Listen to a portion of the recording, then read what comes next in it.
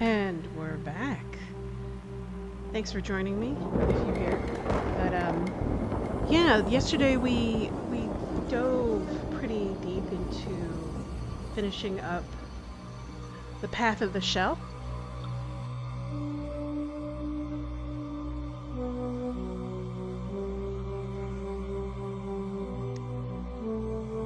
and then after the Path of the Shell, after noting some very different changes, I think I'll go into that later.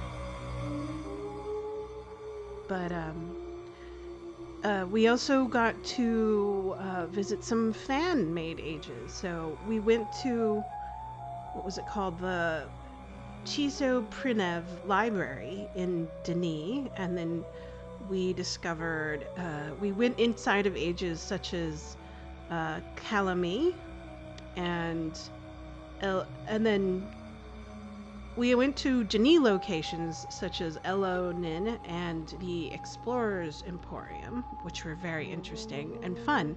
I mean, um, these are kind of older ages, except for the Explorer's Emporium, which is new. I think it was put out last year. So,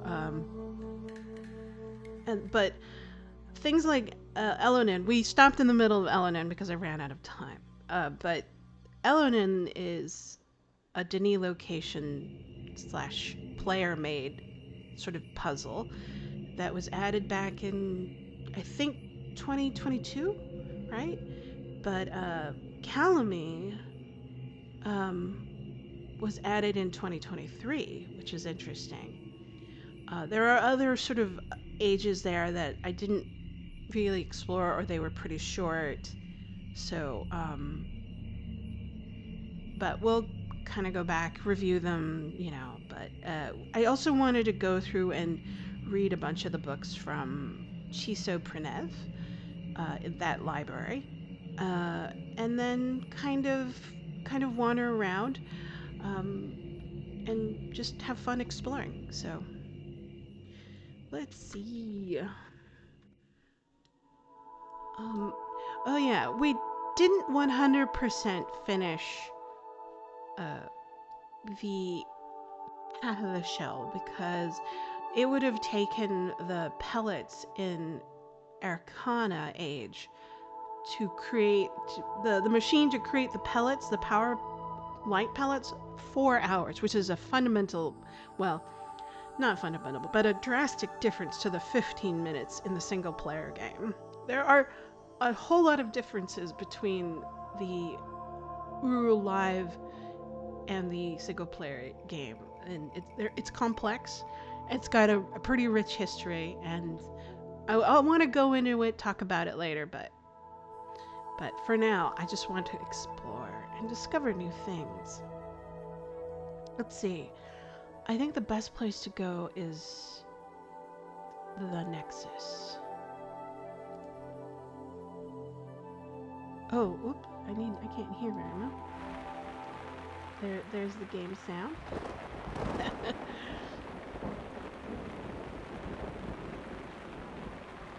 So hopefully I won't crash as much as I did yesterday. Oh my god, so much crashing.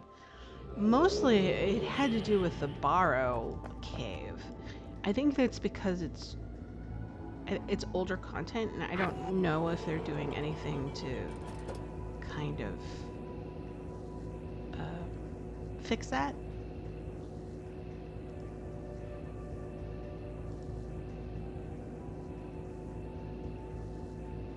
Let's see.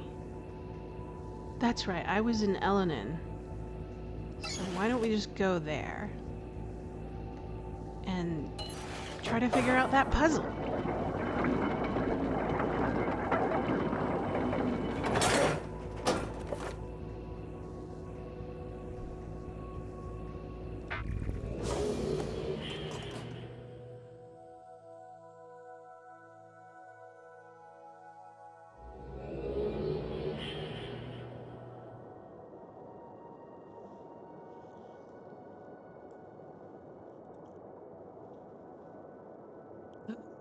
Really super dark.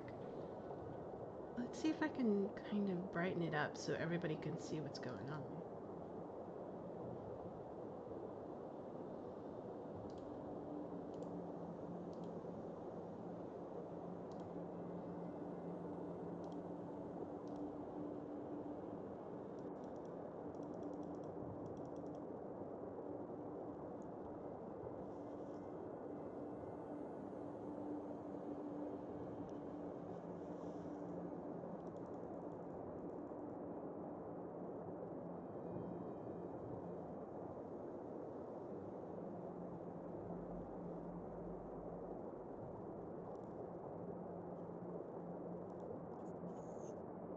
A little bit better. See, on my when I play it, I think it's because I have HD on, HDR on, and I can pretty much see everything.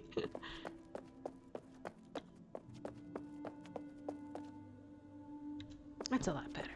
Okay, now you can see what I'm seeing, which is far more detail. Alright, so we went into this bathroom. We kind of had discovered this sort of clue in here. There's nothing I can click on, but it says roses, tulips, carnation, all the flowers wither, but not this one. I call forget-me-not. Lily poppy. Ah, Lily. Okay, that's the one I had missed prior. Interesting pictures.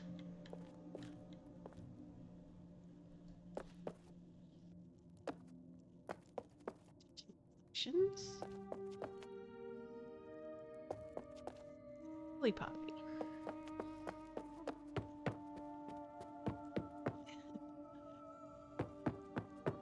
And then in this book, we had the symbols, flowers. So this is a carnation, this is forget-me-not, this is a lily, and this is a poppy. Those are roses, that's a tulip. So that helps.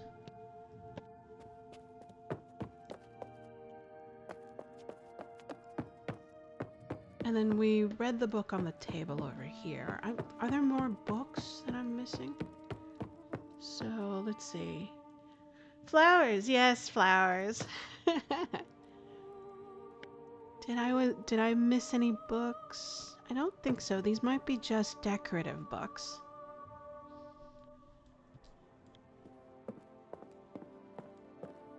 A piece of paper I can touch? No. So I read that book on that table. I was curious to see if I could find any more books. It was a nice story. Oh, that's right. I saw a book of, I kind of was in a hurry to try to see if I could finish the quest, but I wasn't, so I skipped reading this. So let's read this. Denis Folk Fairy Tales, collected by Ershikal. Hey, Vio. Yes, flowers. Ershik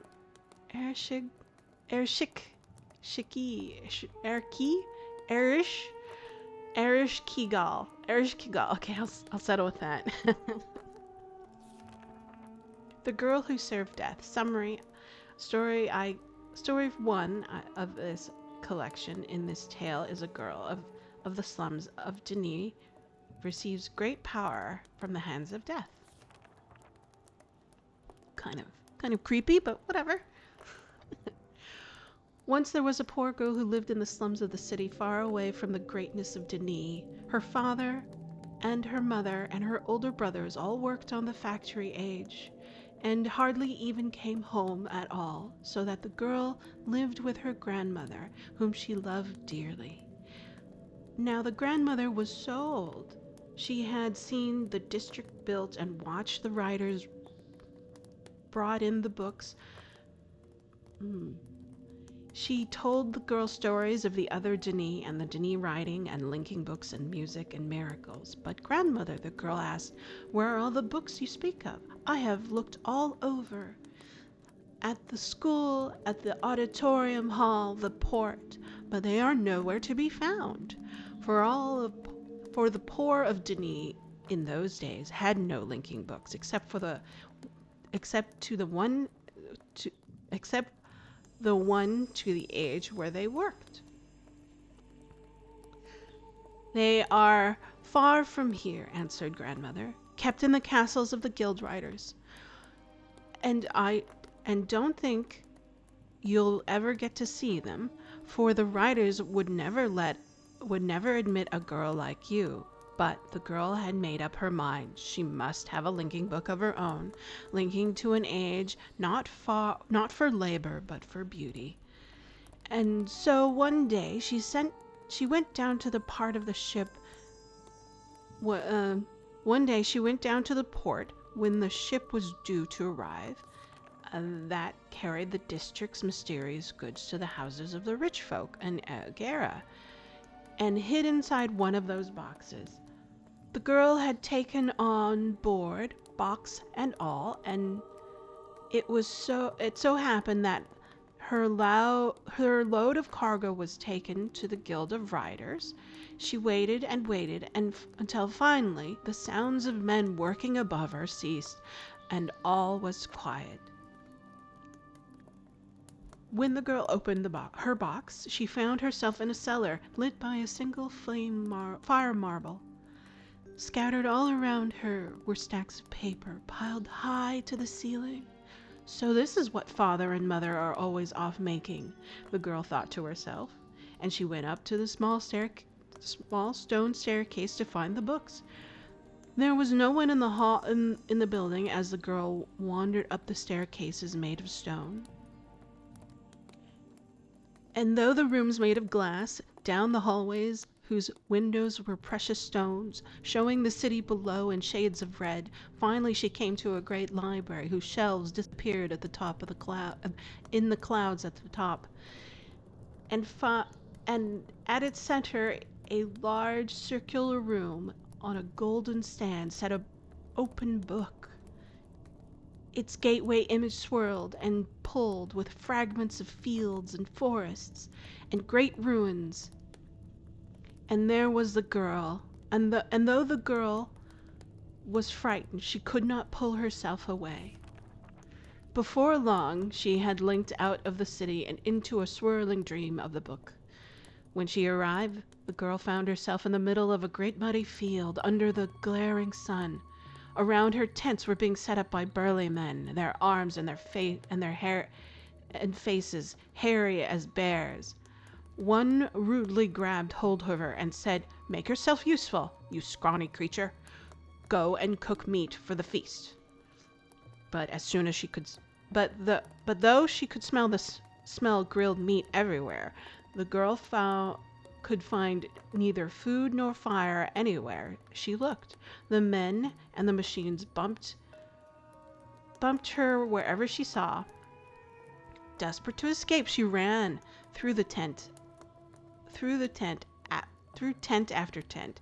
She saw a young man selling memories bottled in a sparkling glass vials. She saw a woman making candles whose rich scent could make men lose the reason in love. She saw a great multitude of cooks in tall hats shoving whole animals into fiery ovens.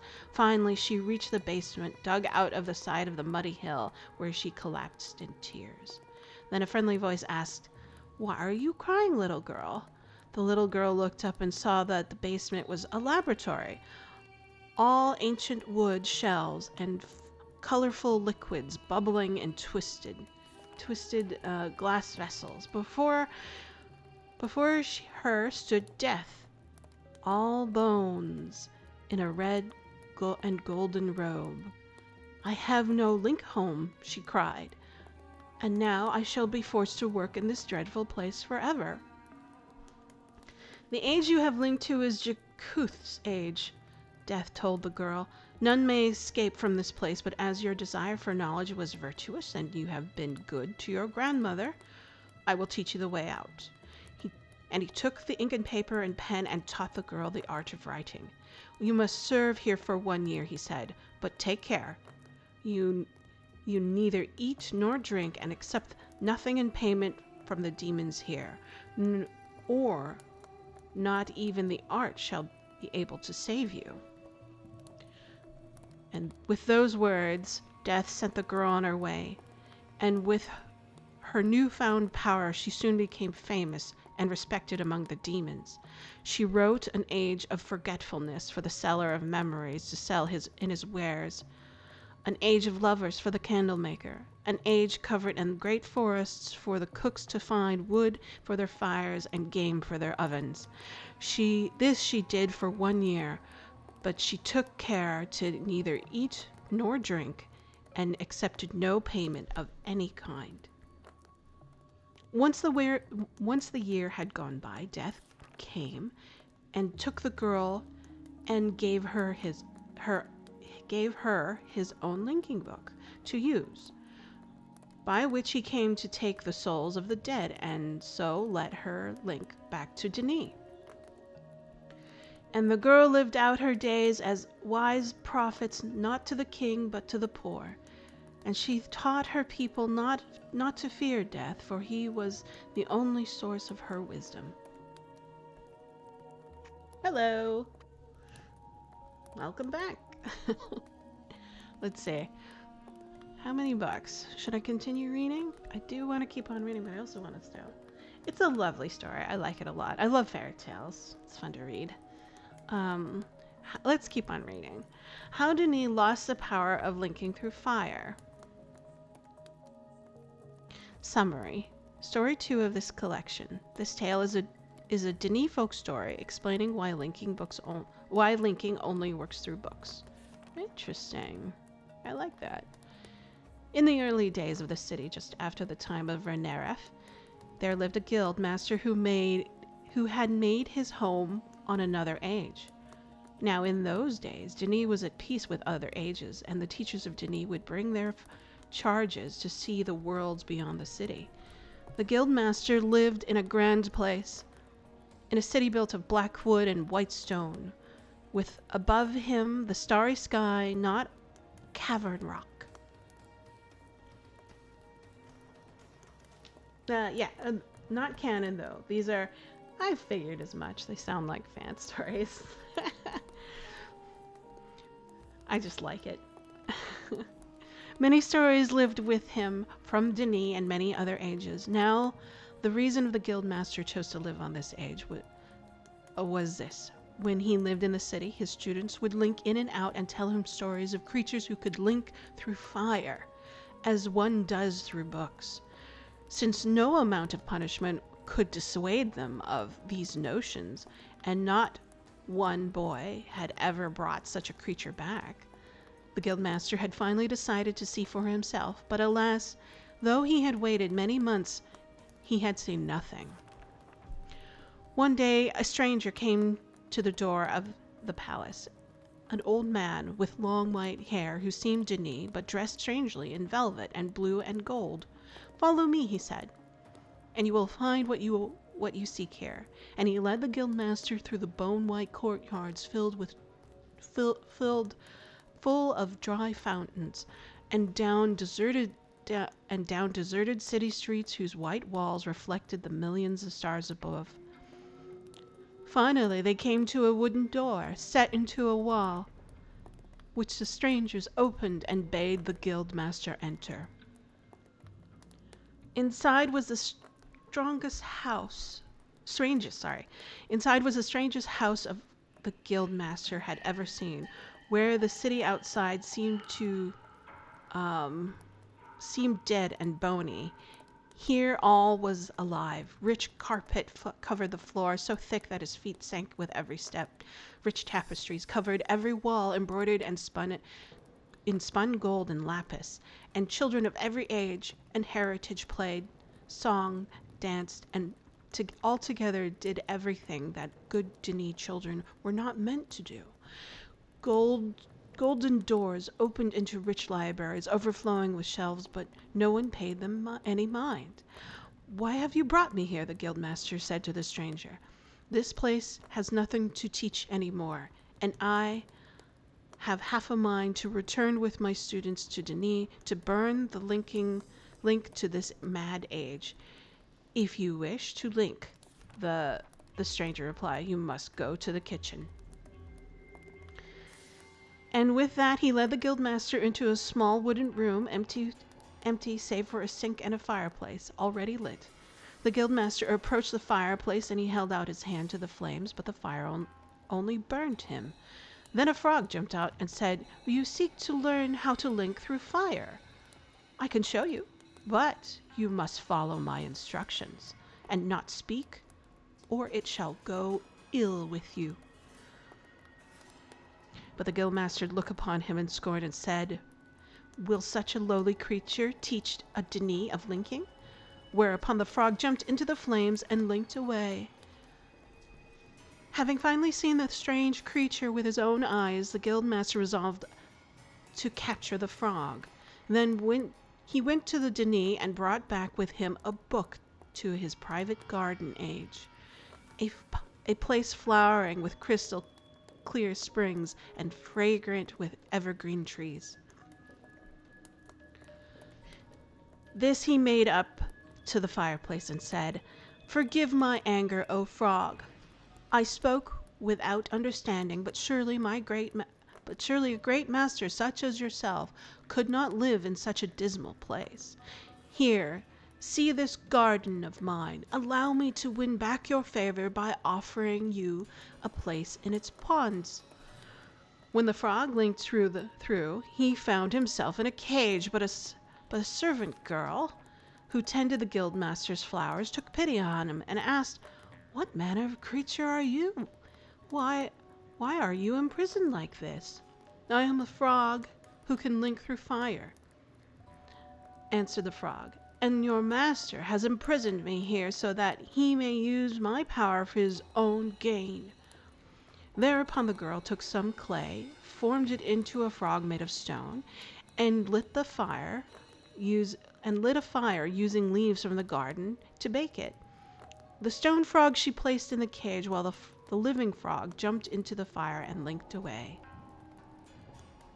When the guildmaster returned to his garden, he found there only the frog made of stone, for the girl was wise and had run back to the city. The living frog never came back, neither to Denis nor to the guildmaster's age, and no student ever spoke of linking through fire again. And thus Denis lost her chance at linking by other means instead must labor in pen and ink. Cool. That was a fun one. These are fun. I like these. The Library of Heaven. Story 3 of this collection. A girl enslaved by a wealthy stepmother and cruel stepsisters finds power and fortune at the hands of the devil. Nice. Ooh, it's got like fan art. That's cool. Once there was a man who had a virtuous wife and a beautiful daughter. One day his wife took ill and died, and when the allotted time of mourning had passed, the man married again. Now his new wife came from another age and had a daughter of her own, and the woman and her daughter were wicked and ill-treated the Denis girl. She cooked and cleaned and served them, while her stepmother made her live in the cellar just above the water. For the man lived on an island in the lake, far away from the rest of the city, so that the poor girl found no respite.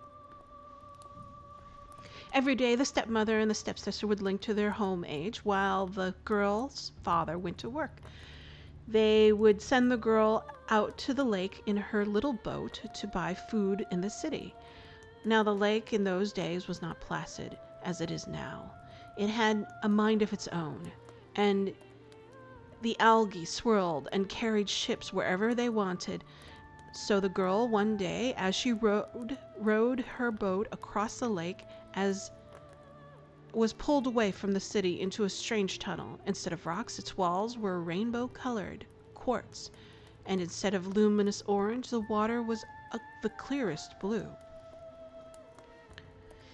If only the writers knew what wonders we have right here in our city, the girl thought to herself as she steered her boat further in to explore. But at the end of the tunnel lay a deep drop into a black pool filled with stars. Like the night sky on her stepmother's age, before she could stop herself, the girl fell inside. The girl fell and fell through the sea of stars and finally struck the bottom. When she looked around, she found herself on the wooden floor of a great library. The floor below her was carved with twisting roots. High above her, she saw the leaves of the great tree, and the shelves of books reached up to the sky. Perhaps one of these books will link me back to Denis, the girl thought. for stepmother will surely punish me if I am late with dinner. She opened the book after book, but though they all linked to a multitude of ages, none showed her Denis. Then a voice rang out among the stacks. "Take care, O girl." When she looked around, the girl saw a man standing there, dressed in the colors of the guild messengers. This is the library of the Maker,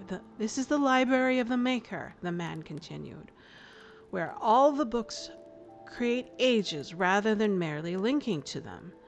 I am Jakuth, and the Maker has sent to me to guard the power in this place so that it may never fall into sinful hands. Turn back. Use my book to link home. But do not touch any books on these shelves. Then it shall go well with you. But if you try to take what is not yours, I shall take you away with me forever. At this the girl grew frightened and linked back to Denis, where she once again found herself in her little boat in the tunnel. But Jakuth had given her his blessing and found her boat filled with the finest foods and the costliest wine, and precious stones from the tunnel wall besides. When the girl came home, her wicked stepmother turned green with rage and envy. She took her own daughter and dressed her for the journey and forced her into the little boat. "You go and do better than that, stepsister of yours," the stepmother said. "Get me as many of those precious stones and wine as you can carry, and as soon as we shall become rich and move to Agera and live in the real city." For she had married the girl's father so that she may live among the richest of Denis, and deeply resented having to stay on an island all alone on the lake. The stepsister set out to find the tunnel, but in her greed she picked so many precious stones into the boat, she all but sank into the pool of stars, and landed very hard indeed. She looked around about her and in wonder, and her eyes only for the books. Who would miss one out of so many, she thought. She asked herself before long, and had both arms full. "Take care, O girl," said Jakuth again, "but put down those books if you hope ever to return, for they may not fall into wicked hands." But the stepsister paid him no mind. "Go away," she said. "Who are you to hoard so many books down here, and why would I not deserve them? I shall take what I want, and you cannot stop me." Upon those words, Jakuth laid hold of her and took her away to a place from which none may return. The good girl's father saw his wife's wickedness and sent her away, while he and his daughter took their wealth and went to live in Elgera, where the girl need never row her boat across the lake again. And that's it. What a delightful story. That looks like it's book 1, so there must be a book 2 somewhere. We'll see.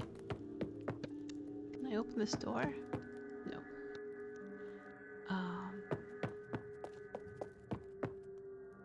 Okay, so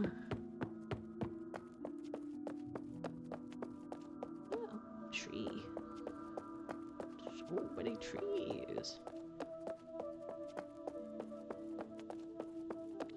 So we're gonna try this again.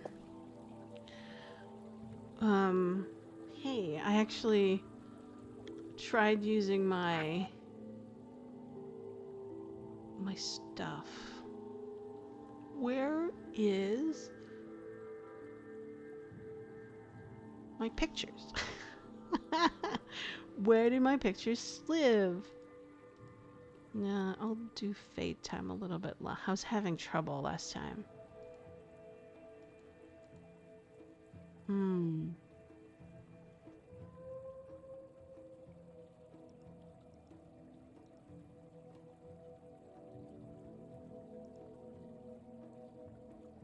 Did that work? Ah, okay. Oh, I see. They are inside of there. Okay, now I get the paradigm. So roses, tulips, carnations, forget-me-not, lily poppy. Okay.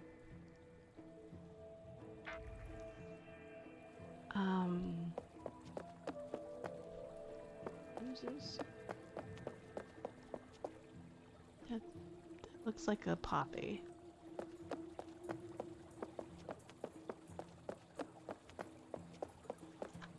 Oops.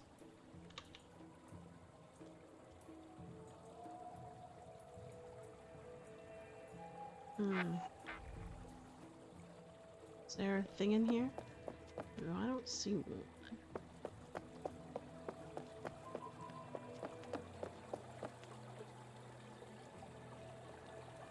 Oh, okay, there it is. So these are roses.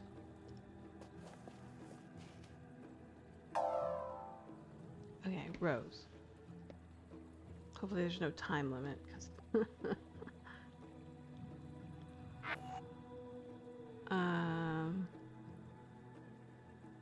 let's see.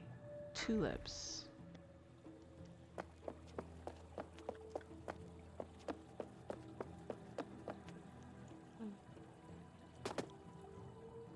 That's a poppy.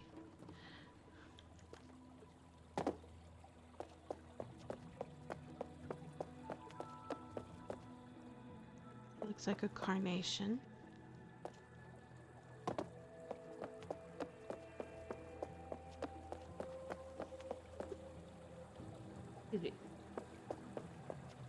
Is that a tulip?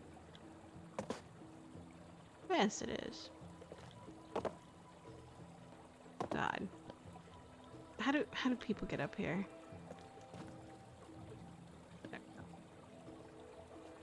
Tulip. And then carnations.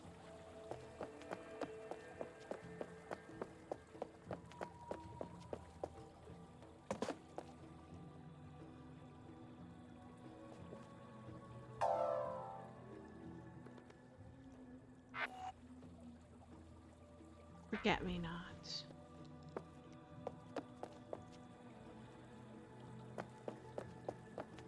Is this the forget-me-not? No, that's the lily. That's the door.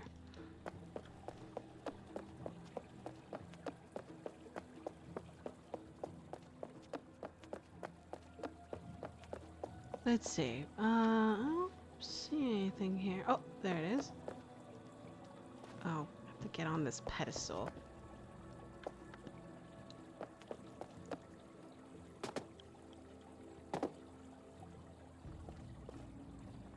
Awkwardness. And then a lily. And then poppy. That's a tulip.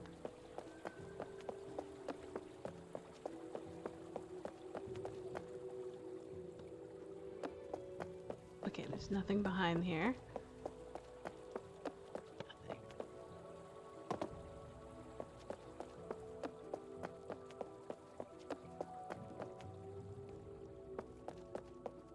Ah, that's the poppy, but we're looking for the lily. Was that it? Ah, yes. And then the lily. Oh, no. The poppy. Sorry, that was the lily. This is the poppy. Oh, hey, I did it. Oh, it changed. Okay, great. Alright, now what? Does this open a door somewhere?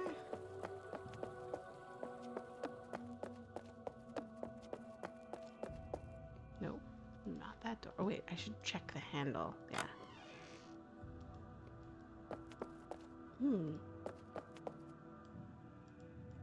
What is this? Just like a flashlight? Oh, it's a book. Hey, it's book 2. Let's read more fairy tales. Denis Folk and Fairy Tales book 2. The Youth Who Lived Under the World. Summary. Story 4 of this collection. This tale mentions Relima by name, adding political allusions to the more regular religious ones. Interesting. Political poems. How Shakespearean.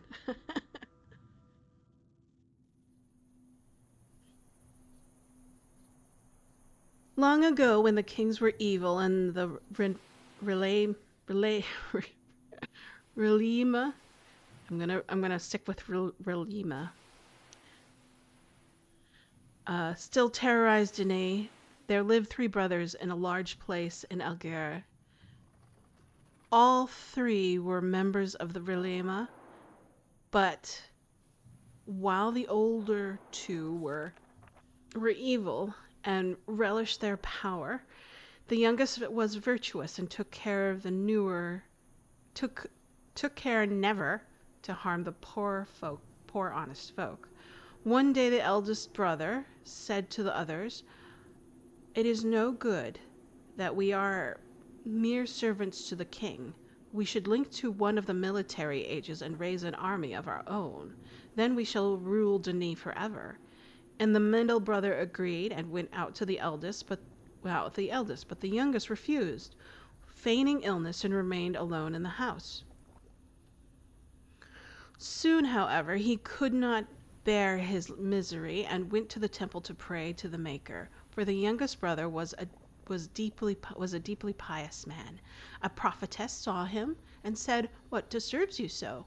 For you seem as though your brother or sister were on the brink of death." "I am indeed weeping for my brothers, O priestess," the youngest brother said, "not because of their deaths, but because of their evil, for they have turned against Denis and are plotting to take her by force of their own." This has greatly alarmed the prophetess, and soon the king came to hear of it. He had all 3 brothers brought before him, but the king was as wicked as the eldest brother and condemned them all to die by prison, even the youngest, who was innocent. Now today this is the thing unheard of in Denis, but in those ancient times there was wickedness of every kind. The brothers were led before Williama, a tribunal deep beneath the ground, and were made to drink of poison. But while the 2 elder died, the Maker spared the youngest, so that the poison had no effect on him. However, he was wise and feigned death, and so he was thrown into a pit along with his brothers. The bottom of the pit was a sewer with stone corridors leading in all directions, their floors covered in a murky water. After giving last respects to his brothers as best he could, the youngest brother ran away into the darkness. Very soon he became lost, and just as he was close to despair, a rat arrived. "Why are you here among us creatures of the dark?" asked the rat. "My brothers were traitors," the younger brother said, "and my king has condemned me to die, so I cannot return to the city above. O rat, you who live in darkness, could you tell me which way to go?" The rat answered, "At the end of this passage lies a floodgate. My sister lives there with her children. She will offer you food and board." And so the youngest brother lived there with the family of rats until his eyes grew used to the dark, his feet grew used to the water, and he quite forgot the city. One day a priestess was on her way to the auditorium when one of the rats happened by, for they often went about the city at strange hours looking to feed their children. "One of your kind lives with us down below," said the rat, "but the Maker has told us it is time for him to return, for the rats are creatures of the Maker." The priestess followed the rat to a dark well and climbed down. At the end of the corridor she found the youngest brother, who greeted her and said, "I cannot come to the city with you. The king would surely kill me." "But the king you speak of has been dead for 200 years." The priestess, said the priestess, the Maker has preserved you all this time before sending the rat so that I could bring you back. The youngest brother went up with her to the city, where he was greatly amazed to see the wicked king and the Relema both reduced to mere memories. The priestess and the youngest brother were married and lived the rest of their days in Agera in peace. The two apprentices. Okay. Summary. Story 5 of this collection. This is the first of tales set on Gardernay rather than Denis. It aims to show the moral superiority of the Denis and to the Rhone ancestors. Long ago in the guilds of Gardernay there was a writer who had two apprentices. Both were sons of the guildmaster, but while the elder was proud and wicked, the younger was humble and had a heart of gold.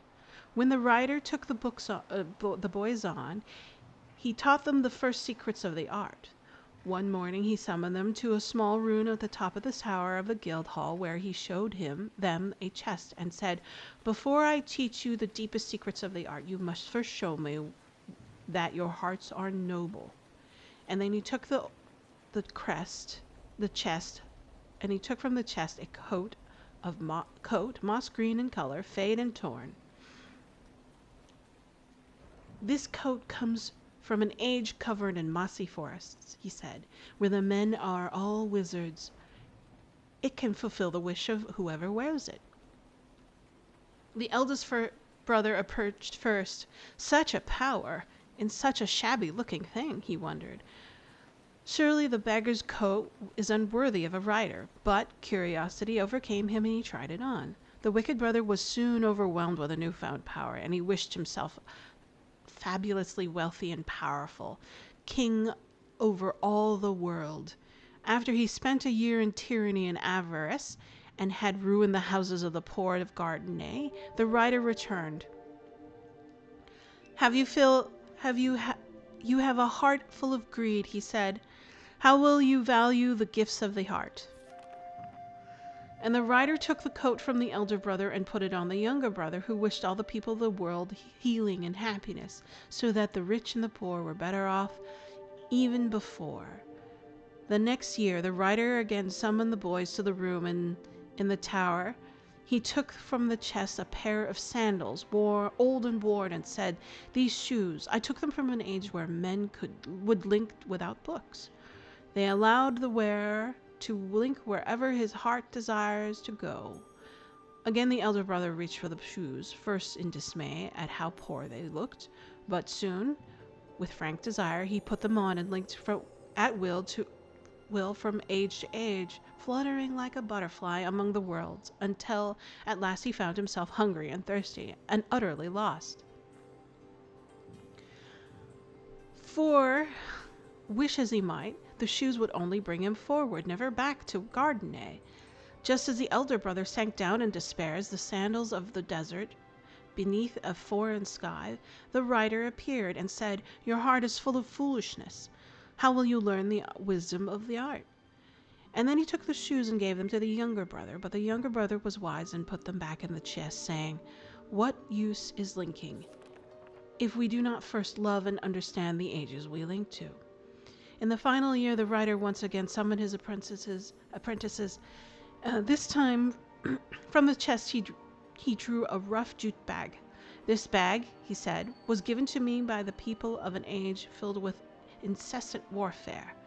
After they finally made peace, when it was opened, it has the power to cast down walls strong as mountains."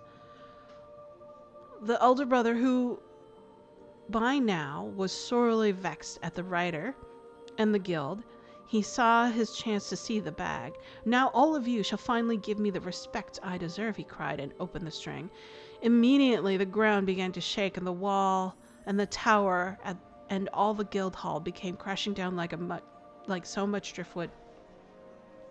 But the youngest brother was also thrown away from the falling stone so that he alone was unhurt. And when he looked back, he saw that the guild hall had crumbled into dust and not a stone left upon the other. Of the writer and the older brother, not a trace was left. The younger brother, weeping for his brother, and his master, found among the ruins the old chest. He put on the coat and made one final wish, that the 3 artifacts may be lost forever. There upon the chest, the coat, the shoes, the bag, all vanished, and the younger brother left the guild and left his father's house, and used his wisdom and grace to write the greatest of all classics, the Book of Denis itself. And one day, in a time of great virtue or a time of great need, the chest with its artifacts may return, to be used once again by another as wise as he. Cool. This is a cute one. The Girl Who Married Death. Summary, Story 6 of this collection of Denis folk tales. In this tale, a poor girl delivers an indictment of the forces behind her poverty, indictment, and inequity, stating in the end only death is fair. There was once a girl who lived alone on the age that belonged to the guild of cartiers. Carters? Is it carters or cartiers? I don't know. Her family had died in a plague, and since then she adopted the ways of the Denis who worked in the age. The girl learned Denis from them and went with them to worship at the shrine they built on the age, and she lived a virtuous life. But while the girl was virtuous, Denis was evil, for its people had forgotten the ways of Renaraf and had begun to abuse the Maker's ages for their own senses of pleasure. And so the Maker punished Denis and opened a fissure on the girl's age into which all of their machines and all their temples and all their factories fell, vanishing forever. Now the girl too fell into the fissure, but she was spared the fate of the others and instead was linked into the dark tunnels beneath the world. Looking up, she could still glimpse the blue sky of her world through the opening in the dark. But then the fissure closed and she was left all alone in the darkness and cold. The girl sank to her knees on the stony ground and wept for her family, her Denis friends, her home to which she believed she would never return, for the light and the warmth of the sun. Then a rich, deep voice spoke and said, "Do not weep, O girl, for this has happened by the will of the Maker, who has seen fit to spare you alone for your virtue. I am Jacuth, and if you will live with me, I shall teach you the art and make you a writer, greater even than Renaraf, and all Denis shall honor you and your children forever." What an offer. Anyways. But the girl turned away from Jacuth and said, "You bring evil into the hearts of men and cause us to forget our purpose. Because of you, Denis turned evil, and now they are lost. I will not go with you, for you are wicked." And Jacuth went away, leaving the girl once again alone in the darkness. But then a golden light appeared in that cavern, spreading into a glow like the sun. And in the glow the girl saw the likeness of a man who carried the pen and books of the writer. "Do not weep, O girl," the writer said. "I am the Maker, and if you live with me, I shall grant you the wisdom to understand the tree of possibilities, and everlasting life to spend among its branches." But from the Maker to the girl turned to saying, "You let the rich get richer and the poor get poorer. Robbers, thieves, and evil kings you bless, while the poor, honest folk you leave in the dust. You took my family, my friends, my whole world. all for the sins of Denis. Yet the Denis still stands, and we are destroyed. I will not go with you, for you are wicked." And the maker went away, taking his light with him. In the darkness, a great chill began to creep up on the girl, colder and deeper than the stones around her. And in the darkness she saw a man, pale and gaunt, who seemed to carry the weight of all the world upon his shoulders. "I am Death," the man said, "and I offer you nothing, for the dead have nothing to give." And the girl turned towards him and took his hand, saying, "You treat all alike, rich and poor, Denis and off-worlder, young and old. I accept you. You I accept, for you are fair and honest." And so Death and the girl were married in the tunnels beneath the world, and the age on which the girl had been born, and all Denis who had lived there, were forgotten by the city. Alright, cool. Nifty. What's out here? Oh. It's like more stuff. It's a nice place to have a party, I guess.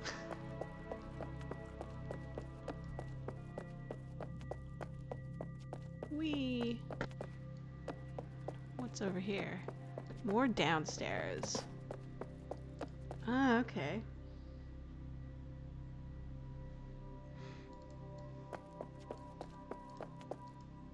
Soap. Is it the spa area?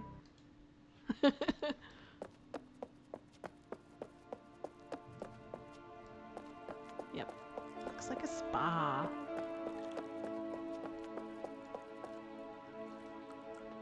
That's pretty. It's like a stained glass divider.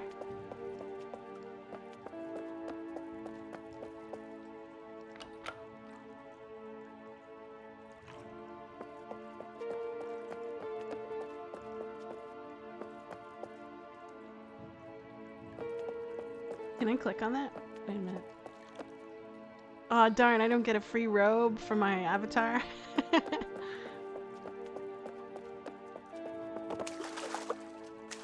Swimming.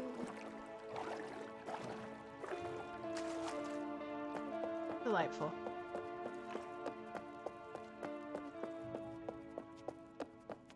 Okay.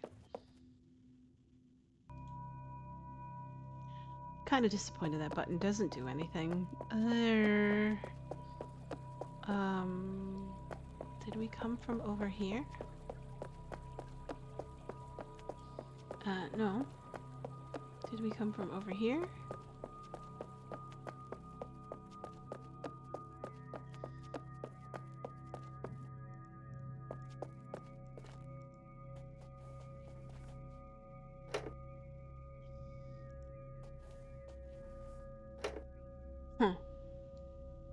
I doubt that these will do anything either, but...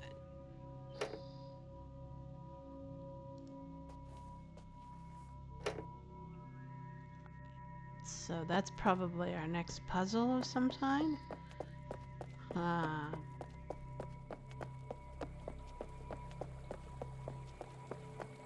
Does this do anything? Decoration. Is there anything in the water? No. Topiary.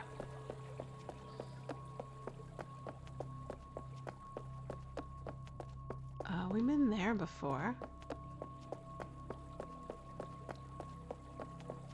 Do I need to press the button again? Or the sequence of buttons again? Let's double check if it reverted back.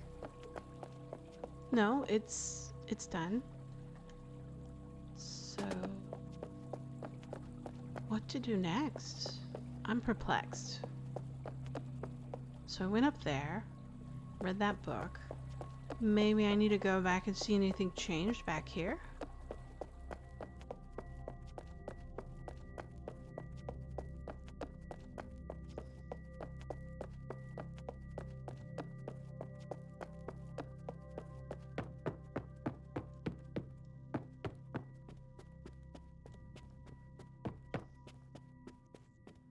This is still a fireplace. Because that's the perfect place to hide a secret door. open this. No, negative. Can't open that. Did anything change over here? Ah, something did change over here.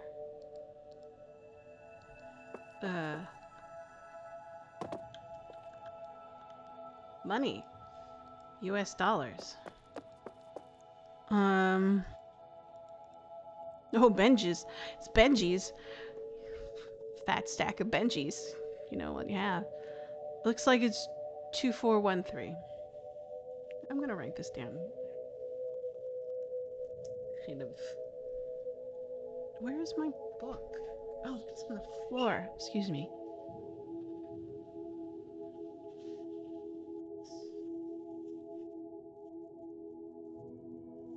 It's 241. Me and my dyslexia. Yay. 2413.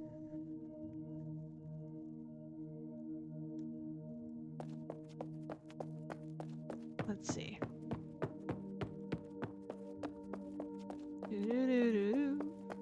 Well, I really like the fairy tales. They're cute.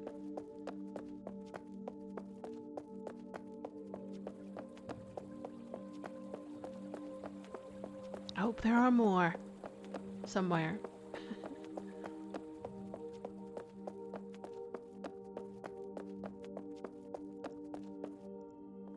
Oh, it's 2 first. I hope I don't. I have to reset it.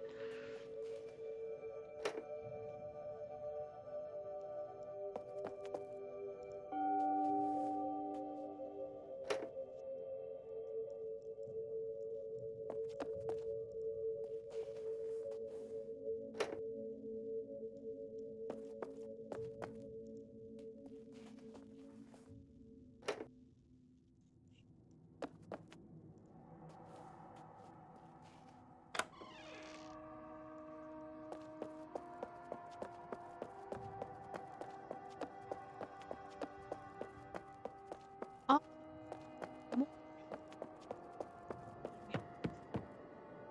King Nook. Some diagrams. Can any of these open? No. No. Alright. Decorative. Let's continue on the floor to discover.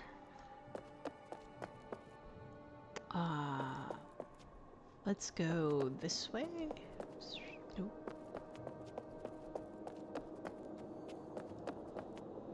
Little dining area. Decorative. It's another book. We are rewarded with book 4. Denis, Folk and Fairy Tales, book 4. Library of Babel, or the Library of Letters. Summary, book 10 of this collection. A guildmaster finds a divine library in which the tree of possibility expresses itself in the form of all possible books. All who enter this library come face to face with eternity. There once was a wealthy guildmaster of Ergera, whose great pride was his library. He lived in the great palace that was the envy of even the king himself, and at the center of his labyrinthine halls lay the greatest collection of books in all of Denis. Hidden among the shelves were links to ages thought long since lost, ages believed impossible by all but most daring of writers, and ages containing the wealth beyond measure.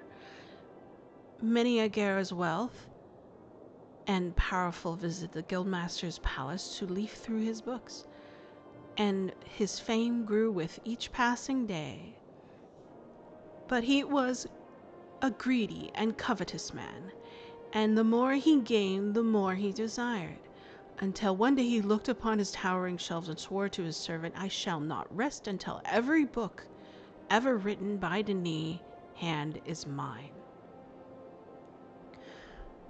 Now the guildmaster was wealthy, and he quickly acquired book after book until he possessed all all he could think of, and his library extended many miles up and down the great tower of books into the earth. But when the guildmaster wished to make it known that he possessed every book in the city, his servant came to him and said, "Though yours is the greatest library in Alderney, it is not complete, for I know of a book hidden deep in the cellars of the Guild of Writers, which you cannot own. Of this book there are no copies, and the only original is guarded so fiercely that the writers will not even speak of it." The guildmaster went that some night through the hall of writers, who denied the book's existence, but he offered great wealth and threatened them great harm, until finally a writer relented and agreed to show him the book. "This book is unlike any other, and said the writer, for it links not to a regular age, but a regular age, but to a library." Excuse me.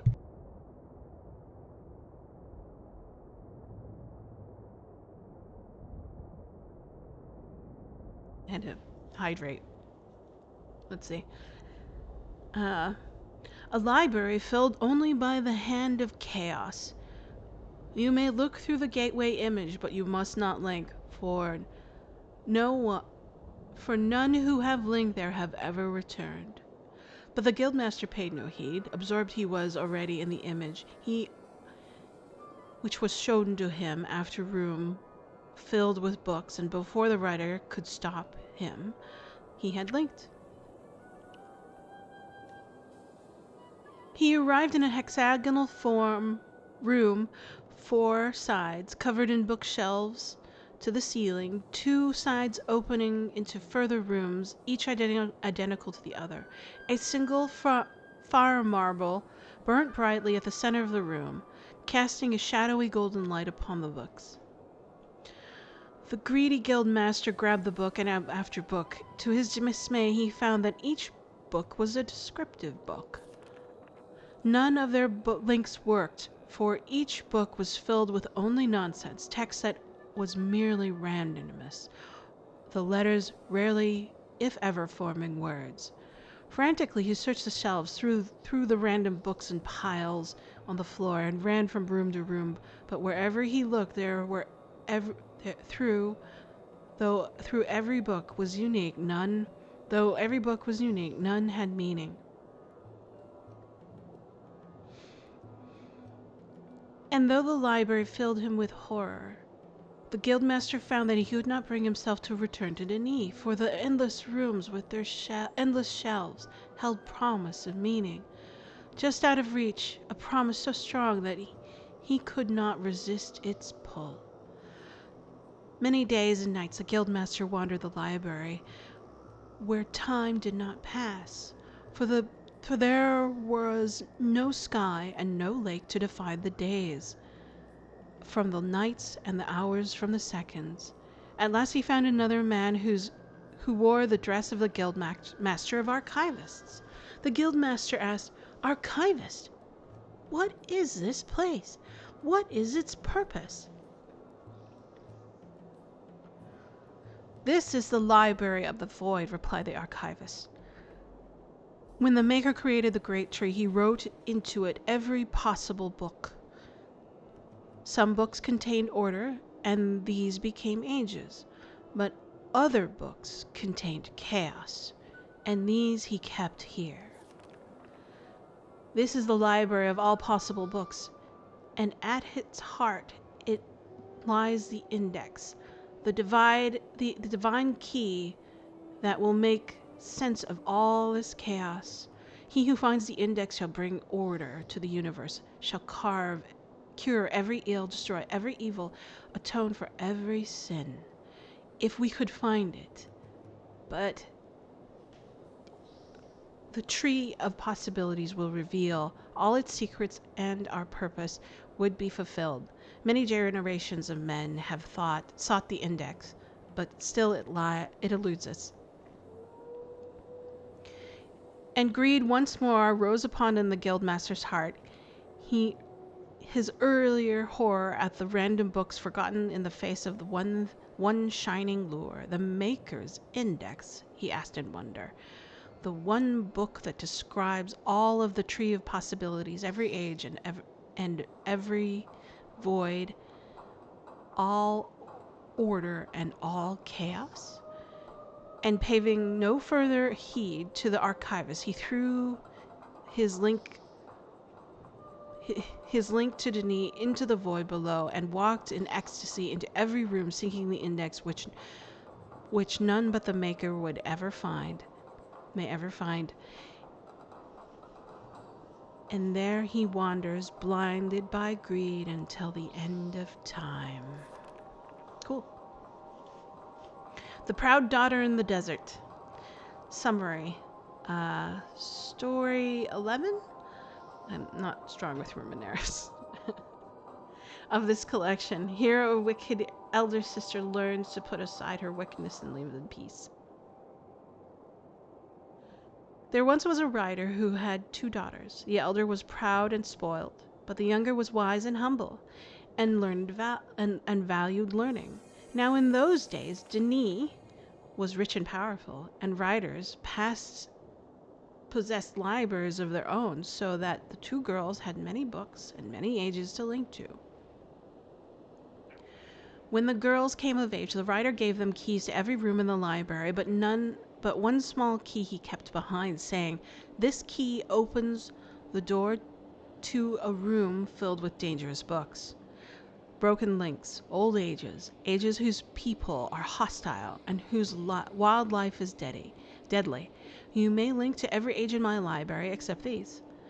Now the eldest sister scarcely heard of her father's words and became filled with desire. "I must have those books," she said to her sister. "I just know our father only keeps them from us because he doesn't think we're worthy of them. If we had been boys, he would have given us the key. For those days the guilds were barred to women." "We have so many other books already," said the youngest sister. "Why do we need these as well? If they are really dangerous, what if they're really dangerous?" The elder sister, who knew that her sister cared for the plight of the poor of the city, and said, "Think of all the books he's hoarding away from the city. Why don't you go in and find a book to a fruitful age and share it with the people?" And at this the younger sister was persuaded. She snuck into her father's chambers at night and stole the key from around his neck, and straightway went to the forbidden door, her elder sister following at her heels, for the elder sister had hoped to steal the book for herself alone. The door opened on a dark and dusty pentagon room, very different from all the other rooms in the library. There were no windows, no lampstands, and cobwebs hung all the way from the ceiling to the floor. And all that was in there were 5 books, each on a stand at the center of the room. The younger sister's eyes fell on a book whose gateway image showed with golden speckles of fireflies, and she was so enchanted by that she linked through the book straight away. As soon as her sister was gone from the room, the elder sister took the book and ran with it to her own chambers, hiding it under the pillow. "When my sister links back," she said to herself, "I'll tell her that I've given it away," for the elder sister cared nothing for anyone, only herself and her own desires.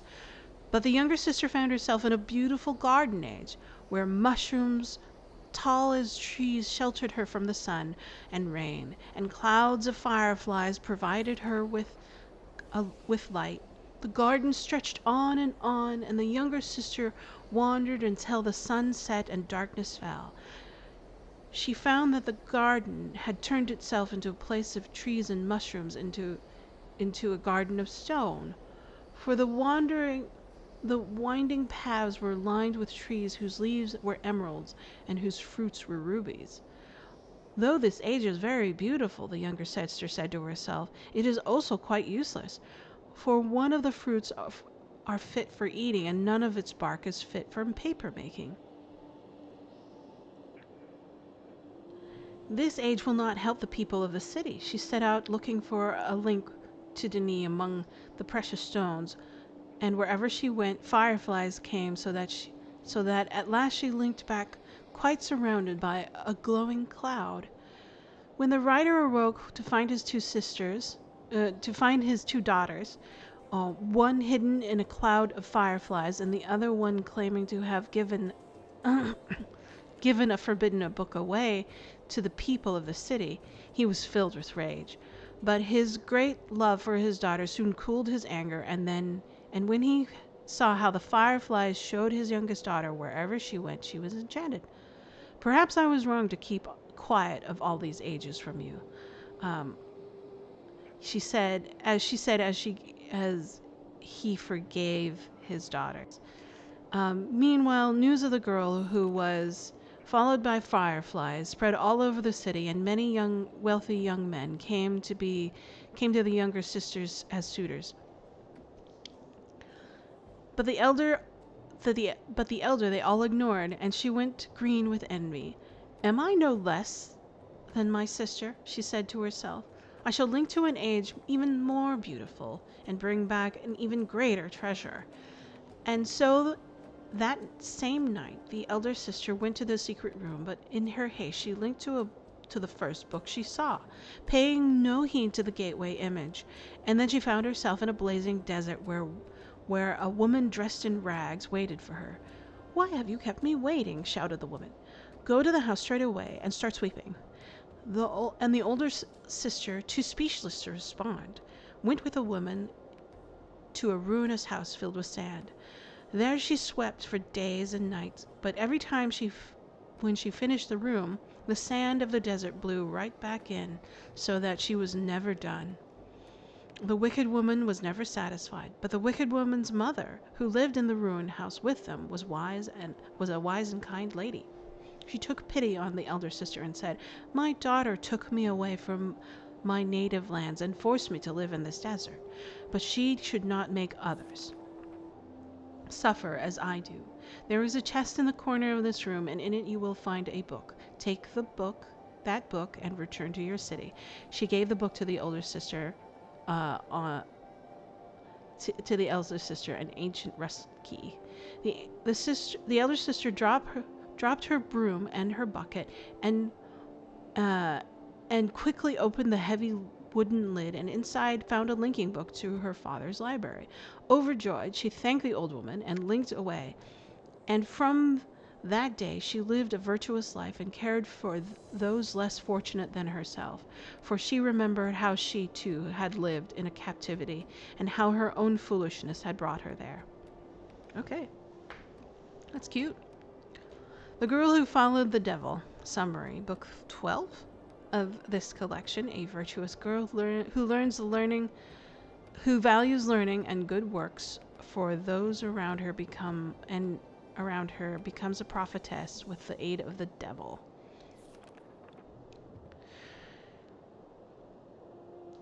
There once was a time when the whole of Denis became evil. The kings had gone mad. The prophetesses were corrupted by greed and lust. Rilliema spread their terror among people, and in those times lived a maintainer who had a virtuous daughter. But Rilliema killed him, so that the girl fled Agera. When she went onto the lake at night in a little boat, she rowed and rowed until she was quite alone and could no longer see the towers and palaces of Agera. Exhausted, she fell into a deep sleep, and when she awoke, she found herself being towed by strong men with ropes onto a shore of raw gray rock. Before her, a black mouth of a newly dug tunnel filled with noise and workmen. Around her stood hovels built of sticks and torn cloth, in which the women built cooking fires. The girl went to one of the women and asked, Mother, what is this place? This is a new tunnel the king has commissioned, said an old woman. and we must work day and night to finish it. But the rock is hard, and the air is hot, and we have hardly enough to eat in this place." Then the girl, who was strong as well as virtuous, moved blocks of stone into the shape of a long table and stirred a heavy cauldron full of soup for the workers. Every day the girl went to the shore, prepared her soup, and every day she served it in the tunnel.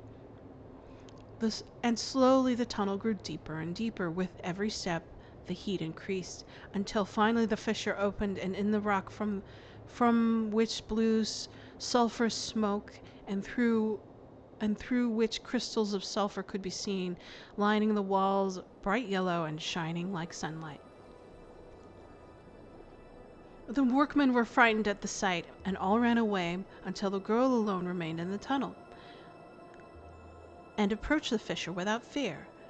When the smoke choked her and the heat burned her, she stopped, and found herself facing a tall man in the dress of an archivist, who said, "Go no further, O girl, I am Jakuth, and I have been sent by the Maker with his smoke and his sulphur to tell Denis that she will soon be punished for her wickedness.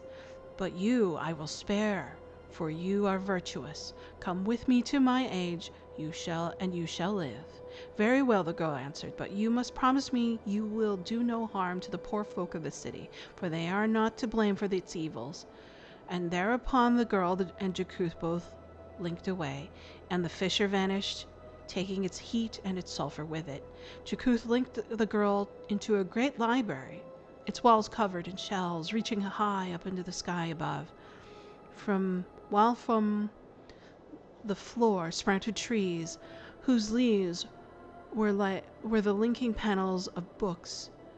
Fountains bubbled in corridors, some flowing with clear water, others with ink, and sweet fruits hung from the branches of the trees.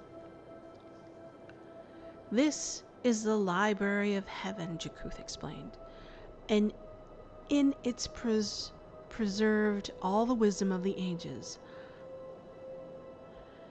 And the girl who valued the learning began to read the book after book, and soon she grew very wise. But though she did not long for Denis, which after all had brought her only misfortune, she did not forget the city, nor its people, and even today, even in the depths of the tunnels, you may still hear her voice giving oracles of the will of the Maker. I'm real pretty, and I'm stuck by a chair. That was delightful. Oh, it's kitchens. And does it work? Ooh, let's explore the kitchen first. It's a button. Let's wash our hands. Hooray. Oh, it only it only makes water. Looks like an oven. It's small little details. How cute. Oh, artwork. It's a Nexus pedestal. Leads to the Nexus.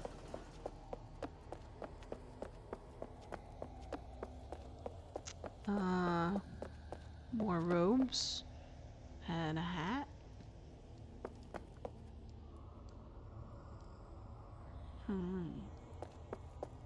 It's a pith helmet. I love pith helmets. Some people don't like pith helmets because it represents colonialism, colonialism, or whatever. I don't know. Anyways, Denis Folk Fairy Tales Book 5. Yay, more books. We like books. The Writer's Apprentice Summary, Book 13 of this collection.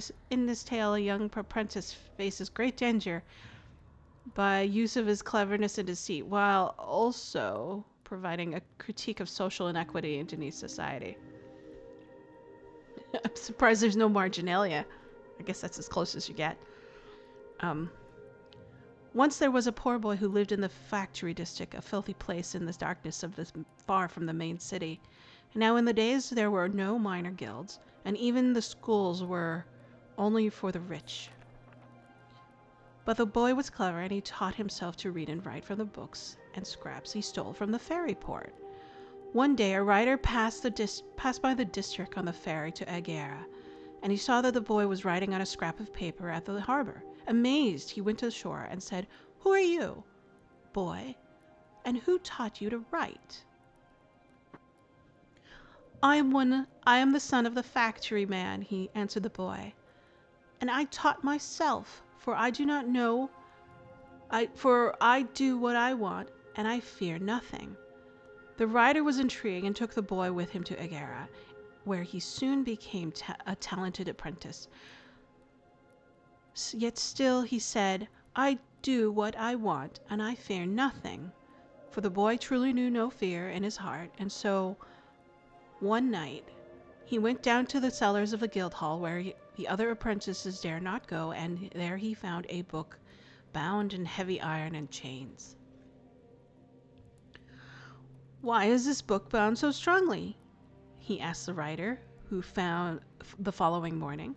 "That book links to a beautiful age full of lush forests and clear water and rich soil," the writer answers. "But a witch lives there who eats the flesh of man, and none who have linked there have returned." "I do what I want, and I fear nothing," said the boy. "I will link there and make it safe." And nothing could dissuade him, now that he had heard of the beauty of that age, and so that he loosed the chains that bound the book and linked that same day, taking with him nothing but his pen and his ink and his failed books. The boy arrived in a vibrant green forest, a soil of carpet of moss and blue flowers. Beneath his feet a crystal clear brook flowed by his side. He tasted the water and was deeply refreshed, as although the waters of Alderney were but mud, but by comparison. This age should not be locked away, he said to himself, and set about looking for the witch. Before long he came to a cottage of stone in the clearing, with a well-kept garden around it, in which grew crops larger and juicier than he'd ever seen at the guild halls of carters. Smoke rose invitingly from the chimney, and an old woman appeared on the door and called out, "Come in, come in. I've just finished cooking." The boy entered into a room, a cramped dining room, in which a group of people sat around a large round table, a steaming pot of stew in the middle of them. Have some, they cried as they helped themselves to chunks of cooked meat. But the boy remembered his master's words and took nothing.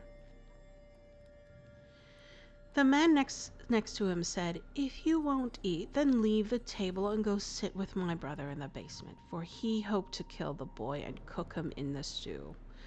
"I will go," said the boy, "for I do what I want, and I fear nothing." And then he went down a flight of stairs into a room of grey stone, lit by a single yellow flame. Here he saw an iron table fastened to the floor with iron screws, and at its head sat a giant whose head reached the ceiling, and whose hands were like shovels. "Now I shall cook you," said the giant, and he took hold of a knife fit to cut down trees.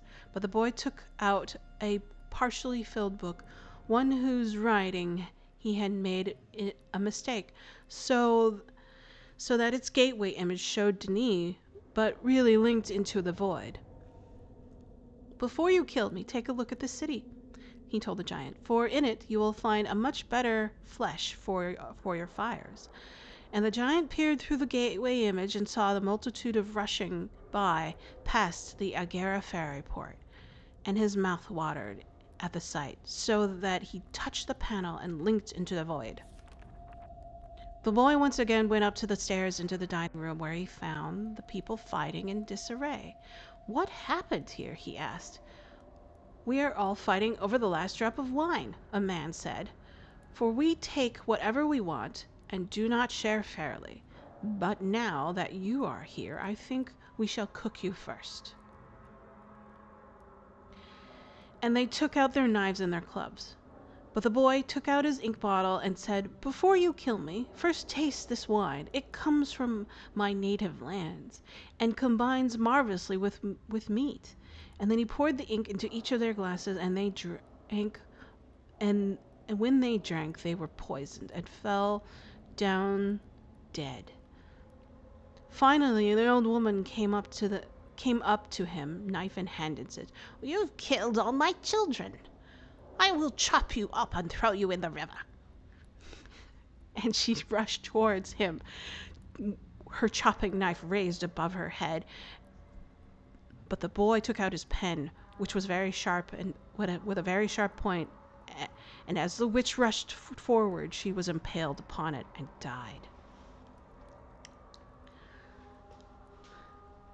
The boy quickly linked back to the city and told his master, the writer, all that he had done, and the book was taken to the guild of the Hall of the Courtiers. So from that day, the people of Denis had crystal clear water and abundant fruit.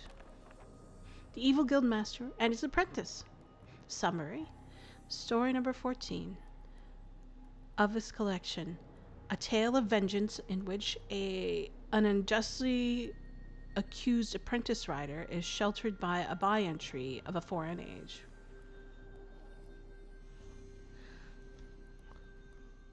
There once was a rider and apprentice who served under an evil guild master. Where the apprentice was wise, the master was foolish. Where he was pious, the master was godless.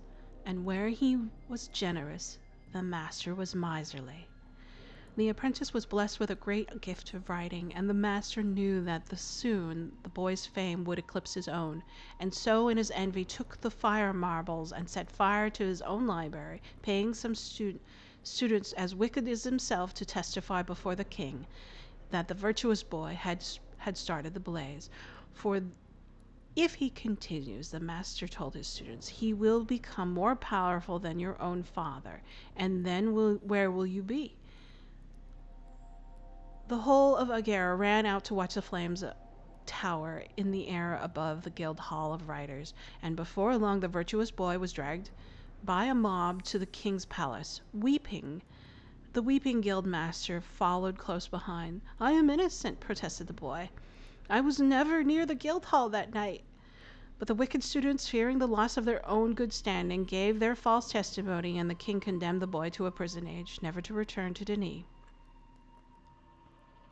And so the virtuous apprentice was linked out of the city amidst the cries of the jeering multitude. He found himself alone in a swamp.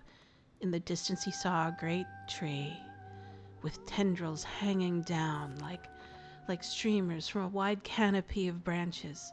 And under this tree he made his home. And the trees became months, and the days became months, and the months became years. And the tree grew up around him like a cathedral, its hanging tendrils thick like columns, its leaves like roofs above his head in 1,000 shades of green. One night the apprentice dreamed that the tree spoke to him. In a rustling voice it said, "I was created by the Maker to protect the virtuous. Take heart, for soon your exile will end.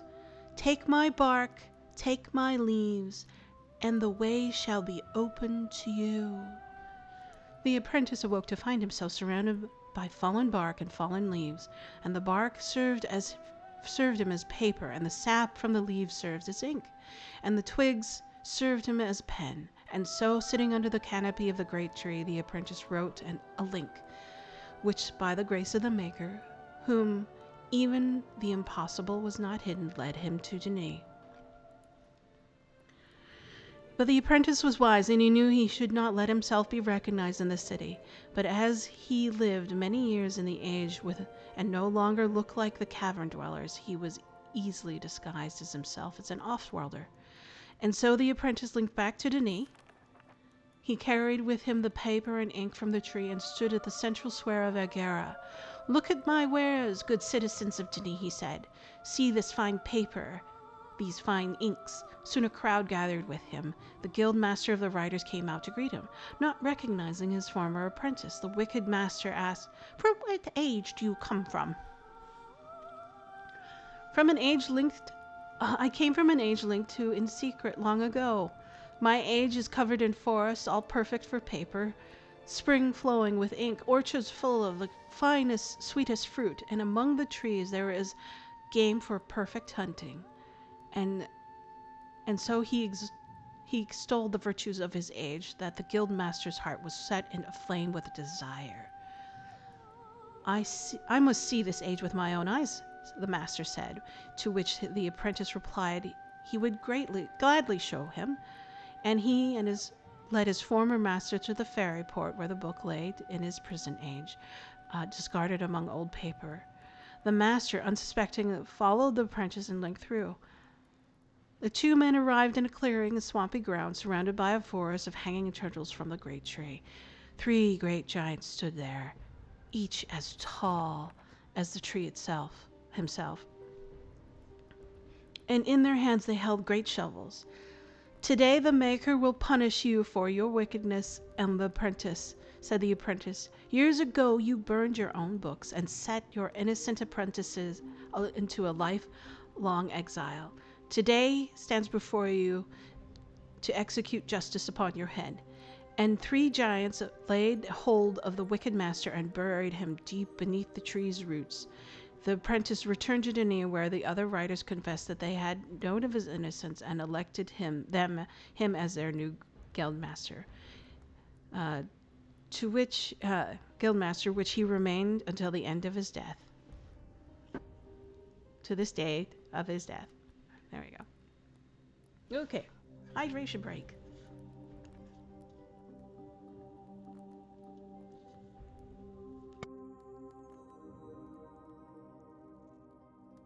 The Library of Glass. Summary. Story 15 of this collection. In this tale, a girl visits the underworld but fails to respect its rules. Because rules are important. Long ago, in the days of Renarif ruled over the city, the Dni was plagued by earthquakes. The age was new, and the city was still small, so that every tremor caused great destruction. During one of the disasters, a poor girl was caught in the destruction as she lived in a small house built of packed earth and rocks. She lost all that she had. She ran and ran without seeing where she went, and as the ground shook, the walls of the cavern cracked and fell into pieces into the lake, and the city collapsed around her. Narrowly escaping the falling rocks, the girl reached the shores of the lake. Now the lake in those days was not tame and well traveled as it is today. It was a wild and empty place filled men's hearts with fear. So the girl saw a boat come towards her across the water, to a boat pulled by a single rower, tall and gray. She was filled with dread. When the boat came to a close, she saw that it was full of spirits of the dead, who stared with empty eyes. The boatman smiled warmly and said nothing, and he rowed his boat further down the lake into darkness, leaving the shore shrouded in mist. When the mist lifted, the girl saw another boat come towards the shore, but this boat was empty, made of all silver. She stepped aboard it, and it carried her away, glidingly silently across the water with no sail or no oar. The silver boat carried the girl away from this collapsing city, and until not a sound could be heard, and around her she saw nothing but swirling mist. From the fog rose a glittering mountain made of all glass, and here the boat stopped. The girl stepped onto the glassy shore and found a door in the side of the mountain, and beside that door a library. Behind that door a library. She looked about her in wonder, as the library was like anything in the city, for it was made of glass. Glass staircases spiraled up to glass galleries. She saw her face reflected in 1,000 glass walls. Light fell from everywhere, 1,000 glass lamps, and all of the pages, all of the books were not paper but crystal. Amazed, the girl wandered from floor to floor until she became quite lost. Just as she was about to sit down and cry in despair, she saw a door made of wood, so rough that it seemed to be the bark of a tree. Before it stood motionless stone watchmen, one made of garnet, the other made of sapphire. "Go no further, O girl," they said, "for behind this door lies the glory of the tree of possibilities, which none may look upon and live." At this the girl wished for nothing more than to look up through the door. "Just one glimpse," she told herself. "That's all I ask." And so she spoke to the stone watchman. "I come from Denis, greatest of all cities, but an earthquake came and destroyed my home. Will you not take pity on me, who came from such glory, yet can never return home? And let me see just one glimpse through your door." Now the watchmen lived coldly empty lives in their cold, empty world, and the name of Denis was already known throughout the great tree. And so they long refused.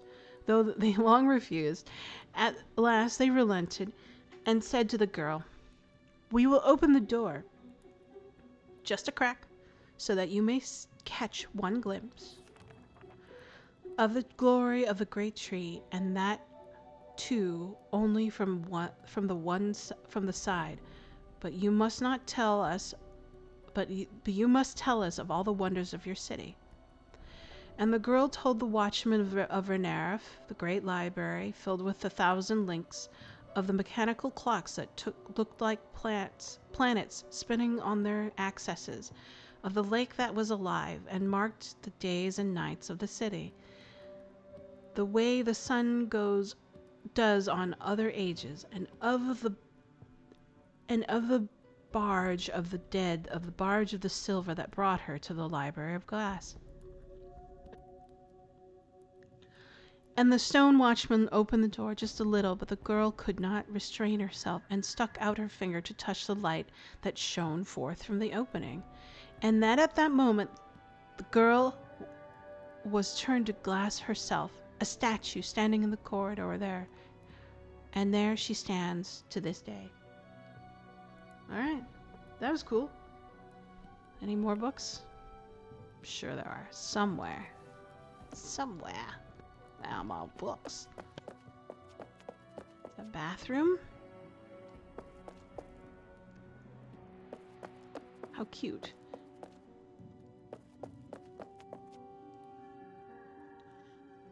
Clothing. Slippers.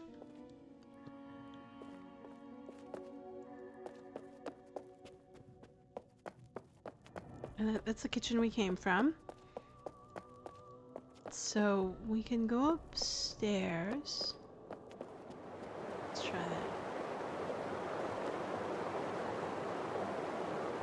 Ooh, it's a balcony and a waterfall.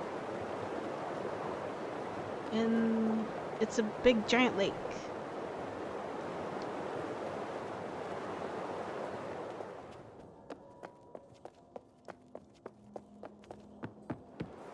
Oh, it's just a window. Why would it put stairs on a window? I don't get that. Empty shelves. What do you do with empty shelves? Is that it? Is this it? It feels like this is it. We'll go out this door now. Well, this is a linking book. I guess this is it. I mean, maybe follow the rules of left. No, there's this hallway down here. We'll go down. What is this? Oh, it's the lauder. And a shirt. Finally. I got a shirt. Woohoo! I think that's how you know when you're done with an age, is that you get a shirt at the end.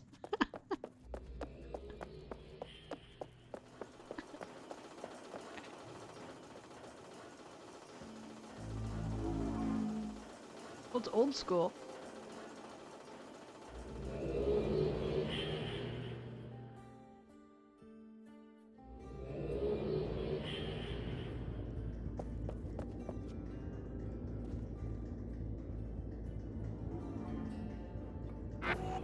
Guess we can go back to the library. Public links. Sona's Hood. Cavern's Hood.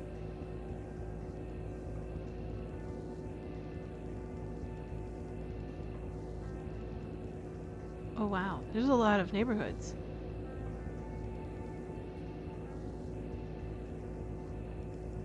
Curious.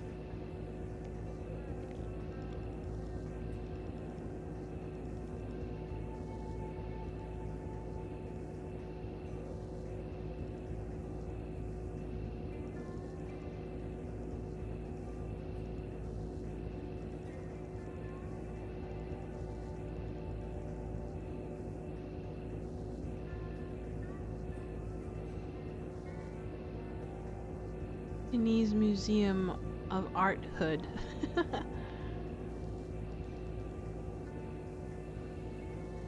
Guild of Messengers, Guild of Sleepers. Ezra. Pod Hoppers. Shoga Big OT. Big Toti Hood. Toods Hood. Isa Hood. Willie's Hood.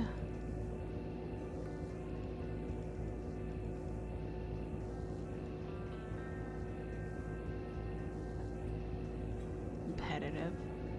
Great Tree. DRC Entrance Hood. Club of Confusion, URU Cavern, Skydivers Hood.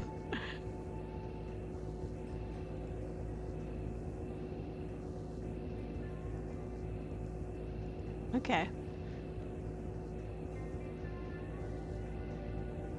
Oh, let's go back.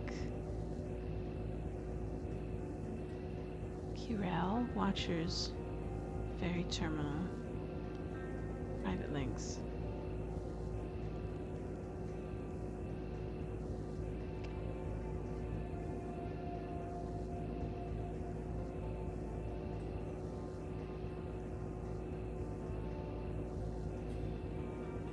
I'm curious. I want to see this.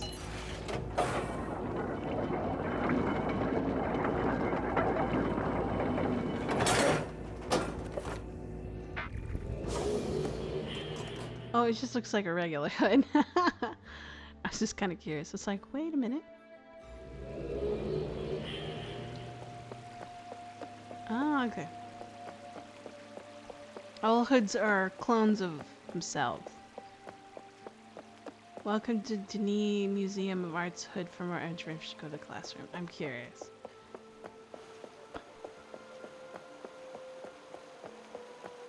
I want to see if it's different. Oh, can you customize hoods? Negative, you can't. I was just curious.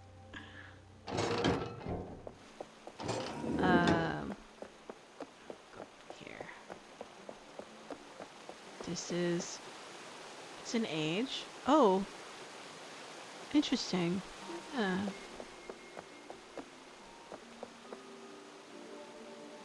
Garrison. What age is this? Oh, okay, that's a Great Zero.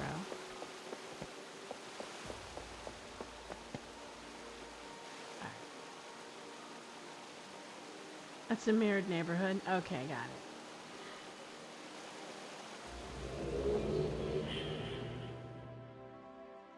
Back to the library. I can't remember. Let's figure it out. In Curie, you can get shirts. Oh, all right. Well then, I guess we're going to get shirts. Hi, hi Everett. How's it going? This is yes, it is. I'm just going around. And it has some history about the Denini Guilds. Oh! History. We like history.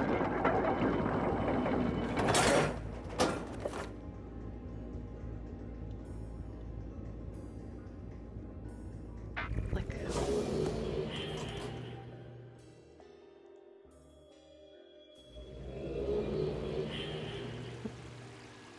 As part of the Messenger Guild? Oh, okay. So this must be memory lanes for you. There you are.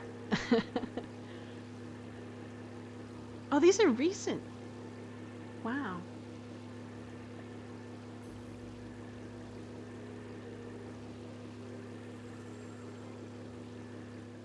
Cool. Look. What is this? Shirts! Guild of Greeters. The Guild of Greeters. The Guild of Greeters, it was not a guild in any history, but because of tremendous popularity, the guild and its dedication for many years of the restoration effort, the DRC is going to make the Guild of Greeters the 5th initial guild. In the future, we hope that the Guild of Greeters will be present in the first to be the first to meet visitors and new explorers, and will have the tools to make those experiences as good as they can possibly be. Greeters will be responsible for making the transition from rookie visitor to seasoned explorer as smooth as possible. About the guilds. If you attempted to describe the whole of Denis society in a single word, one of those words would be immediately come to mind would be guilds. The 18 major guilds were the backbone of Denis, their foundation, their decision-making, their legacy. The structure of the guilds provided making sure that the skills and traditions were constantly passed down from generation to generation.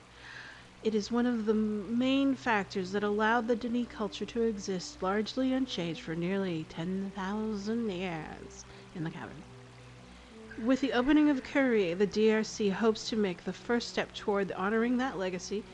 The 5 guilds represented in Curie have been carefully chosen by the DRC to the 5 areas. I lost my place. This happens a lot, but I'm practicing. I'm getting better. It will be important for the future restoration. The 5 guilds represented here will be the first guilds to be fully implemented when the day comes. Until then, read about the guilds, wear the shirt that represents the guild, and learn what it means to be a part of the guilds.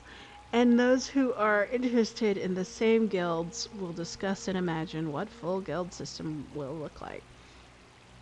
We realize that the shirts and balloons are not anywhere close to the guild systems in Denis, but we do pretend that they are. However, they are a step forward to the majestic institutions that once ruled Denis, the DRC.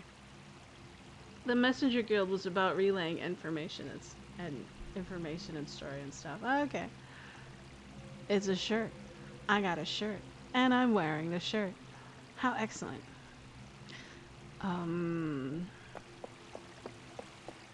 Let's find stuff to read. It's a hallway. We all know what a hallway looks like.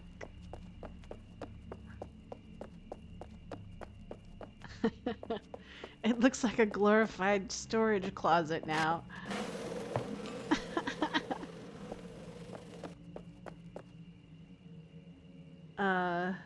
I was once told in the city during a big story event that nobody else could come in. It was too full, so I was relaying all of that was happening with my fellow guild members.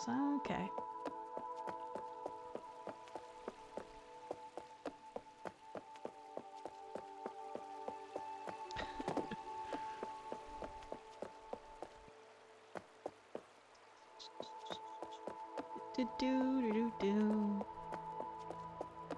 This looks like the linking room.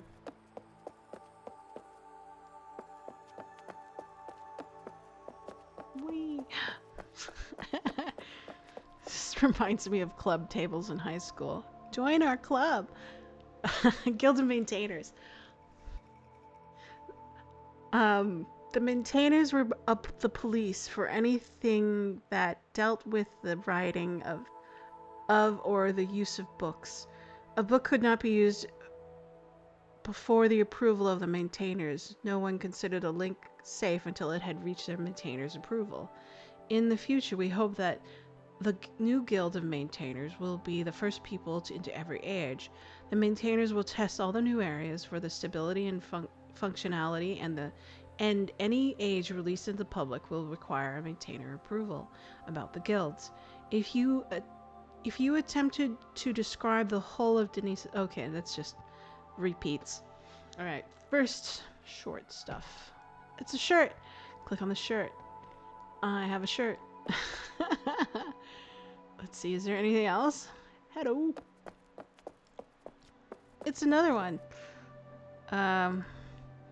Guild of Messengers. It's your guild.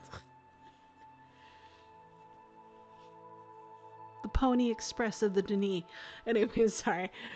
The messengers all the messengers maintained all communications, both government and civilian, specific to the city and to the other ages. All evidence points to the task of being a huge responsibility and not one easily accomplished. The future, we hope that the new Guild of Messengers will be able to organize the communications for explorers in the DRC. We hope to create the system by where the guild can carry out announcements and news events and important messages and the like for all of those who visit. Well, why don't they do text messages now? Do we not get cell reception down here? Anyways. Explore! Is there any more stuff? Let's see. Let's go downstairs. Oh yes, there's more. More! Tell me more. It's a black shirt. Guild of Writers. The members of the Guild of Writers were the only individuals who were recognized by Denis society as being qualified to write descriptive books.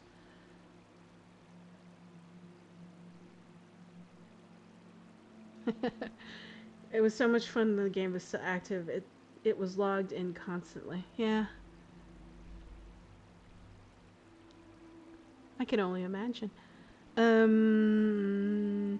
It was the Writers Guild that wrote all the official ages for private enterprise, the government, and any other guild that required ages. In the future, we hope that the new Guild of Writers continues the tradition of making new ages available. Though often considered the most elite of guilds, the writer's task was also considered the most arduous and intense. We assume that the new tasks will be just as intense. Writing descriptive books is not something to be taken lightly. Okay.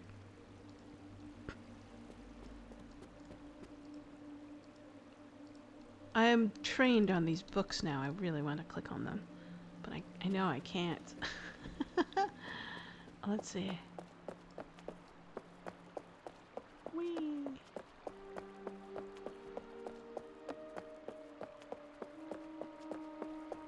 Is that it? Pink, yellow, and then I got the black shirt. It's mine. Oh, the blue shirt. I missed the blue shirt. Let's see. I'll take a blue shirt.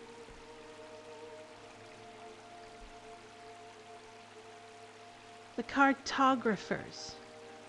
Guild of Cartographers. Cartographers were expected to initially map the new ages as well as maintain the maps on a consistent basis. Most evidence points to the maps done by cartographers as being extremely comprehensive, often included ocean floors, underground water sources, geography, etc. In the future, we hope that the new Guild of Cartographers will create detailed maps and analyses of new ages before they are released to the public. These maps will include geography areas, machinery, instrumentation, and the like. Right.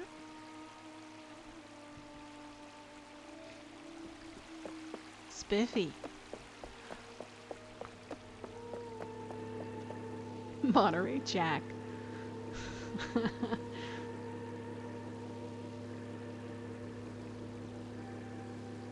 Cool.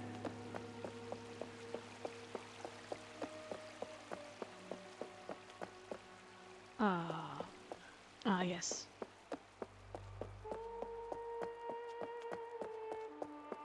Cool. That was interesting. Thanks for letting me know more about it. Learn kind of a history.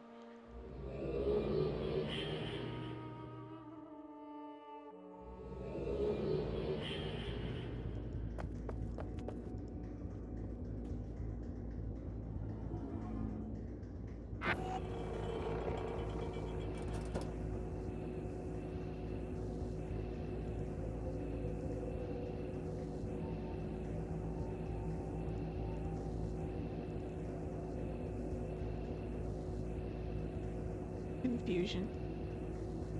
Revolt's hub.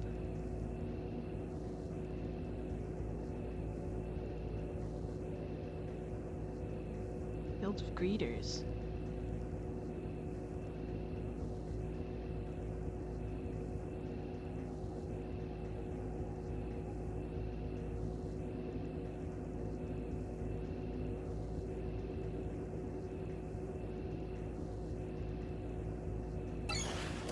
Oh, I see. Oh, interesting. So it's probably the hood that I ended up in.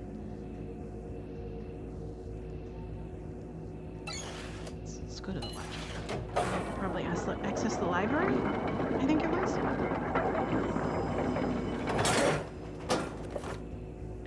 The Guild of Libraries. Libraries.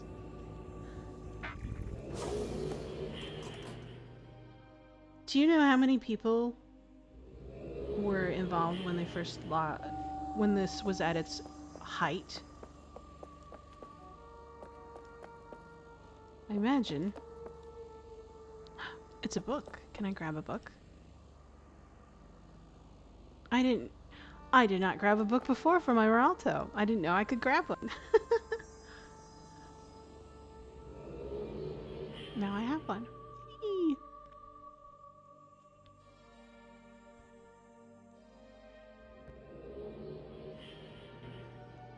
Ages. There were hundreds of people in the city sometimes. I imagine.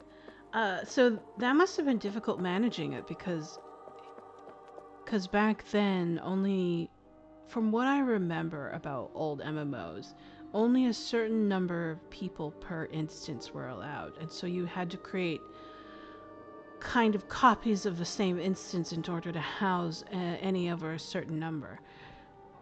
This was true for like World of Warcraft, EverQuest, Age of Acheron's Call, and even Ultima Online. I knew a couple people who frequented those games quite a bit. Let me see. Memorial Island. Ah, someone was telling me about this online. Let's go there.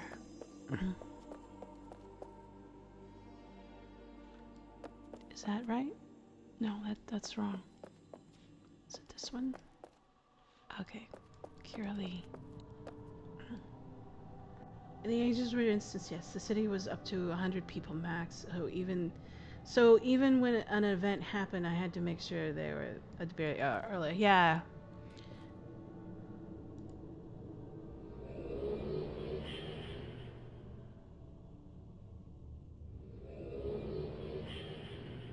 Oh. So what an interesting perspective. So we're on a different shore of the lake in the cavern. How delightful. It's quite pretty. It's a book. Haha. Survey and restoration progress, Christopher Thurberg. Place unknown. Small Denis Island, now full of Denis Memorial. Island of Batenfutnet. Batenfutnet? Can't even pronounce that. Dates 2015, 2018, 2021 to 2023. Multiple trips and restoration. How fascinating. March 20th, 2015. During my boat trip to Agera, I saw this small island, a few hundred feet to the right of the main island of Denis. Like every other island, in the cavern, it was covered with many small stalagmites. Stalagmites. Can't help myself.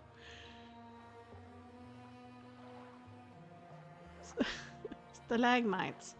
And found a fairly large stalagmite broke off, particularly fell into the lake water on the left side of the island. I cannot say exactly when the stalagmite broke off, a few decades or centuries. I had not known at first. The broken base of the stalagmite in the upper part of the island also appears somewhat flat. But it didn't bother me any further. I should probably stop with the bad accents. May 5th, 2018. The island fascinates me somehow every time when I walk when I take the boat between the city proper and Agera. Therefore, I made the sketch of the island. December 30th, 2021. I think it would be nice if to use islands for the Fall of Denis Memorial that I created and completed with Catholic Lord column near earlier this year after 2 sites of Agera were rejected. Column was the first to suggest that the place of the memorial elsewhere in the cavern, by the way. Tweak is also the member of the Third Path, also known as the Guild of Restorers. For the memorial, I made some sketches.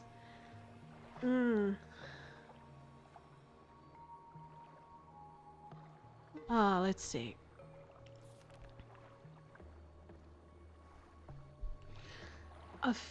Ooh, these are interesting.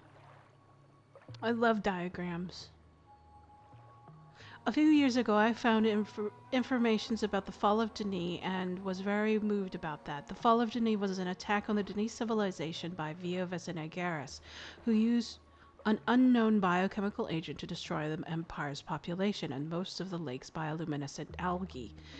On Lashan 8 9400 DE, some Denis blamed a human named Tiana for this, although she was innocent. Tiana was the first. Was also the first person to discover the Denis cavern. Some years later, I eventually realized that the cavern was no memorial or a prologue memorial for the fall of Denis. There is a memorial to the deceased explorers of the Kahlo pub by the Great Stairs of Agera that the DRC erected in 2007. I heard of but not for the deceased Denis. My plan, therefore, was to erect a memorial for the fall of Denis in the cavern to give it a proper respect of the late Denis and give the people a better understanding of the context of what happened here and why the Denis city is empty now and who is really to blame. In addition, I have to receive the permission of the Builders Guild in 2019. A memorial 19. But first, the island must be visited and examined before I can place a memorial here and make my final decision. January 8th, 2022. So I set foot on the island for the first time, and my first review of this place, it has two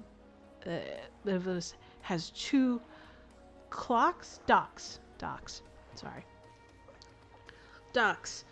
And the first island discovered and the island covered in debris. It also appears that the island has a staircase with a balcony similar to the grand staircase in Agera, but is smaller and shorter. The broken base appears to be somehow falls flat, seems to be a courtyard, but due to the debris, it is difficult to interpret. The highlight of this location is the view of Agera from the docks and from the balcony surrounding the two islands. The surrounding two islands are also worth a look. Otherwise, it is better to start clearing the area from the debris and make things go a little quicker. I got a few people to help with that. Mm. Beverage. Hydrate.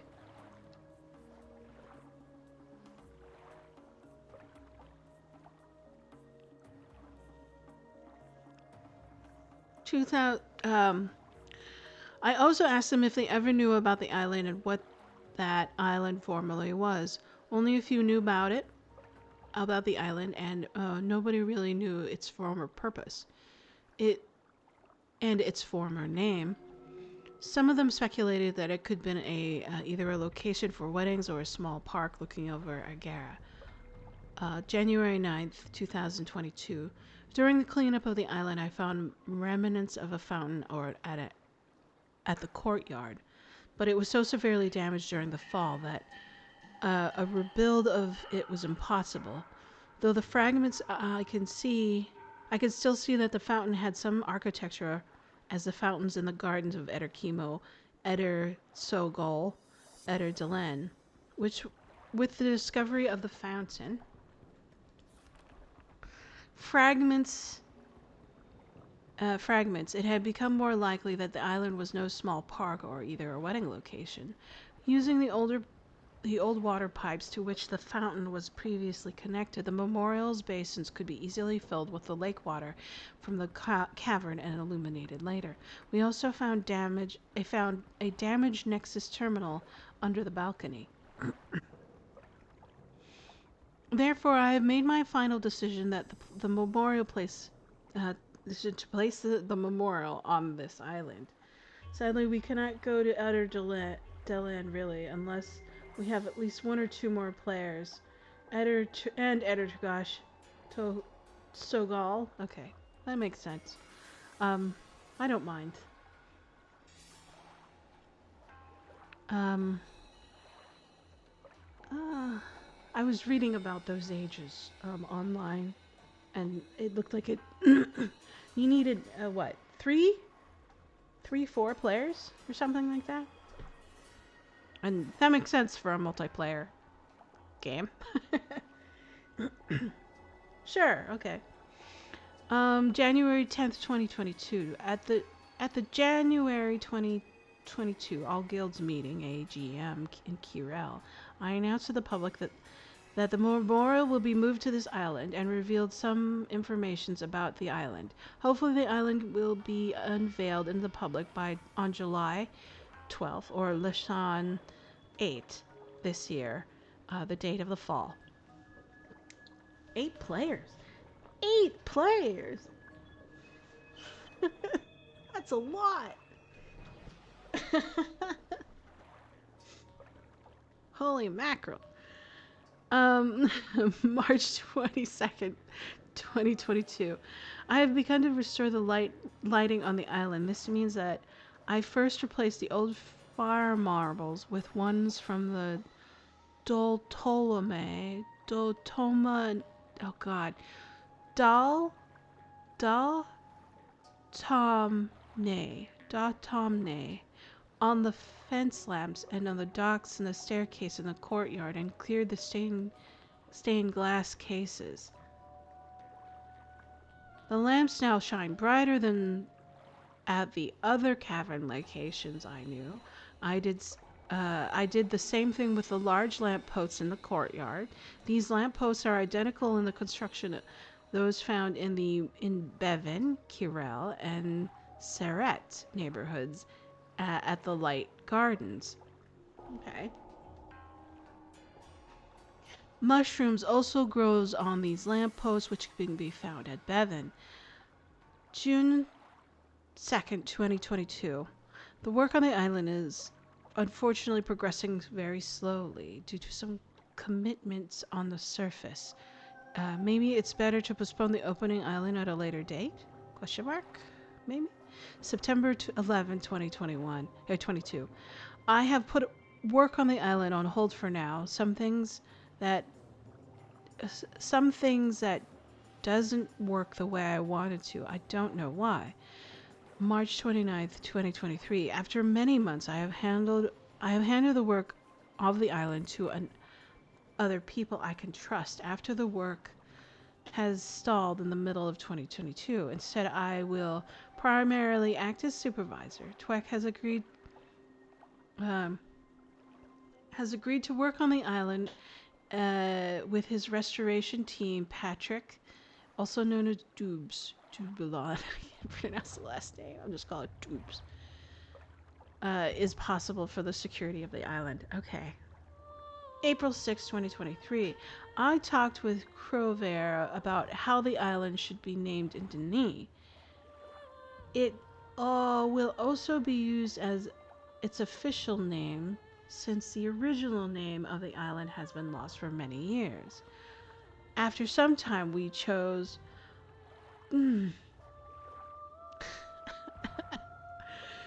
Ba Ban Bantefunet.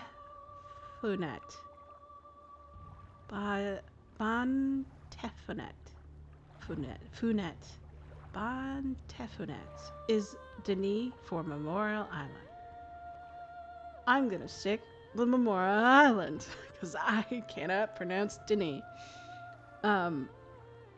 April 15, 2023. It has been 2 weeks since Tweak and his restoration team have started work on the island, and it's moving along nicely.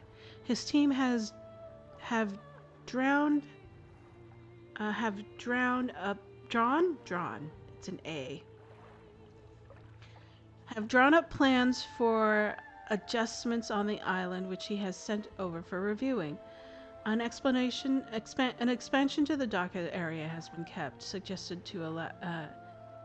being suggested to allow for more boats and ferry services from Megara and the other Denis locations. As it stands, the island will only be accessible from Chiso-Prenev, but I hope that the future people will be able to access the island from the Nexus or ferry terminal of Megara.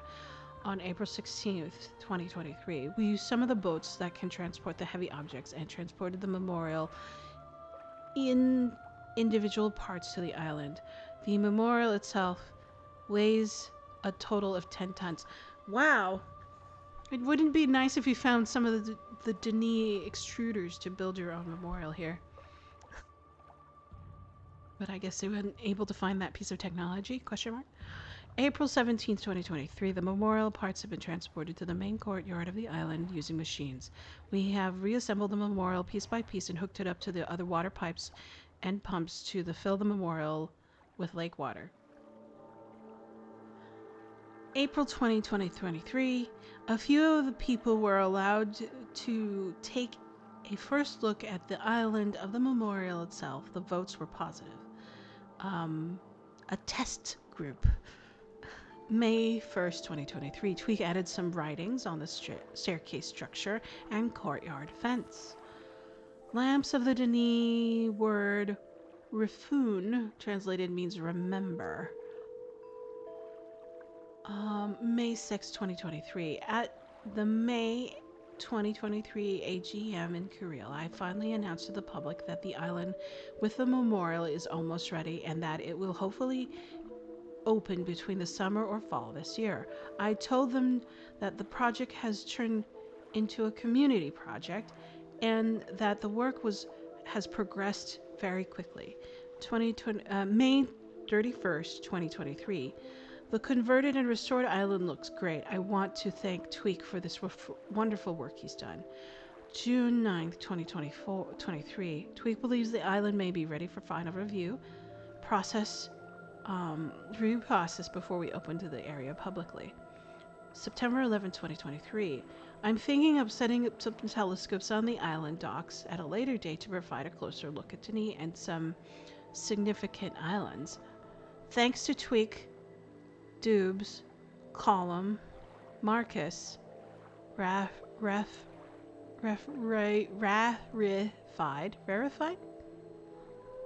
The Scar, Hosendo, Adam, Khaleesi, Yali, Optimist, Aaron, Sky Blue, Mina Sundo, Claudie, and many more for making it all possible. How excellent. All right. Anything else? There's the boat. Hello again. Let's take a look. Ah, this is the link back to the library. And here are the mushrooms and the lamps. How lovely. There's the other lakes, the other islands. And there's, yeah.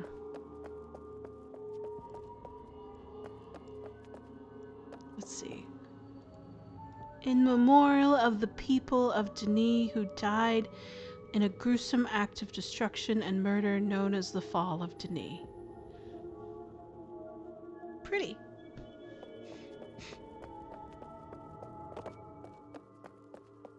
Whee!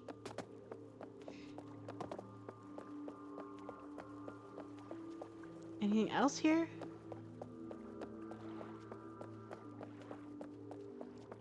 It's quite lovely. And there's the cavern and all that.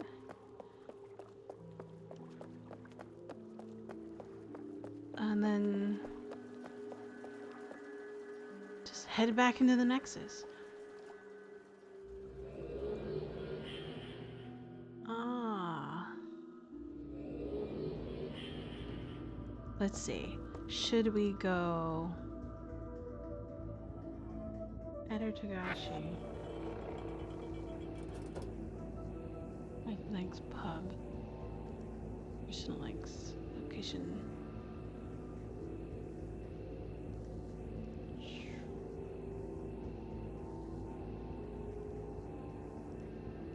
Let's go into the Watcher's Pub and then back into the library.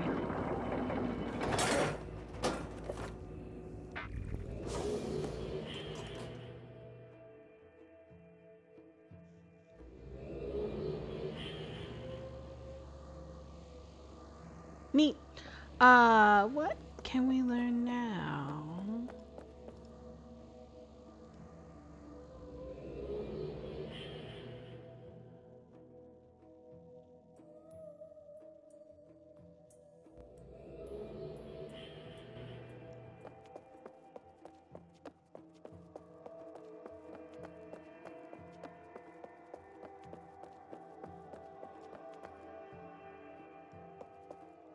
Enter Neobrin, Tiam, the gallery. Trey, okay. And then there's some other ages here. Oh, that's a Nexus book. These look private, serene. They look locked.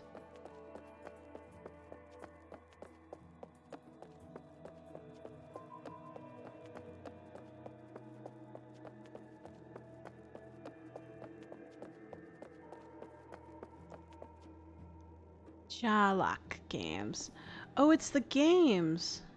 Tells you how to start it. I remember. I remember reading the DRC version of that book. The painter, Jules.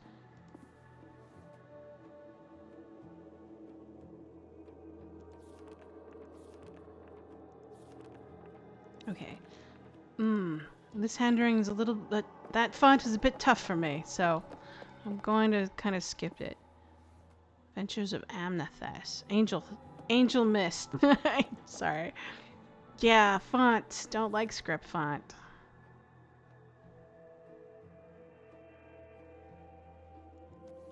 Oh, fascinating. Okay. And then, can I explore some of these books on this table? Chiso Prnev. Ah, yes, an explanation of this place. Oh, back in 2016. 12/9/16, the age of Chiso Prnev, aka another library in Denis, or so we think. The name seems to be a bit blunt, basic, and not the usual elegance of Denis names, the translation team seems to think it may be more of a slang name. So far, we have found the proper age name, so until we do so, we'll just have to go with what we got. In the first linking book, you can tell that it is a Denis age, rows and rows of shelves that can hold thousands of books. Only one problem: the library is completely empty. Any books or ages or otherwise appear to have been removed entirely from the complex. It is definitely a contrast to the library of Teshafe, where we found Chizo, and some notes pertaining to it. The mosaics, when you first link in, seem to be quite familiar. They, along with the Tree of Mural and the Guild of Writers symbol on the floor. It seems quite symbolic. The tree itself leads to 9 pedestals at the other end of the building, which themselves have branches surrounding the metal pedestals themselves. Perfect to display age books for easy linking. Strangely, most of the inner structure is not made of nar as usual, but rather of durable redwood. The linking books and the link book stands set into the walls are also made of wood, and the design of the latter seemed oddly familiar. While we weren't able to find an exit to the doors, they were clearly visible through the large ornate windows and the opposite end of the library. The blue skies and the rolling green fields, while beautiful, humorously reminded many of us of the certain default wallpaper for a certain computer system. We're anxious to get out and explore the land. The building itself seems structurally sound, just the minor wear and tear from the cracks of here and there. The only concerning damage is a significant hole in the roof off the side. The debris was cleared away by some, but the hole itself never patched, along with the forage from outside to creep in slightly, and the sounds of the outdoors to drift into the chamber. The elements don't seem to have worn away the surrounding structure, so despite the gaping wound, it wouldn't be a problem structurally. Let's see. What could have caused it, though? In all, we need to do some searching around here more later. After some preliminary searching, we have been able to find an exit from the building, yet aside from the hole, we've now made plans to use an opening in the ceiling to venture outside and explore. But the ages and the work therein means it will have to wait a while. On the plus side, we have begun to move some of the archived books and texts from Teshafe, to free up more room in the latter's library while we catalog everything. Our desks there are beginning to pile up. With the proverbial in and out piles. 621:17. An incredible expedition. While it was a pain and a half getting out of the opening, the holes is not as wide as it looked. We're finally able to use the equipment we brought to climb up and out. Reminded me of those awful rope climbing events in gym class back in the day. Outside we found that the building was suited on top of the large hill overlooking the vast fields we had seen from the window inside. The land stretched up sleepily behind and so slightly around, the sides of the structure offering protection on most sides, but still allowing the window on the ceiling to receive natural light from the sun. Exploring outward, we even found evidence of a primitive civilization long gone from this land. It appears to be temporary camp set up near the library for some time, as yet an unknown reason. We've taken some writings samples, and I hope our translators will be able to decipher and figure out who they were. The most interesting was their tools, or rather their weapons, a crude in fashion. Surprisingly, they contained chunks of Nara. They appear to be Dini made, which further adds to the confusion. Did the Dini give them these materials for some reason, and if so, why? Also, why use it for weapons, and to what end? I need to think more on this. Like many other ages, we're stumbling upon something fishy is going on here. Our translation team is truly remarkable. They have been able to piece together most of what had happened through the basic writings of the indigenous people. Yes, I remember that. Apparently, Cirrus was able to explode it with his crystal girls. um, Basic writings of the indigenous people and of the age, and more documents were able to uncover Teshafi. It seems in 7349 DE, the Caltaic, Caltaic? Is that a Y? No. Caltech? Calta something C. Caltech.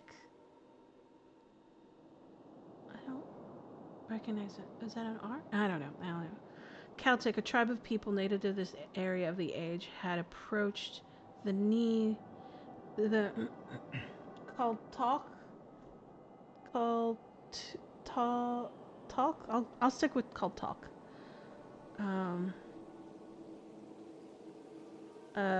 Had approached the Dini while they were building their library and were found, and none too happy about the latter, were destroying and spoiling this patch of their land of their own ends. The Age's writer and head of the expedition to build the library, Relshan. Yeah, it looks like a. Yeah, sure. I'll call it a U. I'm okay with that.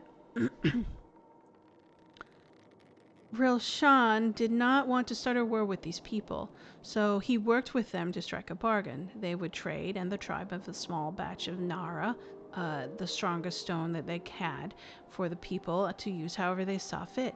This would be along with a fewer other supplies such as food and medicine that were found to improve the health of the Kaltak. For some time there was peace, and until the accident occurred in the final days of the construction, a boy from the tribe, curious about what was going on, had wandered into the unfinished structure to explore. Tragically, he caused the collapse of one of the heavy wooden piles and was crushed and died instantly.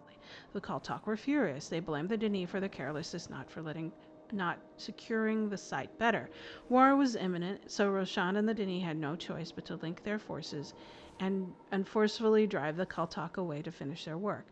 The building was finally completed in 7352 DE. For a time, things were blooming in Chisa Prenev. Books were being written and stored here, and many texts of Dini storytellers were being archived as well. Numerous works of art grace the Great Hall Chamber, and the Guild of Writers had yet another library, which actually was where the joke age came from after a while. The Kaltak, to their credit, were far more industrious than the Dini gave them credit for, and they took the supply of Nara were able to backwards engineer it to the point where they could create their own crude version of it. It was then that an assault on the library was planned to drive the Dini out once and for all. In 7358, a mere 6 years after the library opened, the Kaltak attacked with the Nara-esque weapons, breaking away through the ceiling and engaging the Dini. The latter were able to repel the former with effort, but it was clear that the library was compromised and books were no longer safe. The Guild of Writers or ordered the immediate removal of all their works to another site within a day after the driving off the Caltech. The Denis and their belongings, aside with the building itself, were gone. Uh, there was much celebration within the Caltech, who felt they had defeated their foe and avenged the boy who had died. Still, they guarded the site from their makeshift camp nearby and were ready to drive out the Denis again should they return. Flash forward today, the Caltech, satisfied that the Denis were truly gone and were not coming back, had moved on the centuries ago to elsewhere in the age. After exploring further, we found that not only was their makeshift camp abandoned, but also their regular settlement. In fact, there appeared to be no signs of indigenous people anywhere nearby for a very long time. It is my hope that if they ever do come back, it would be in peace. Even so, we'll take precautions. Almost a year and a half later, we've slowly made Shizo our own. Books are trickling in into the library. Teshafi,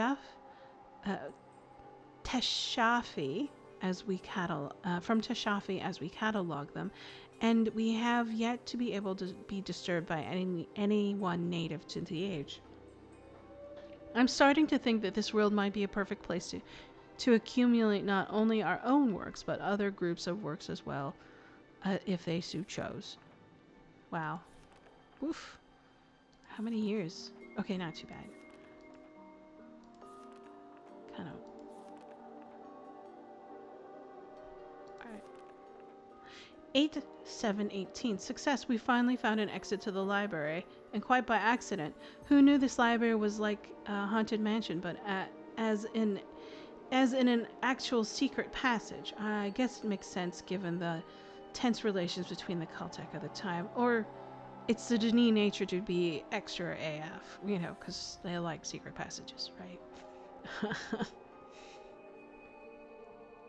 One of the volunteers was doing a bit of dusting or something that is consistently needing, it seems, and stumbled upon a mechanism that opens the door of the bookcases to reveal a passageway leading downward further into the hill's rocky interior. This basement is about the same size as above, but contains many private study rooms, and only a few shelves. This looks to be where the Denis did quite a bit of writing. We discovered more blank books and the precious ink that goes with them. I guess in their haste to evacuate, the Denis had forgotten them. Good to know we're not the only ones to forget something important during a big move. As such, we took all we found and have stockpiled them in the usual place, as well as donated some to other groups working in the cavern. Hopefully they'll be able to use it someday. 9/19/19. Wow, that was a whole lot of nines in that date. And quite a bit of time since I last wrote in this. I've come to the decision that this library should be open to all of our friends in the cavern. It is selfish just to limit it to our group and those working in Teshafi. I will consult with our usual people to make sure that this place is ready for the public. 2021 2/19/20 2/10/20. Oh my god. So busy with other projects, but the work here is important too. I have discussed and we'd like to turn this library into a hub for a new restorations of sort, led by the explorers who have come to Denis. To seek adventure and enlightenment, knowledge, belonging, and fun, of course. I should probably get in touch with the members of the DRC again, consult with them on their advice. If anyone knows what should go into the restoration of this magnitude, it's them. It's a shame that Atris isn't available, at least as far as I know. 5/03/20. With all that is going on the surface, it is good to get away to what's literally another world for a while. I've completed most of my safety checks for the library, and I've begun asking some of my friends if they'd like to add a leaking book to their ages to hear. I've asked Rusty, Latan, and Keith uh, if they are up for providing links of a Volt to the Voltho Gallery and Tribivdil and Fanier's house, respectively. We'll see what they say. For now, I'll be adding books of our own works, namely the Guild of Messengers, Pub in Agara, and Vile Tashav. No, Savan. I think it's Savan. They're both perfect showcases for the fantastic work many have done over the years, and should both be ready for the foot traffic releasing to them in general public will entail. Okay. Oof.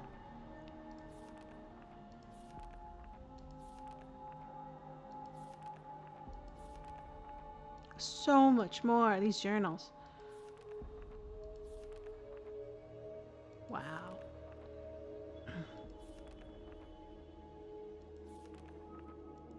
Years worth of stuff.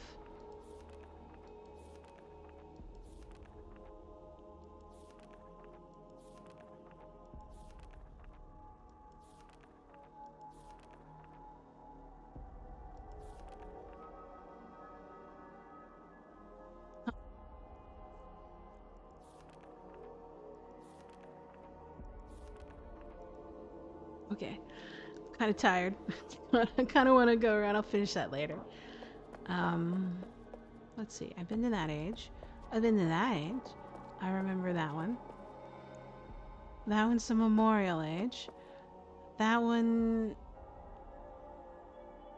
That's the Emporium. I have not been to this age. What age is it? What is it? What is it? What is it? It's the gallery. Let's go to the gallery.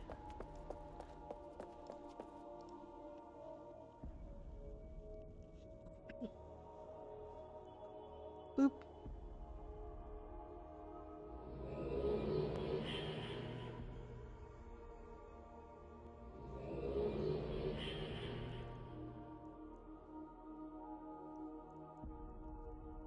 Cool.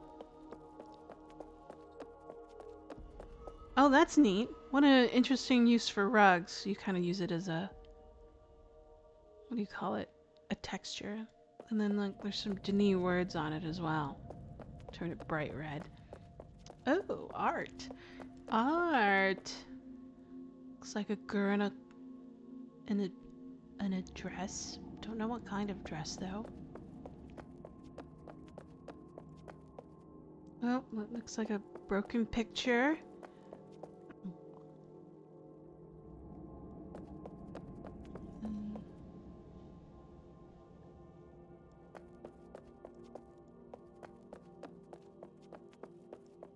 Back to the library.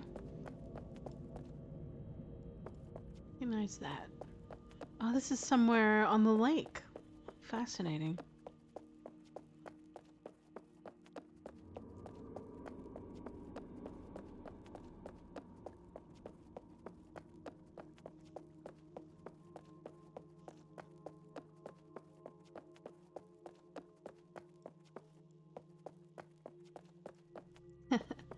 I wonder if they had like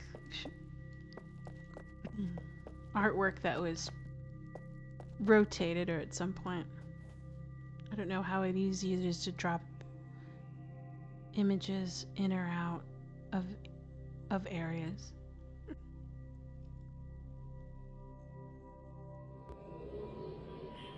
And this is the murals the journal talked about. I kind of blanked on them. Interesting. Cool. And then what's the next age? The age. The age. So that's a gallery. Been there. This one's interesting. We'll go in there next.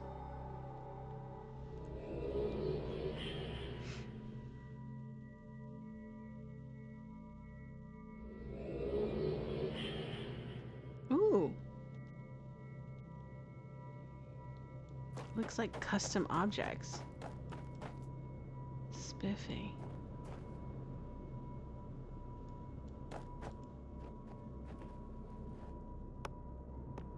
Ooh.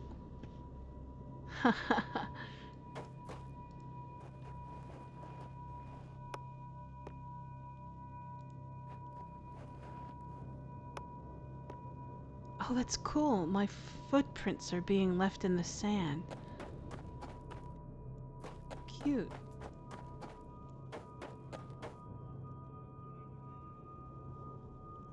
Hmm.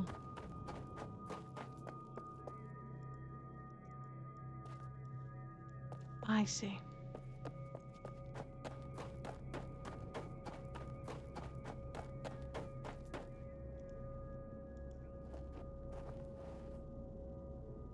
Okay, so what am I looking at? So the first one is...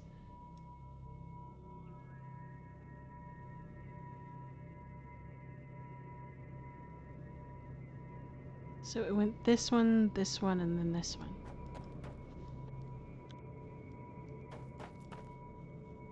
So... look alike to me.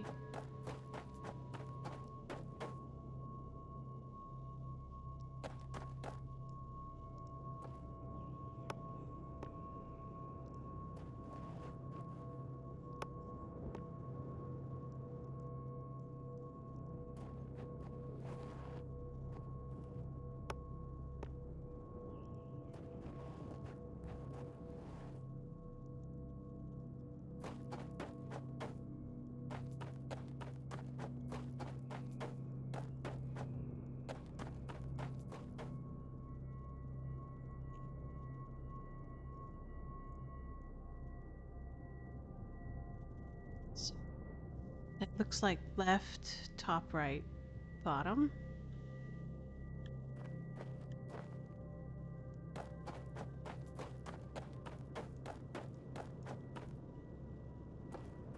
So this one, left.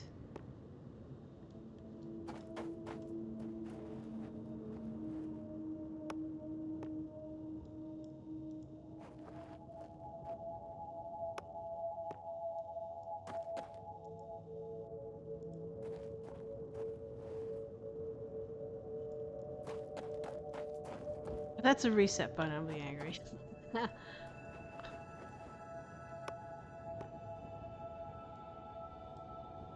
I often mistake reset buttons for something else. Oh, there we go. Woo. Alright. Weehaw.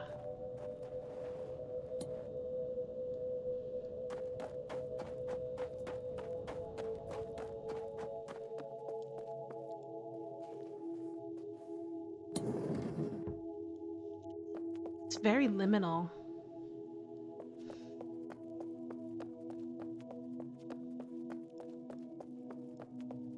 Ooh. More weird shapes.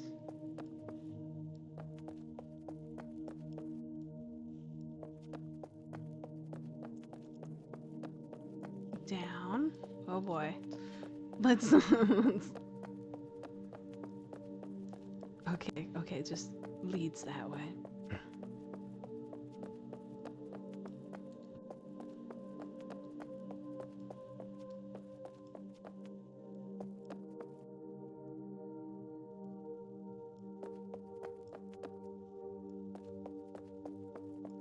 Ah, there we go.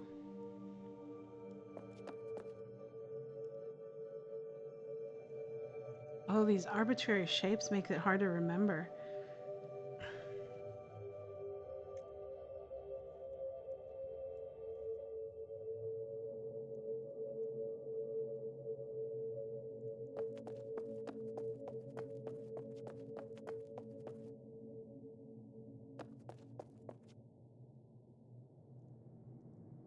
These? No.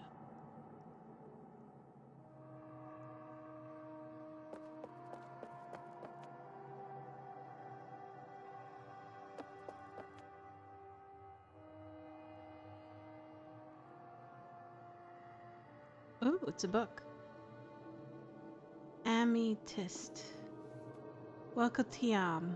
Welcome to Tian. This age has been an interesting story. When Uncle Rebus found the book, there was a journal placed on top of it, a leather band wrapping them together. In that journal, a writer tells a story of this age.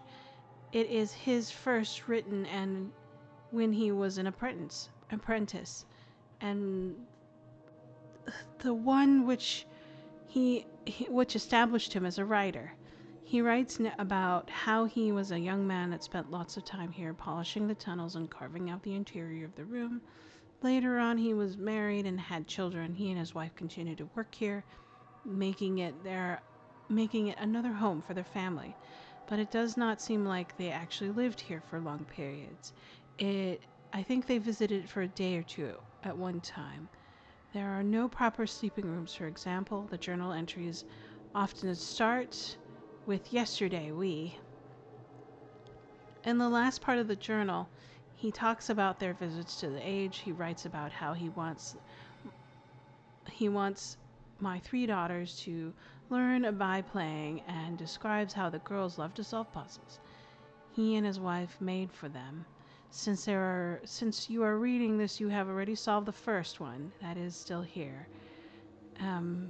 He encouraged them to make their own treasure hunts with clues hidden all over. Those girls must have been full of fun. When I first linked here with Uncle Rebus many years ago, the age was well preserved, but with dust and sand all over. Not all the rooms were accessible. We fixed some of the things back then and have restored the rest recently.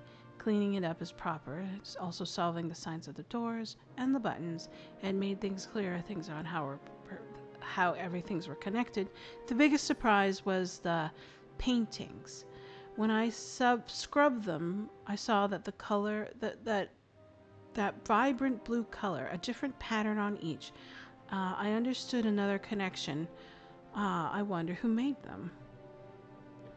I found the curtains and sitting pads in the chest. The curtains folds had stiffened, but the pads were okay to sit on.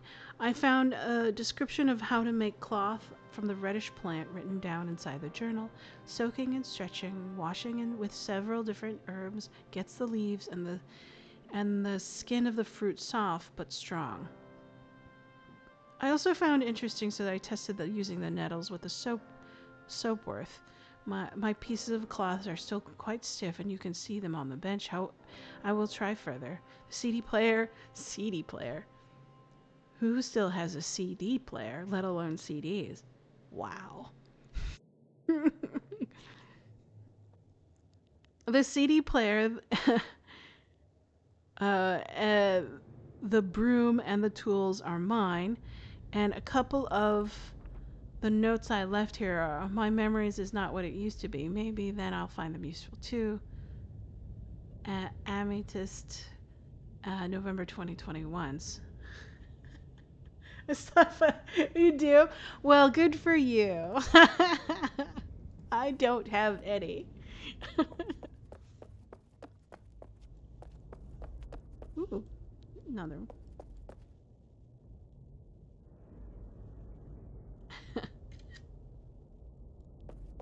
Let's see.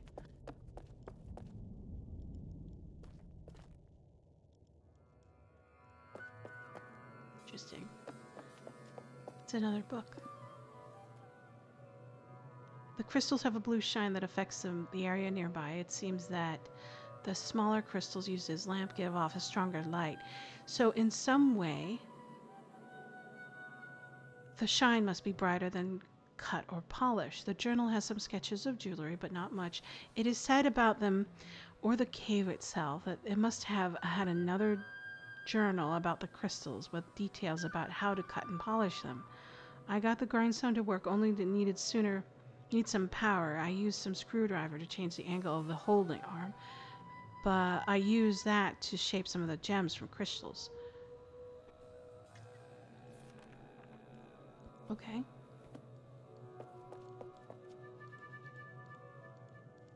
How delightful. Ooh.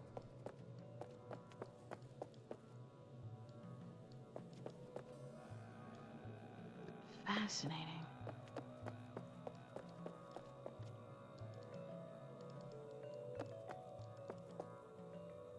So this must be the crystal thingy. Yeah. Cool.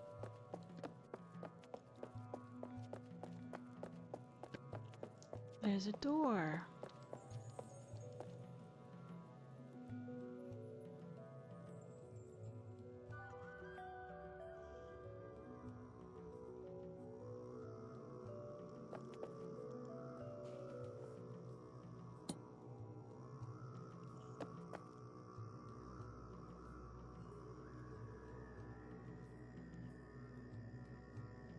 Thank you.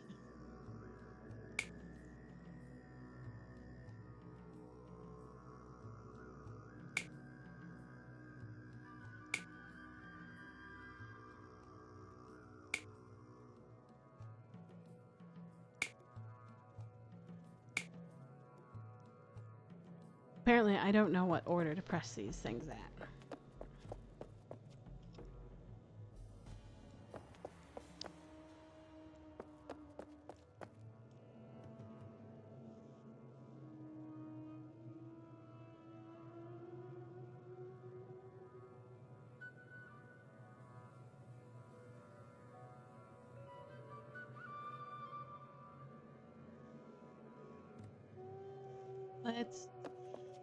Let's find more clues in the open areas before proceeding through the locked door.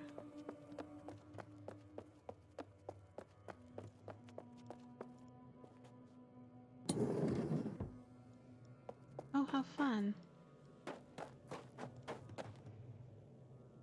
Like tiny little marbles. Little flies. Oh my god, I'm going to be eaten by an alien.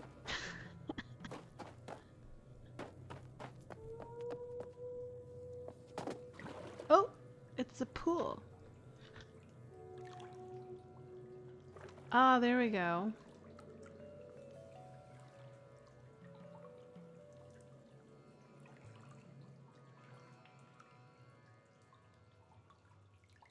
There are 6.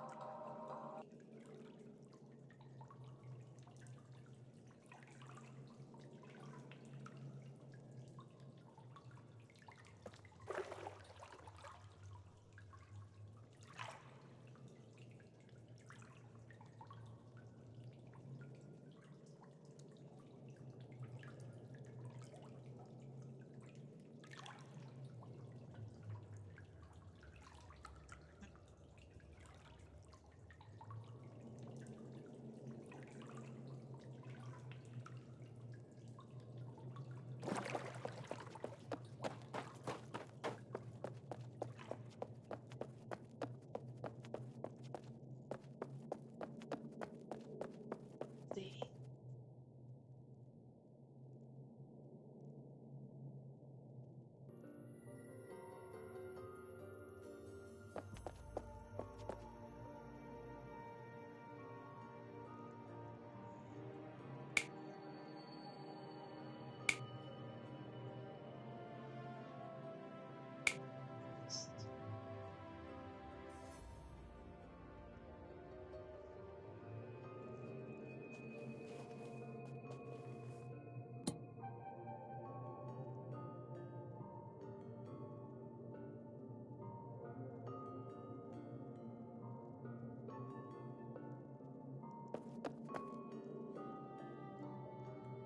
Think. Sushi thing. This thing. Uh, this thing.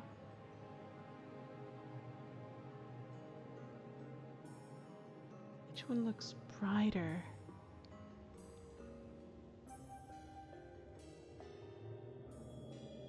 I think it's this.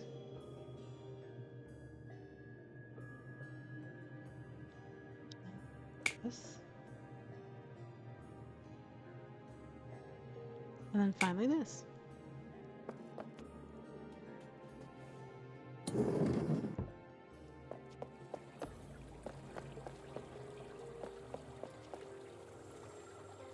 It's a water wheel? Looks like a water wheel.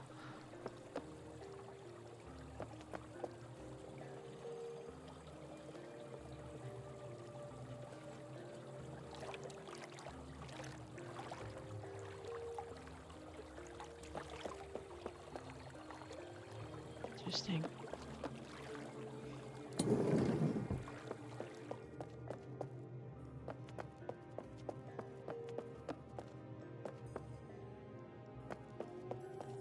What's this?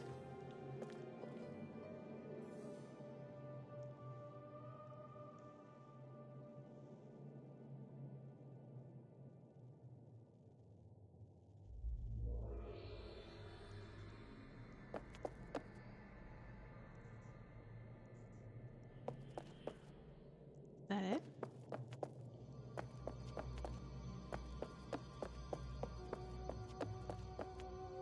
Ah, there you go.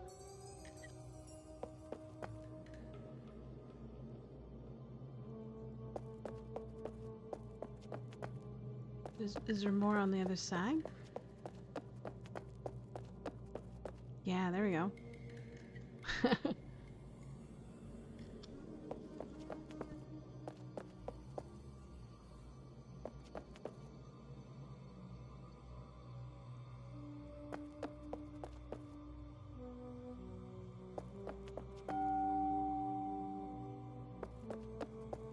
Any more?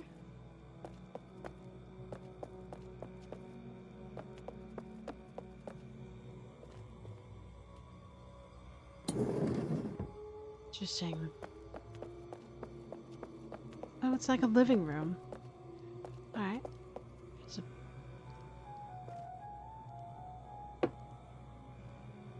a... That's cute.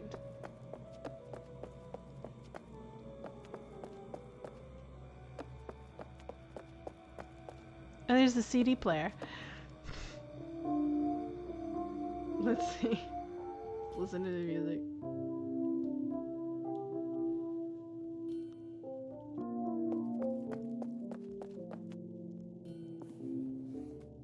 I found these sitting pads and the paintings in the big chest. Wait a minute.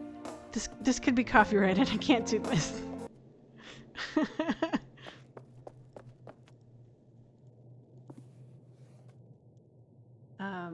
We'll have to go back to the other music. I know, dance party.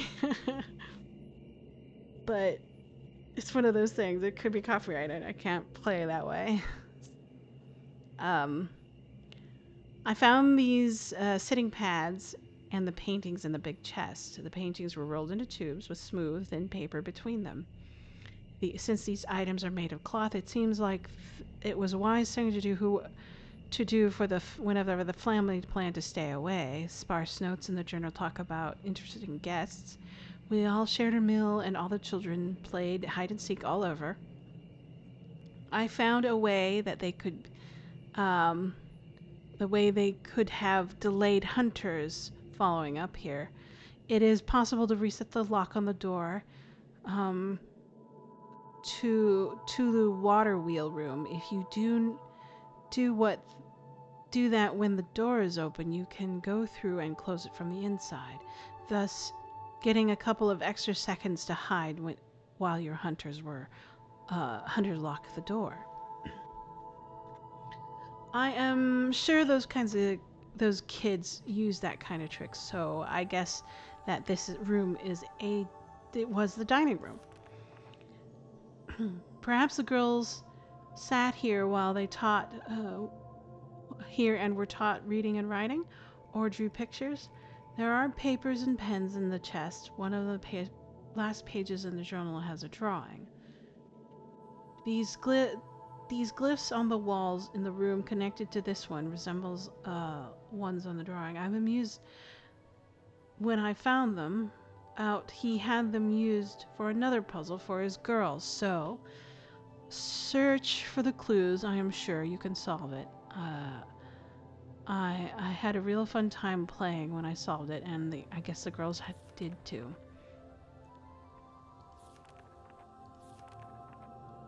Credit goes to Bo Dixie Ebbison for the music and sounds at freesound.org. Sounds of the water, the grinding stones, etc. Pixel Bay for the pictures.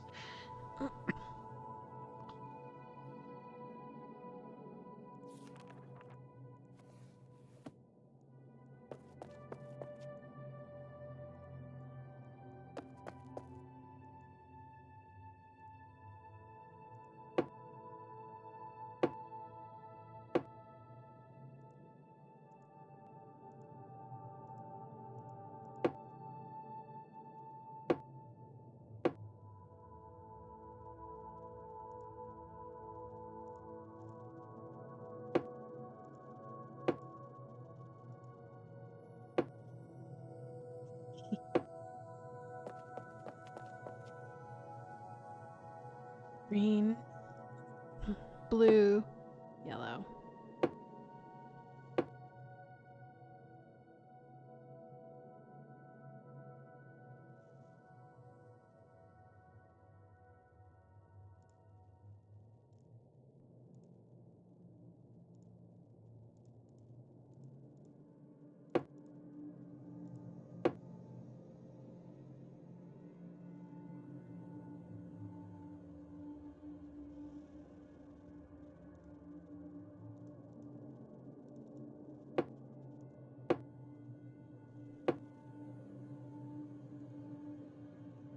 This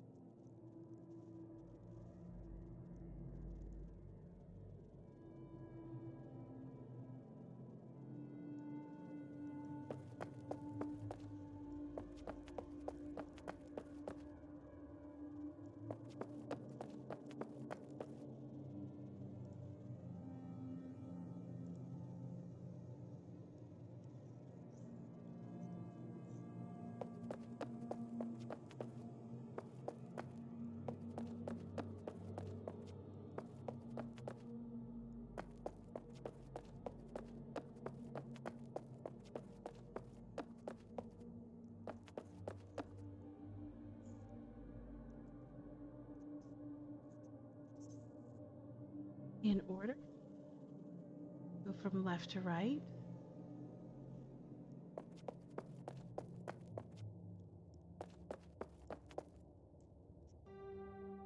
This one.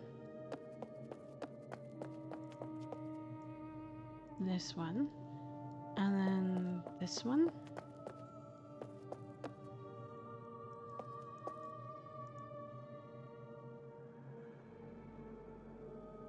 Did I do it wrong?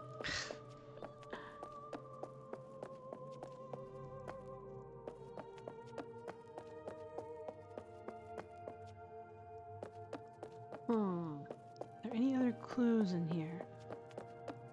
No.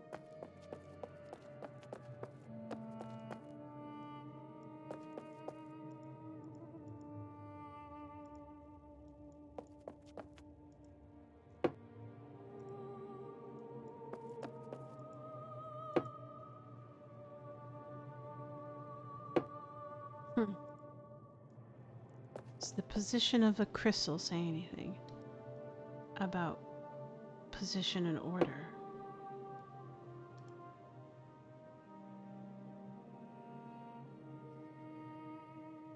So like this one, and then this one?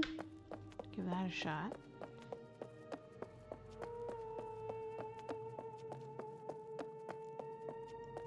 So this one. Oh no, they're just lighting up because I walked next to it. And then this one. There we go. It's a ball.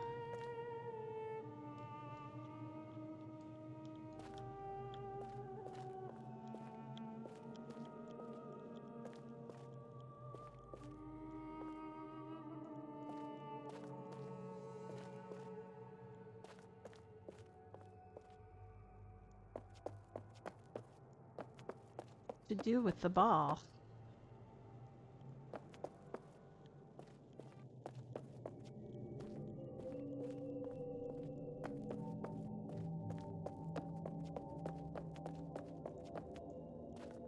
E.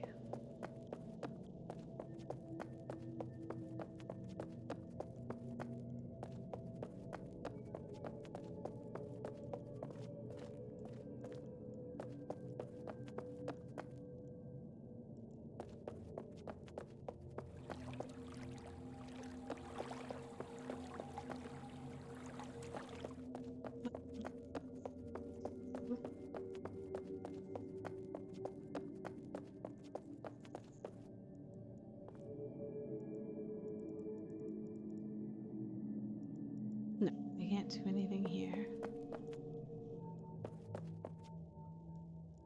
Is that it? Tiny little puzzle?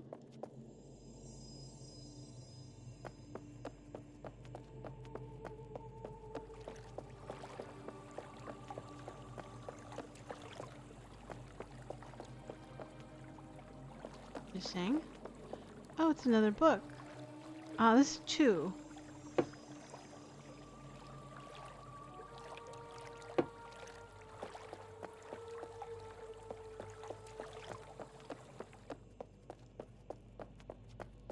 Where would the first one live?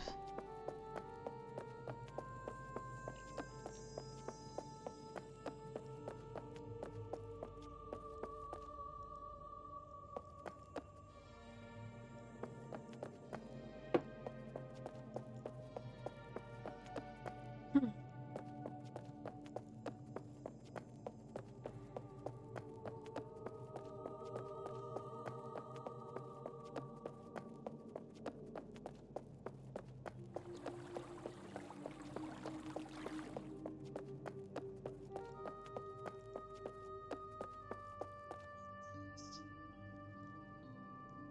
Huh?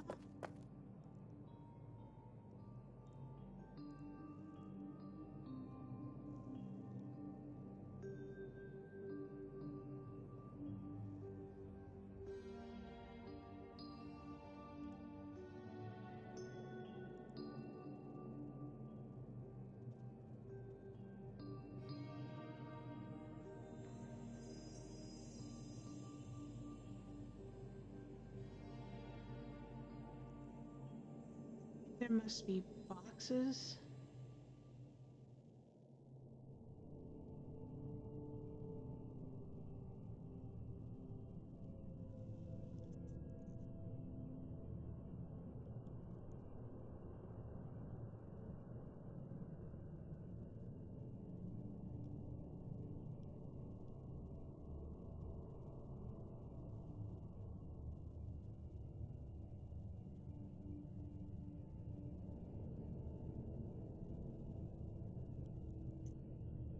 So it says 626 from top to bottom, left to right. It's 265413.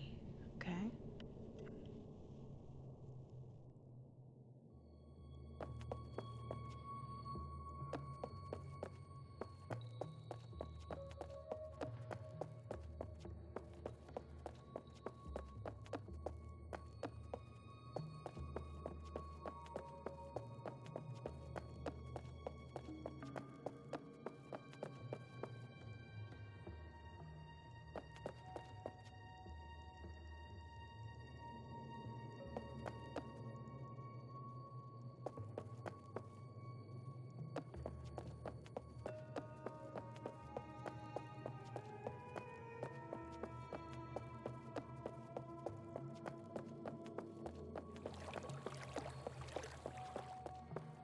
boxes here?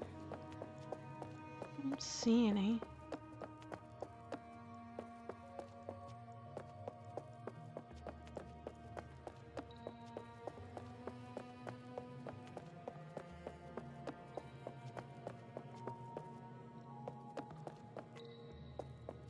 These aren't numbered, are they? No, they just have symbols. Right. So like 3 lines, 2 thingies, 3 circles.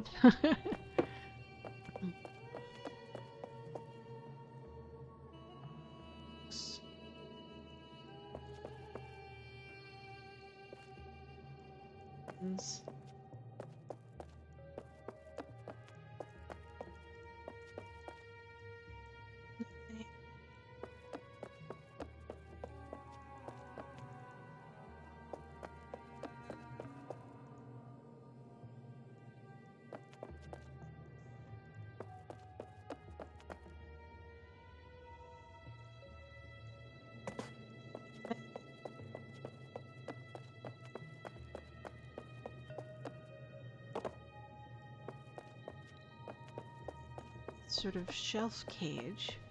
Is there anything in here? No.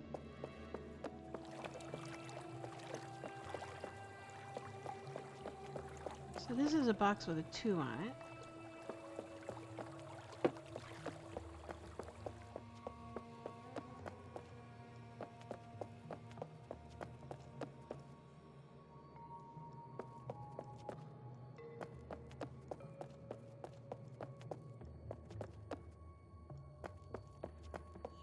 Box is somewhere else. Not hidden. Okay. So we'll go to the bathroom, I guess. It could be called the bathroom, I don't know.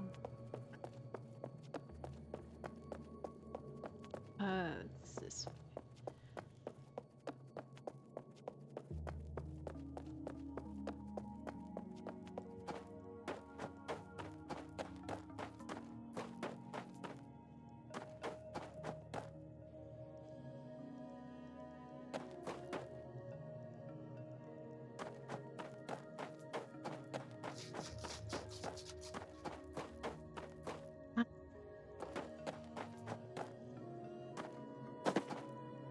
There we go.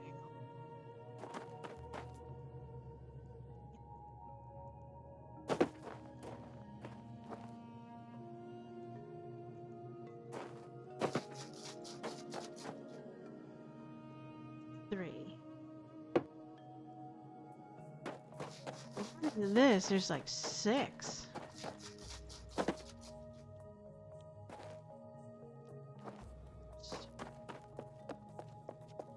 I don't think there's any here, is there?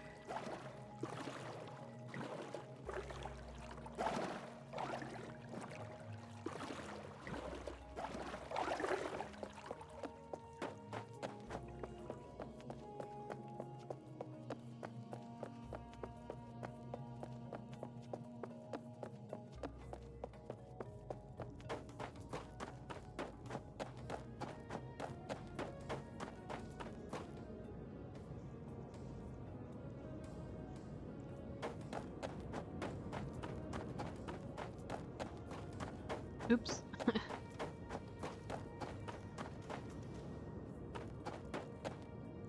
Interesting.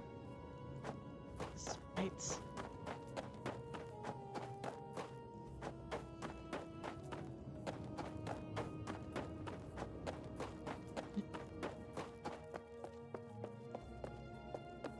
Even found the first box. I don't even know where that would be. I would presume that the first box would be in this area, but I'm a little stumped.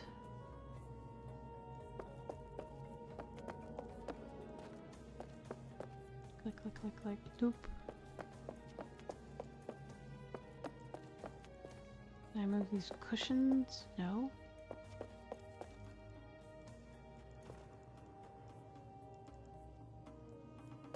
And then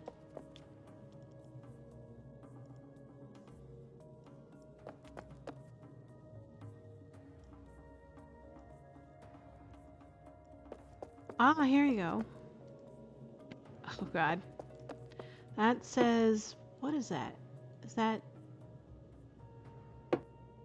a 1? I can't tell.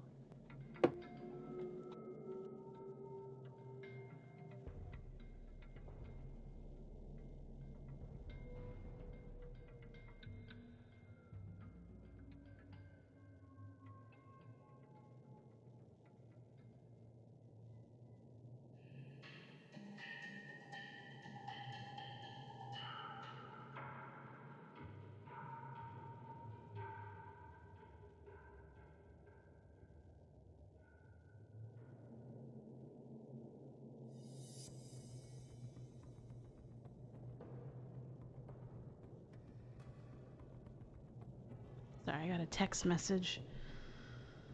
Let me see.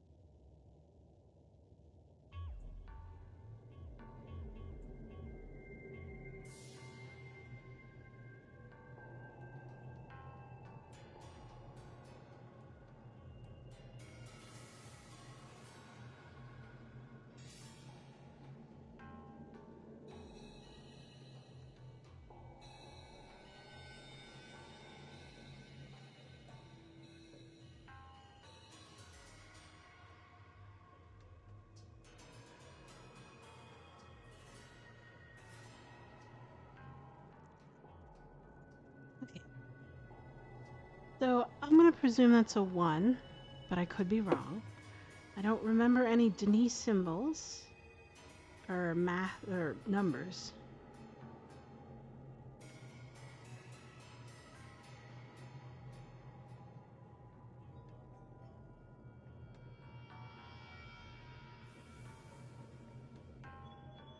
Yeah, I'm gonna assume that's 1. 1.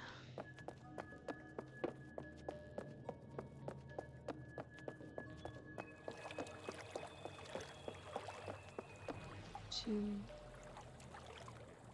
I think that's 2. Yeah, it's 2. And then 3 is in this room over here.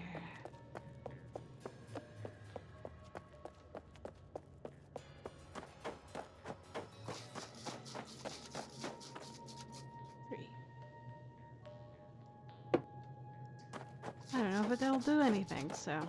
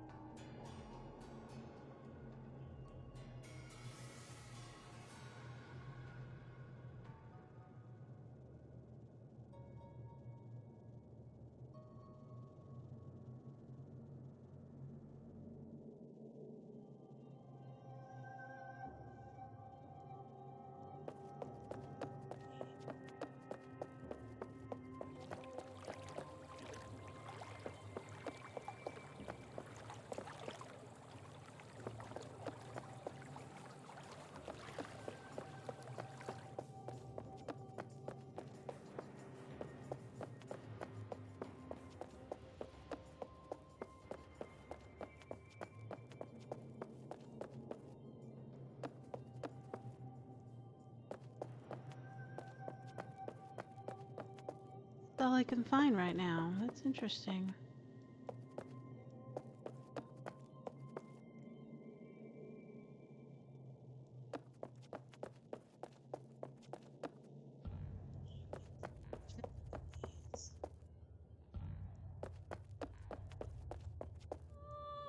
what's this?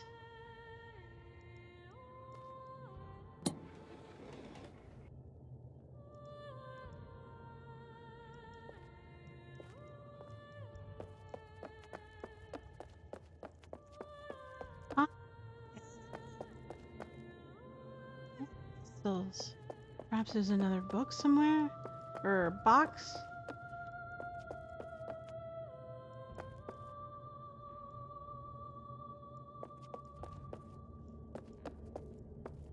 Oh, I can...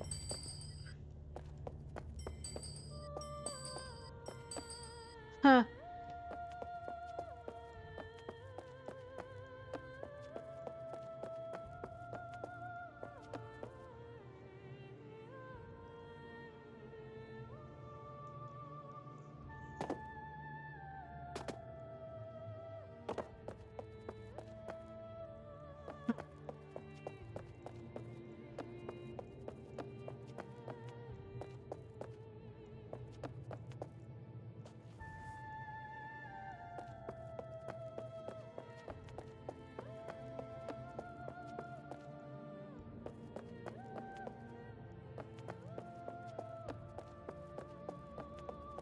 Cute.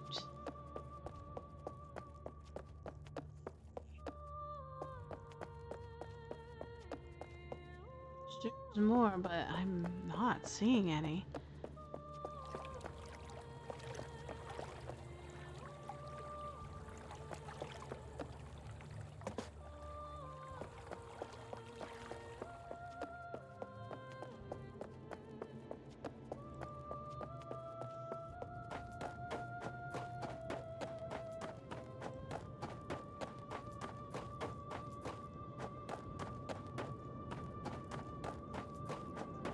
Oh well. I really want to explore some more ages, so I'm just gonna go there.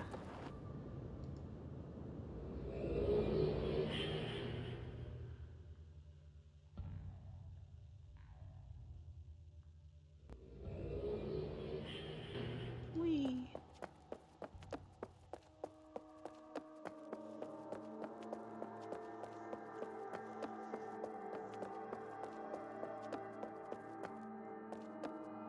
I've been to that one. That's the Emporium. Oh, this one. Let's try this one. Boop.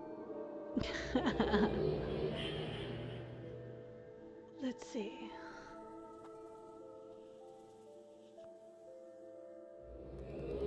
Oh, this is interesting. Back to the Nexus.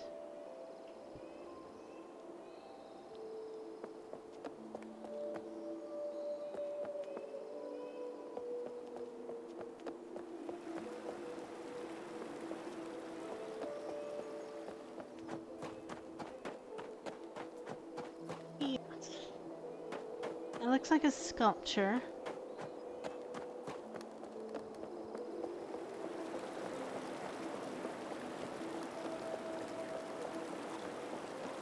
This looks like a garden.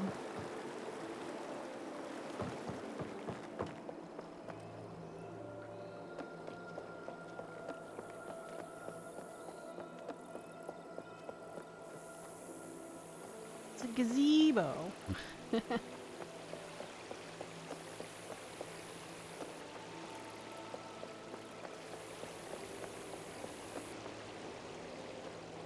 We...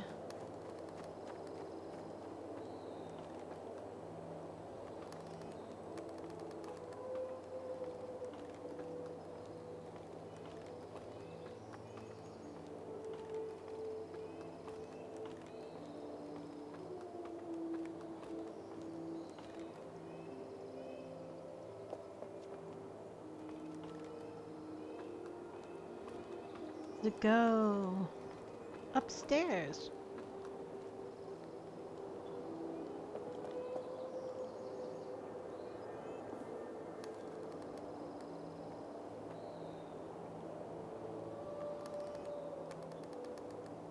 Observations on Nabree's plant life. The tree. Age appears to be covered in a single giant tree life forms. Shares usual similarities with kudzu and mint on planet Earth. trend, trending towards exponential growth. Its canopy. The tree grows upside down compared to earth trees. Its leaf greens are on the ground, and its shoots spear into the air. Sturdy wood-like material, more like living roots rather than on tree branches on earth. Seems to grow like a lattice of network of layers capable of supporting weight of individuals at once. Doesn't seem to have a dislike of any materials other than will gladly punch through rock, stone, etc. Cutting requires significant effort. Bolt cutters is with motors is preferred. Observing over time seems that the tree, for a lack of better word, will spear its roots in all directions, starting with small until it can make contact with water source. No growth observed past the river. The roots in the water may be branches. Okay, just scientific stuff.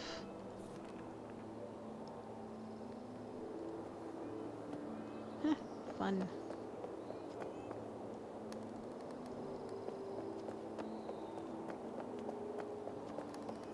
Ooh.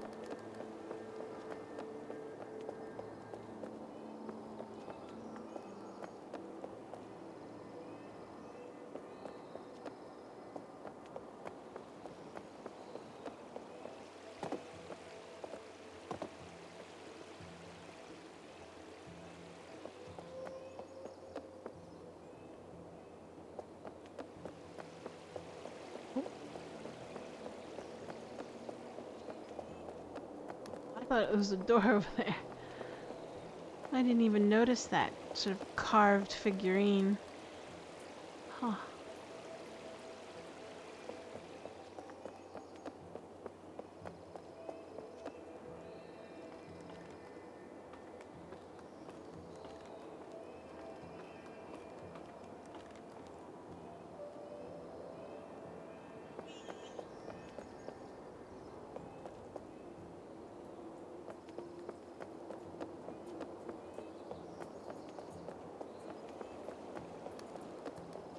Can I jump?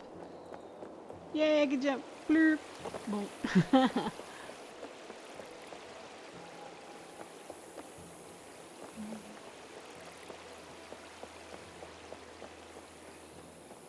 Oh, okay.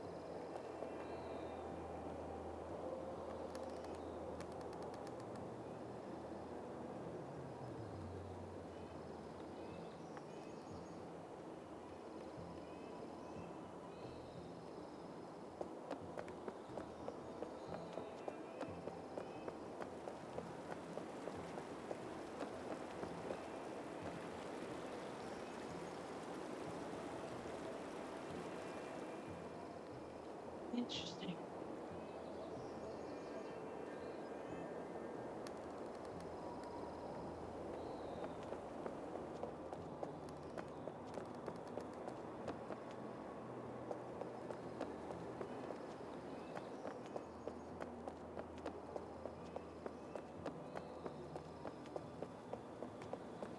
Fascinating. This one's vertical. Very cool.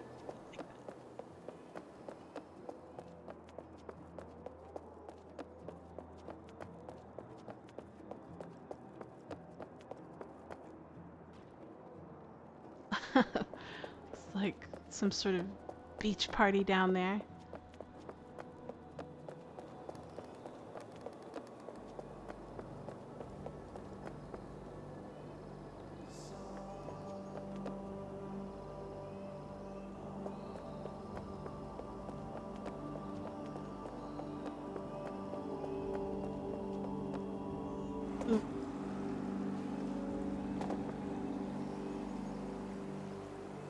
Shorts.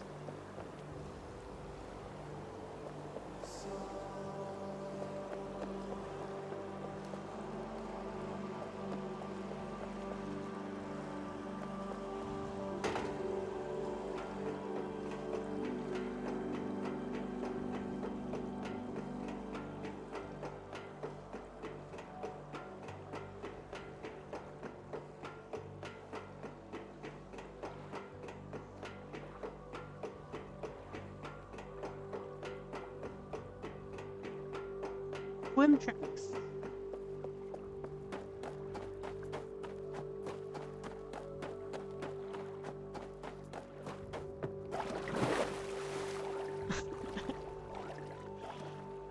Because, you know, swim trunks are very important to be Angel's wardrobe.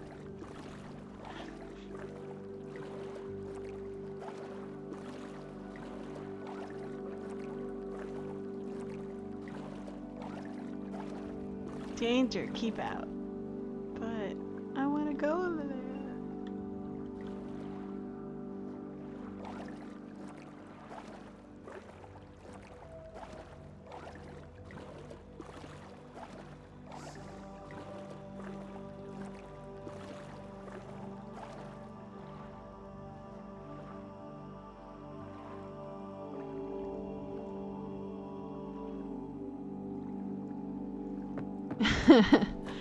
Alright, that was cute.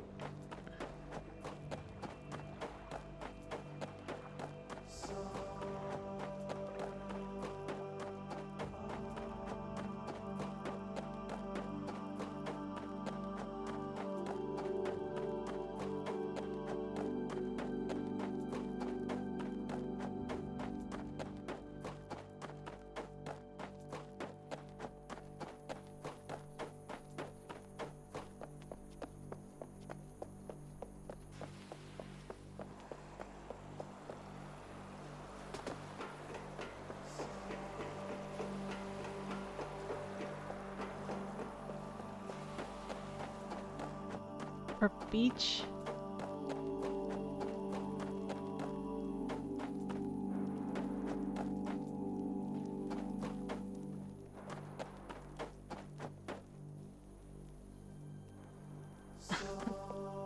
Marshmallows. Oh look, it's beach towels. How cute.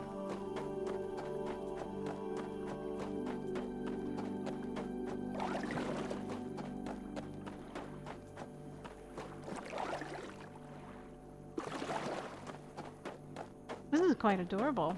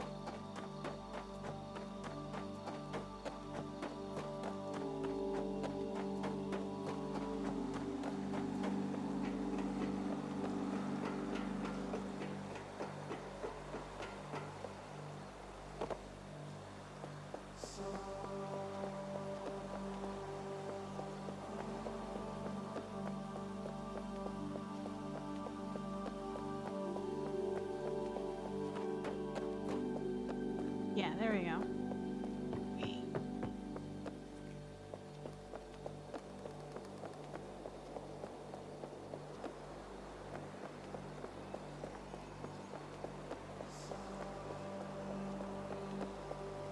got pants. Shorts, I mean. Let's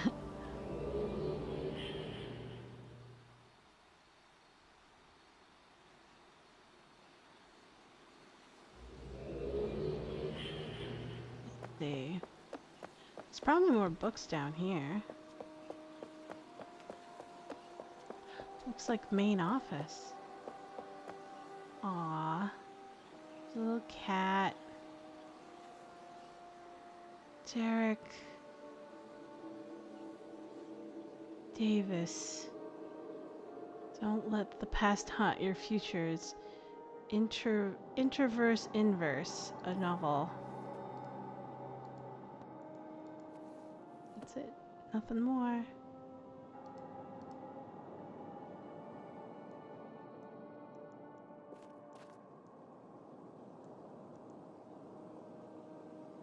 This is like the first laptop I've seen in this age.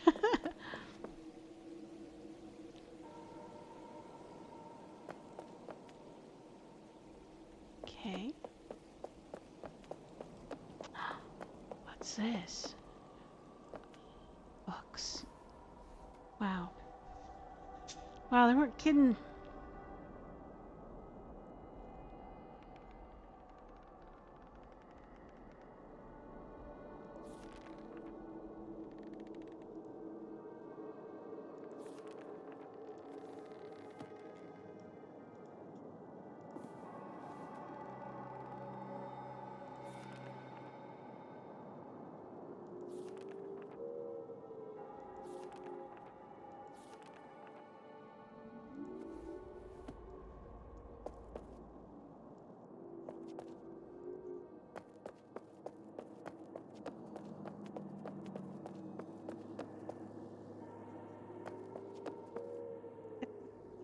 Oh, is this the age where the beach is? Yeah, it is. Okay.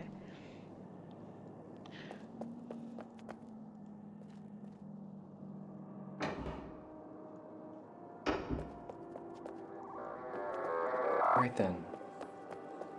How do I... Do I just... Oh, got it. Thanks. Hello, everybody.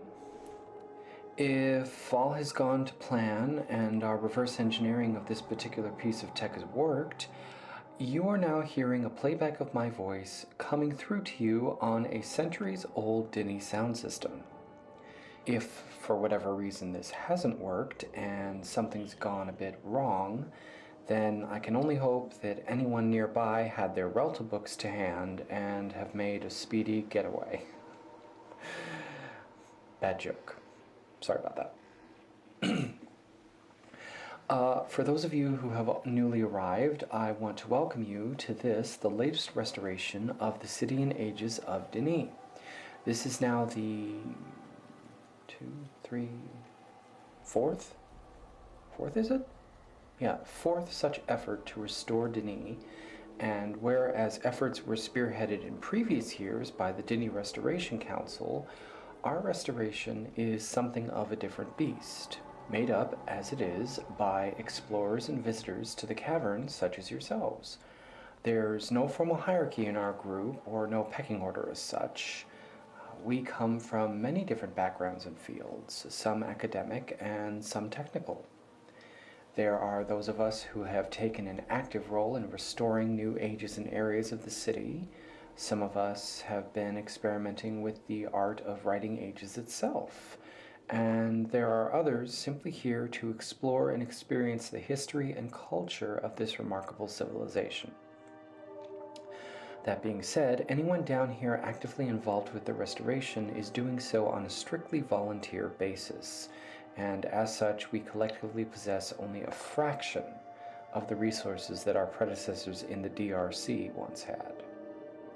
And while there have been efforts to maintain the safety arrangements they put in place, I must stress that your explorations are undertaken at entirely your own risk. Newly restored areas will of course be checked as thoroughly as they can for structural defects, as well as clearing away the more obvious debris and so forth. But the general rule of thumb is to have your Relta books as close to hand as possible at any given time. And when possible, please refrain from making off with the cones. They are there for your safety and not for scoring likes and follows on your modern art Instagram. They have their place, and that place is not the back room of the Guild of Messengers pub. I mean, this should go without saying, people.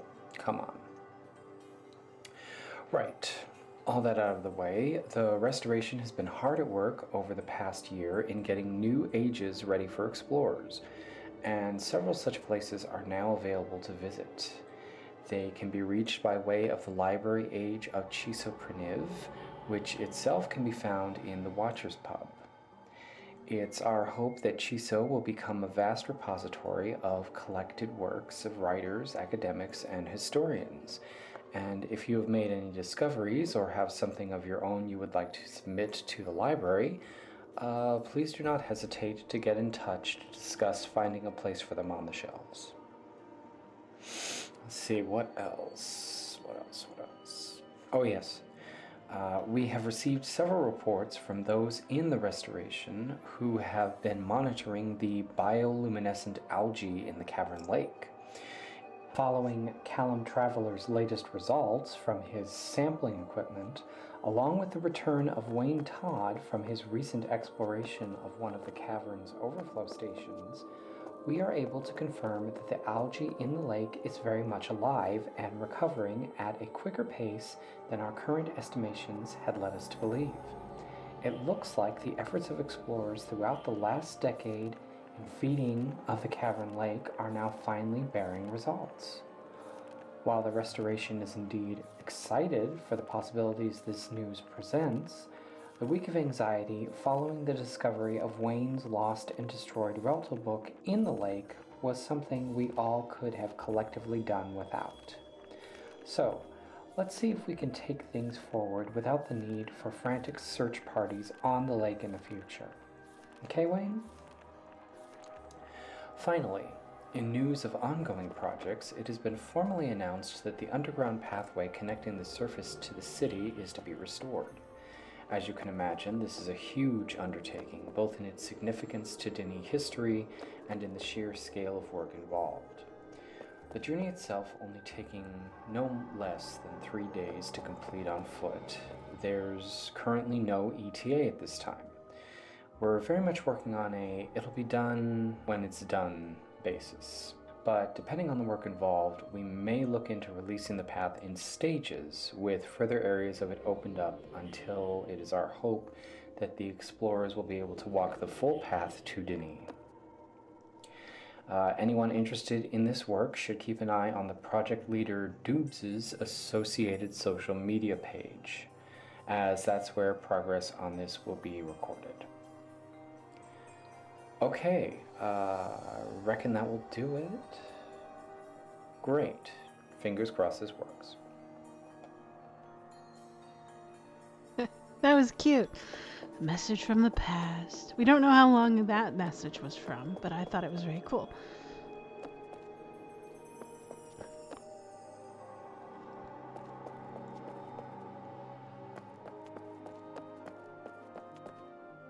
It's an empty linking book. How interesting.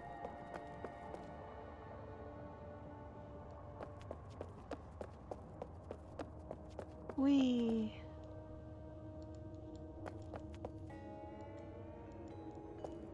It's a Walkman. Oh my god. How old are you?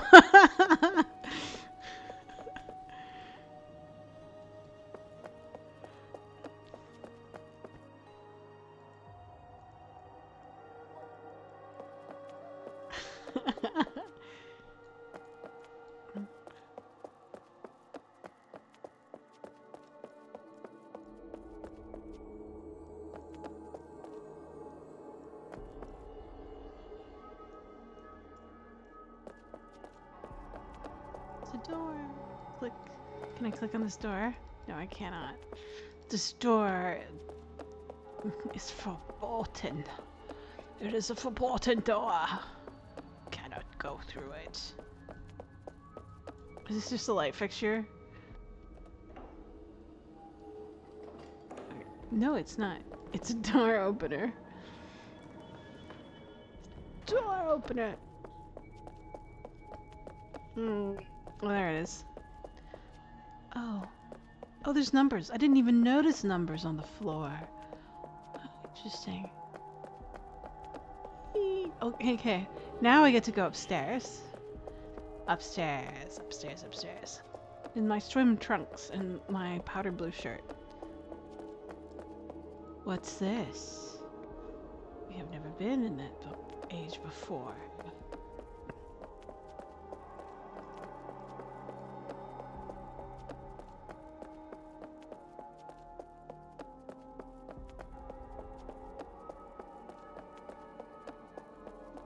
Alright, let's see.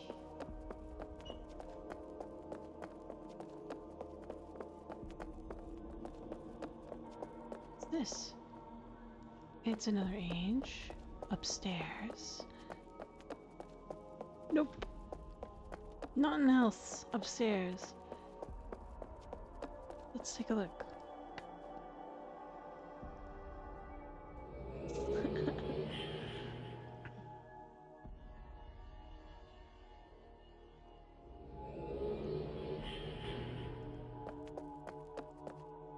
Ooh, a notebook.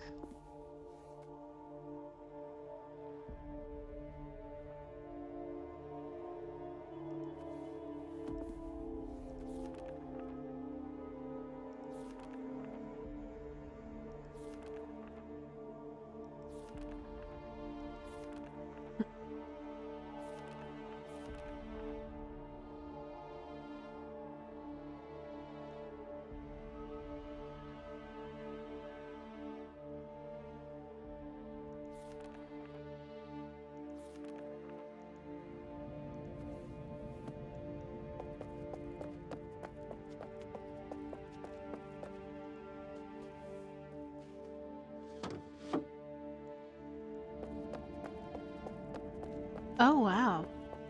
Pretty. Just a starry expanse. Water and aurora.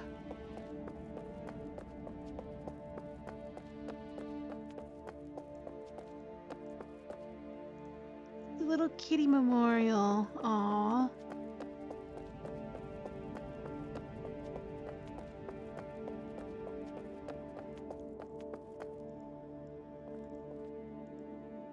Oh, how cool. A Relto page.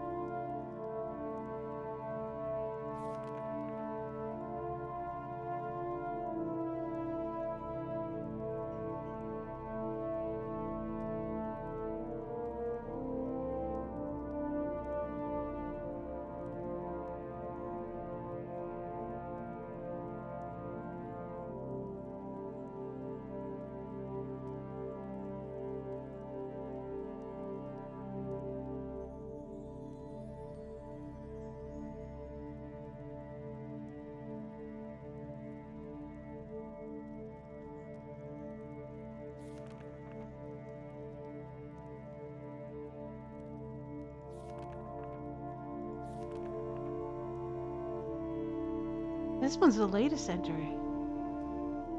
Joseph Dad Guy Campbell, January 29th, 2025. An electrical engineer and computer engineer by trade. Until he retired, Dad Guy founded his own computer support service company. Dad Guy was a member of the Guild of Greeters from the early days of the cavern, helping out new explorers with getting used to the cavern and its myriad of ways. Dad Guy was one of the first explorers in February 20 of 2010. He was invited to meet with the DRC before the cavern was officially reopened. Oh.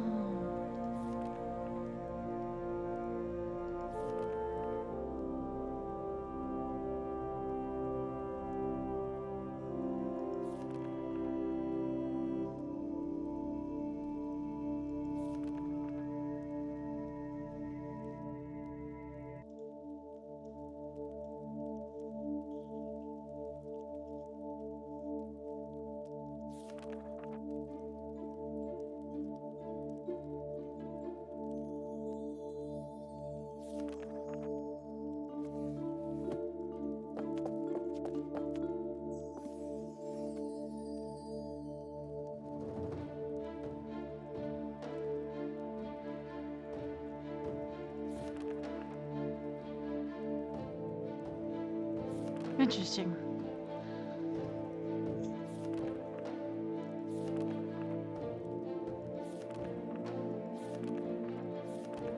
Wow. Lots of history.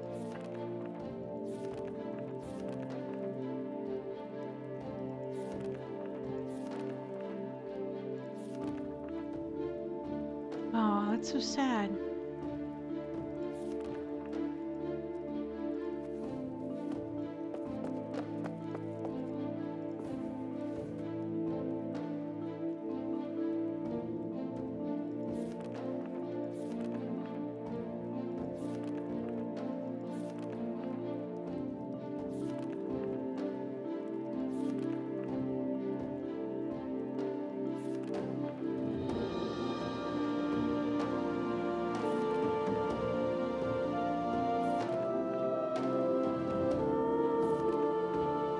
So many players, so many different times. So cool.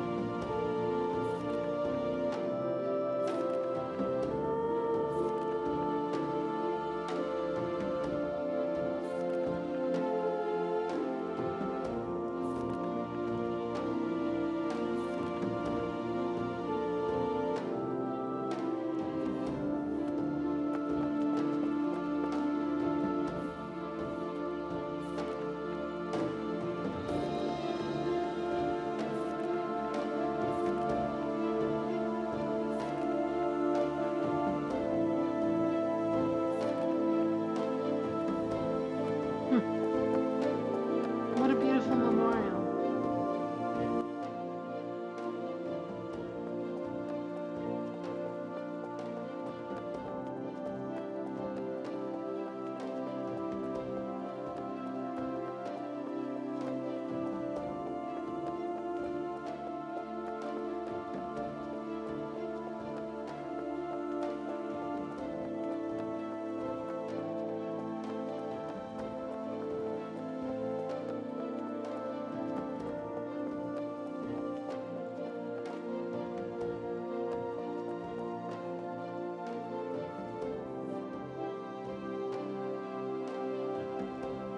Let's see.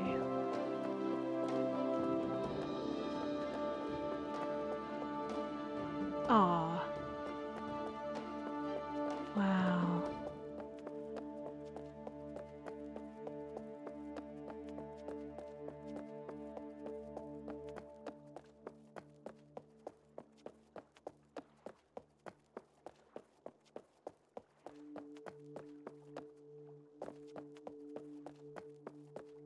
Pretty age.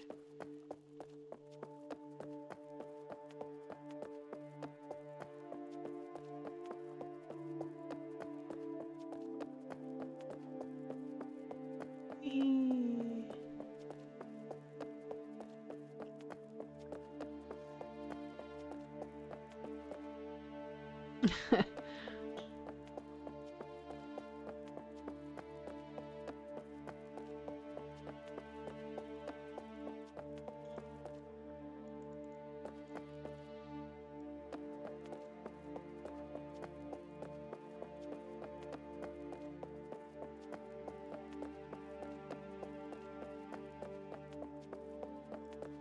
Full circle.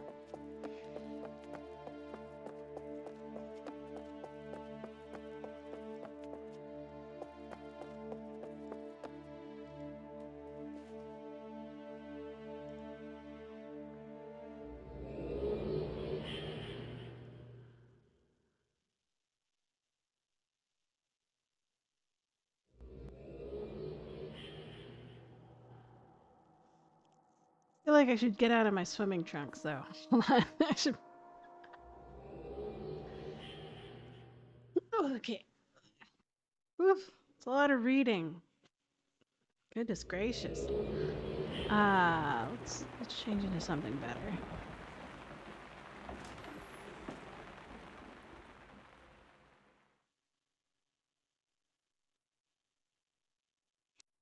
Because, you know, as much as I like swimming trunks.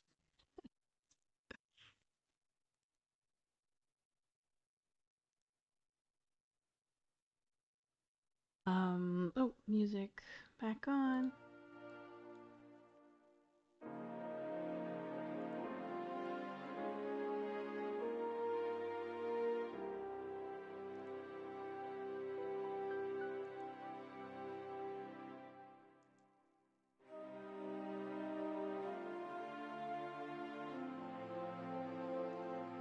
Partial to the backpacks. I like that.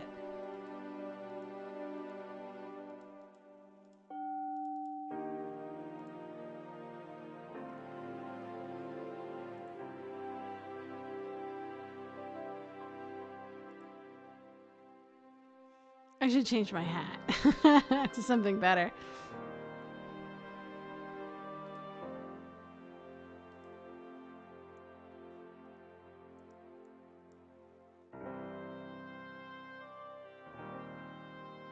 Looks good.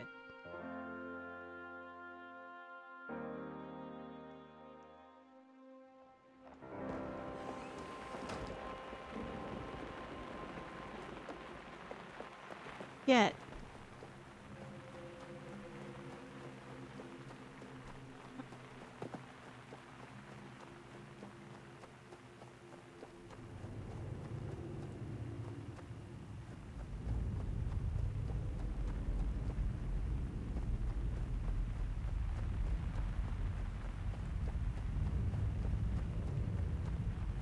Okay.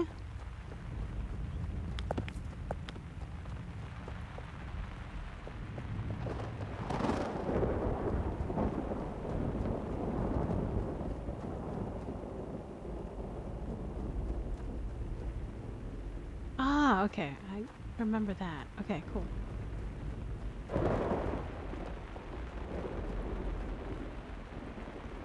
Well, that was really fun. I don't know what else to visit. There's probably more in the Nexus. Let's take a look what they've got there.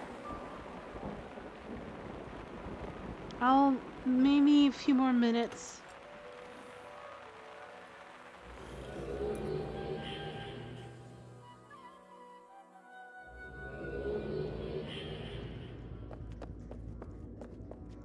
We'll see.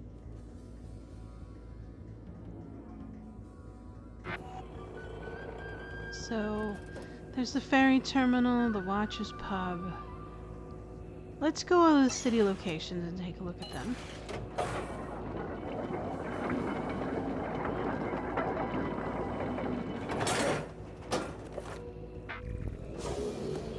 Curious as to what kind of, if they did any changes to the ferry terminal, or if it's still kept as it was before, like in the single player edition. This looks very similar. So there's the original Nexus terminal that I remember.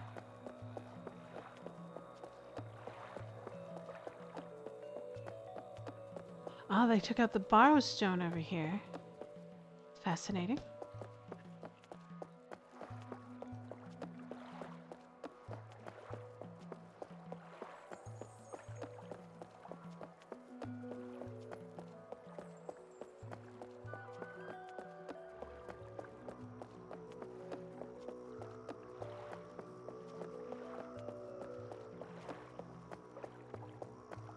Dock back here as I recall. Yeah.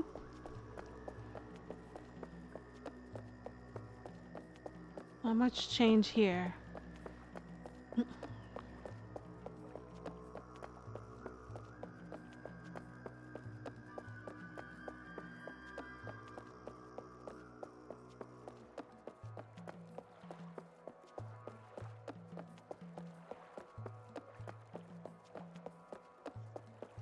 It's like a little bar up there.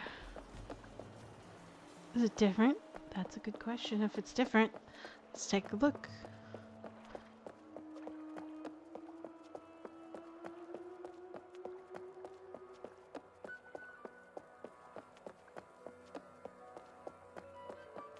Oh, interesting.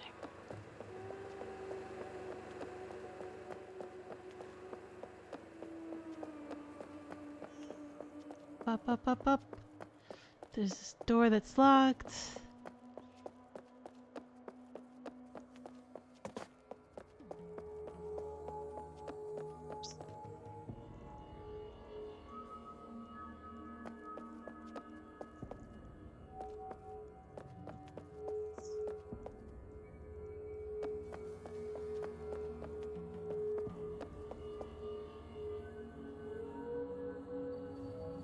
Interesting.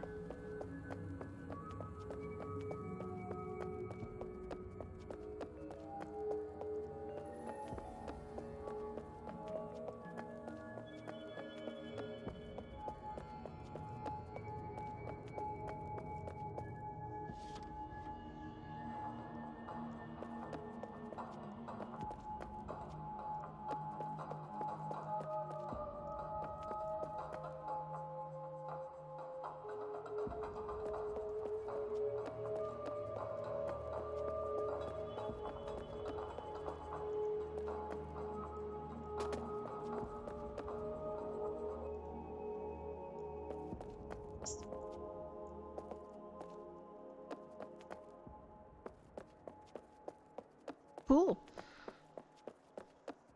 So before, this area was kind of sealed off and I couldn't get back up here unless I transported up. But so now it looks like it's all interconnected. Very cool. So that looks the same down there. Original Nexus terminal. And then the map. Yep, that looks the same.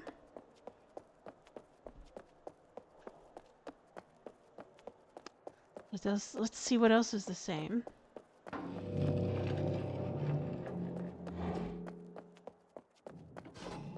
It's a little bit different.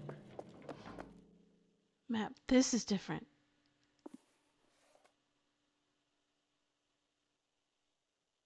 I don't remember this book. Huh.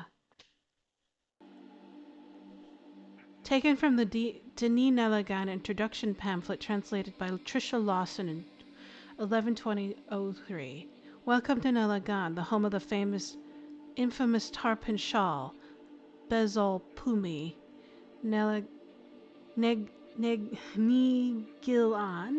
Nigilan was one of the first creatures added to our museum in 87 at the request of the Lord of Geral. At the time of the maintainers and the museum staff felt that the Neligan Nigilan had been researched enough to prove the age for a museum pod that would allow our visitors to experiment the age for themselves. You will notice that all of our pods, including Neligan, have a few special features. Fortunately, solar power enables the pods to function without outside power sources. However, through our pods, we will gain power through the minimal energy usage. Heavy usage will also drain the energy units fairly quickly, but be careful not to use up a pod's energy before nightfall, or you may miss out on some sights. Before you visit Neligan, we would like to take a minute to get acquainted with the creatures that live there. Please remember, while you have placed our pod in an optimum position, you are visiting a natural habitat, and we have no control over where and when our friends in Neligan, or if you will see anything at all. Our pods do have sound and scent emitters that will attract Neligan inhabitants. Although, again, these are real animals and no guarantees. Remember, too, that all reactions to what you do in Nelagan are not always immediate or evident. Good luck. Nelagan creature notes, rather than give away any of the secrets of Nelagan, we want you to find the creatures on your own, with the following notes meant to provide you with an introduction to natural habitats of Nigilon.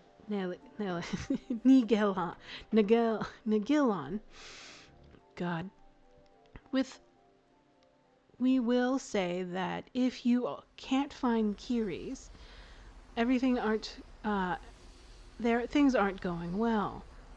There are large swarms, specifically swarms usually fill the air, especially with more than open spaces. Kiri are one of the sole providers of nutrients of Irwins. If you have seen swarms of Kiris, look out for Irwins. Geepelis are another of Nelagan's smaller creatures, although they are much more colorful variety than Kiri. Gilpelis can often be seen guiding through the air and are a favorite trip through the repas. Nerims are slow-moving and beautiful native inhabitant of Nelagan. During mating season, especially at night, you have a good chance of being witness to some beautiful displays by the female Nerims. Ask the museum guide for more information on Nerim mating season. Ocha paras, often seen dangling under the trees, are actually young tarpon shawls. See if you can follow the tarpon shawl's life cycle. Will get you a small hint. You will need to pay close attention to the gatsai. Pumas hunt in packs and often eat babies of Nagaland's other inhabitants. Pumas will prey on the sick, small, and weak adults, much larger than them. Pumas like to jump from tree to tree, so you have to be quick. See if you can find what likes to eat pumas. We'll give you a hint. They eat very slowly and live in trees, high in the trees.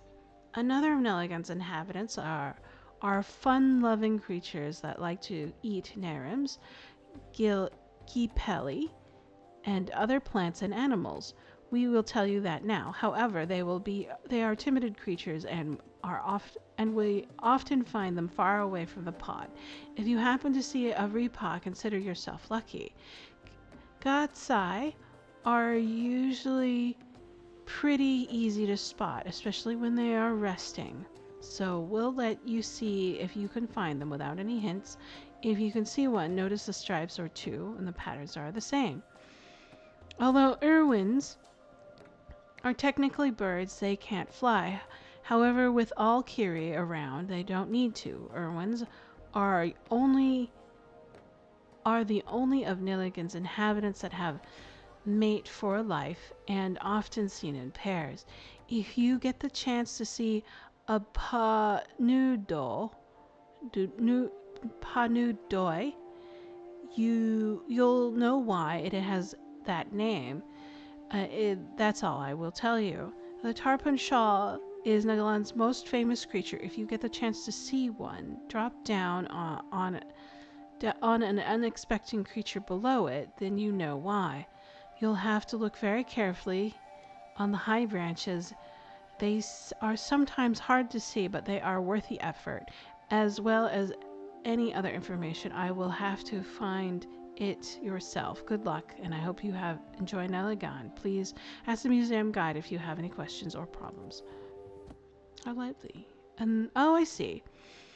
This wasn't there before. So this was there before, but this book wasn't. And so this is Nelagan. So so you have pod ages. So this wasn't there. It wasn't finished yet.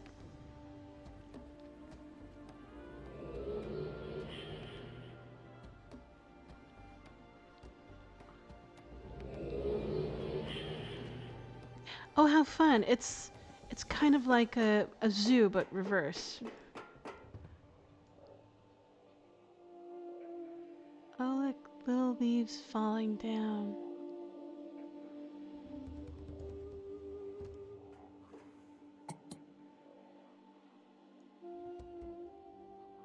Cool.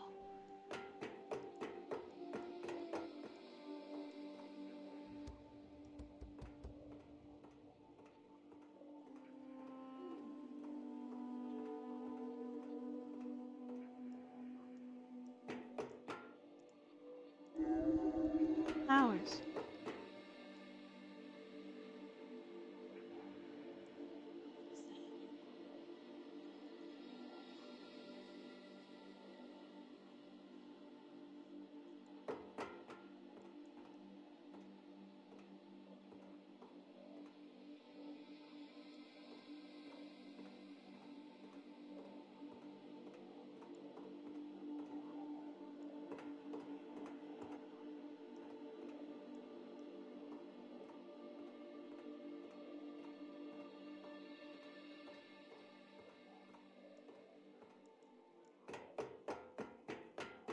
Oh, look, it's an open flower up there. How interesting.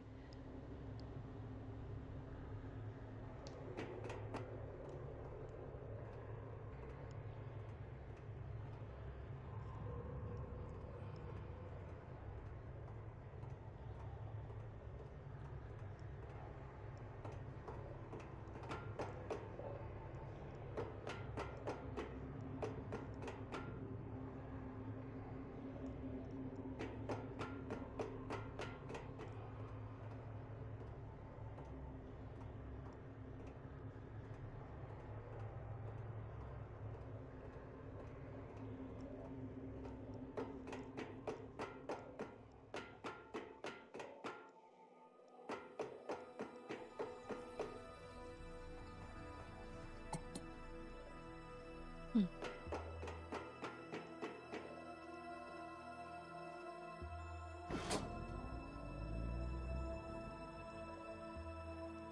Ah, that's pretty. So you can kind of see what's going on out there.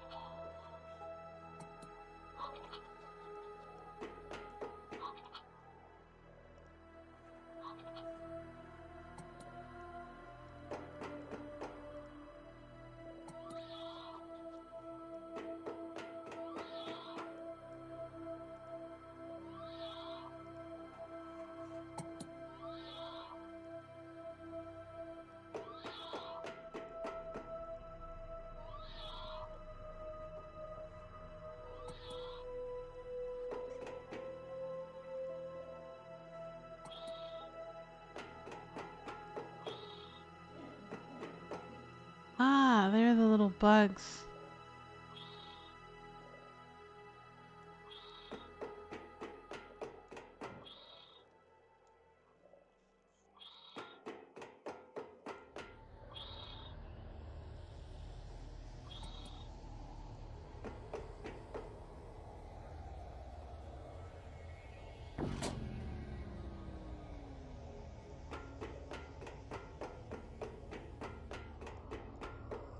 Cool. All right. Back to the Nexus.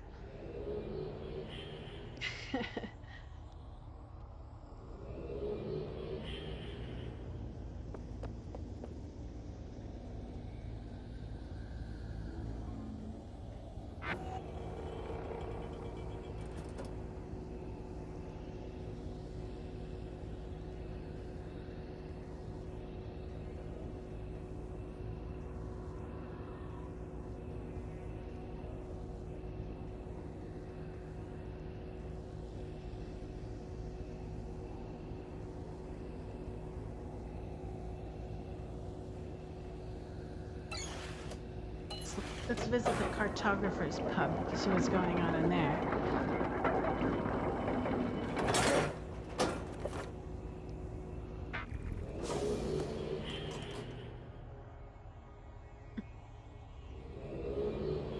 It's a kind of copy, but different. Fascinating. Different color.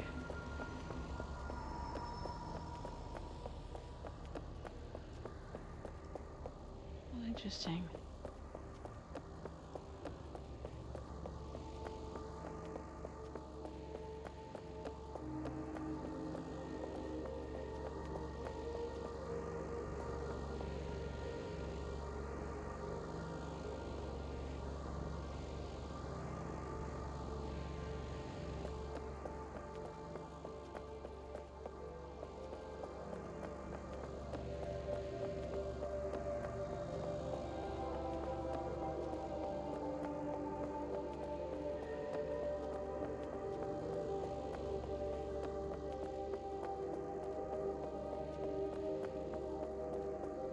Cool.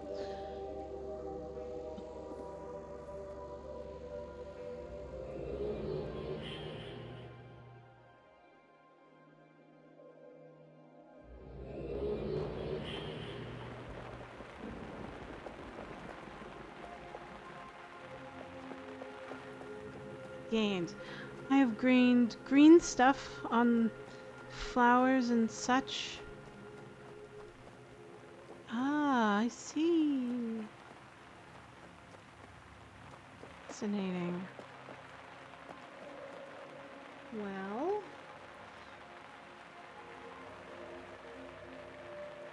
let's see. What is this? I don't recognize this book. Ah, that's the library. Finally, I got one of those. Let's head back in the Nexus and then see what's going on in there. And there are a couple of other places publicly available.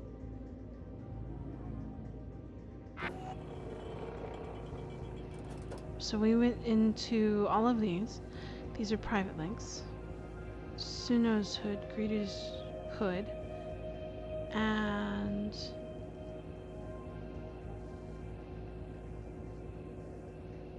Cavern Tour Hood, Tennessee Museum of Art,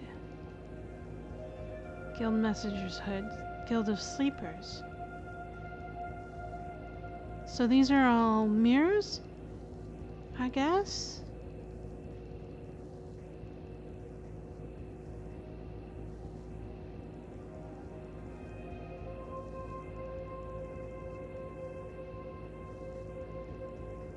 Fascinating.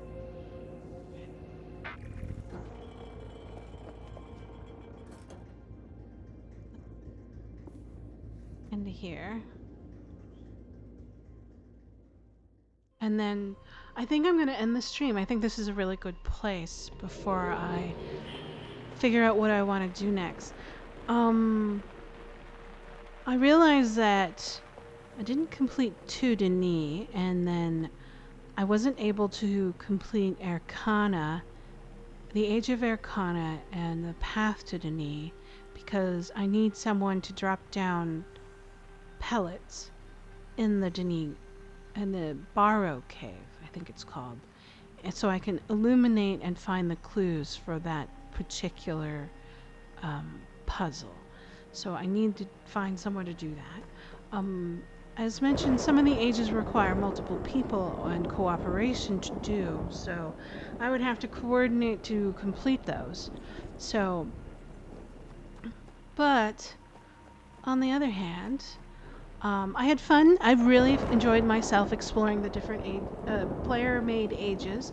I think there's a couple more areas that I'd like to explore. So tomorrow I will continue on with my explorations. I will probably start at 10 a.m. Pacific Standard Time, 1300 Eastern Standard Time, and 1900 Central European Time. For those who joined me, thank you, and for stopping by and saying hello. And I hope you have a good weekend. If I don't, and I hope you, enjoy the rest of your day. And I hope to see you tomorrow. I'll talk to you all later. Bye bye. Au revoir. Auf Wiedersehen. Do свидания.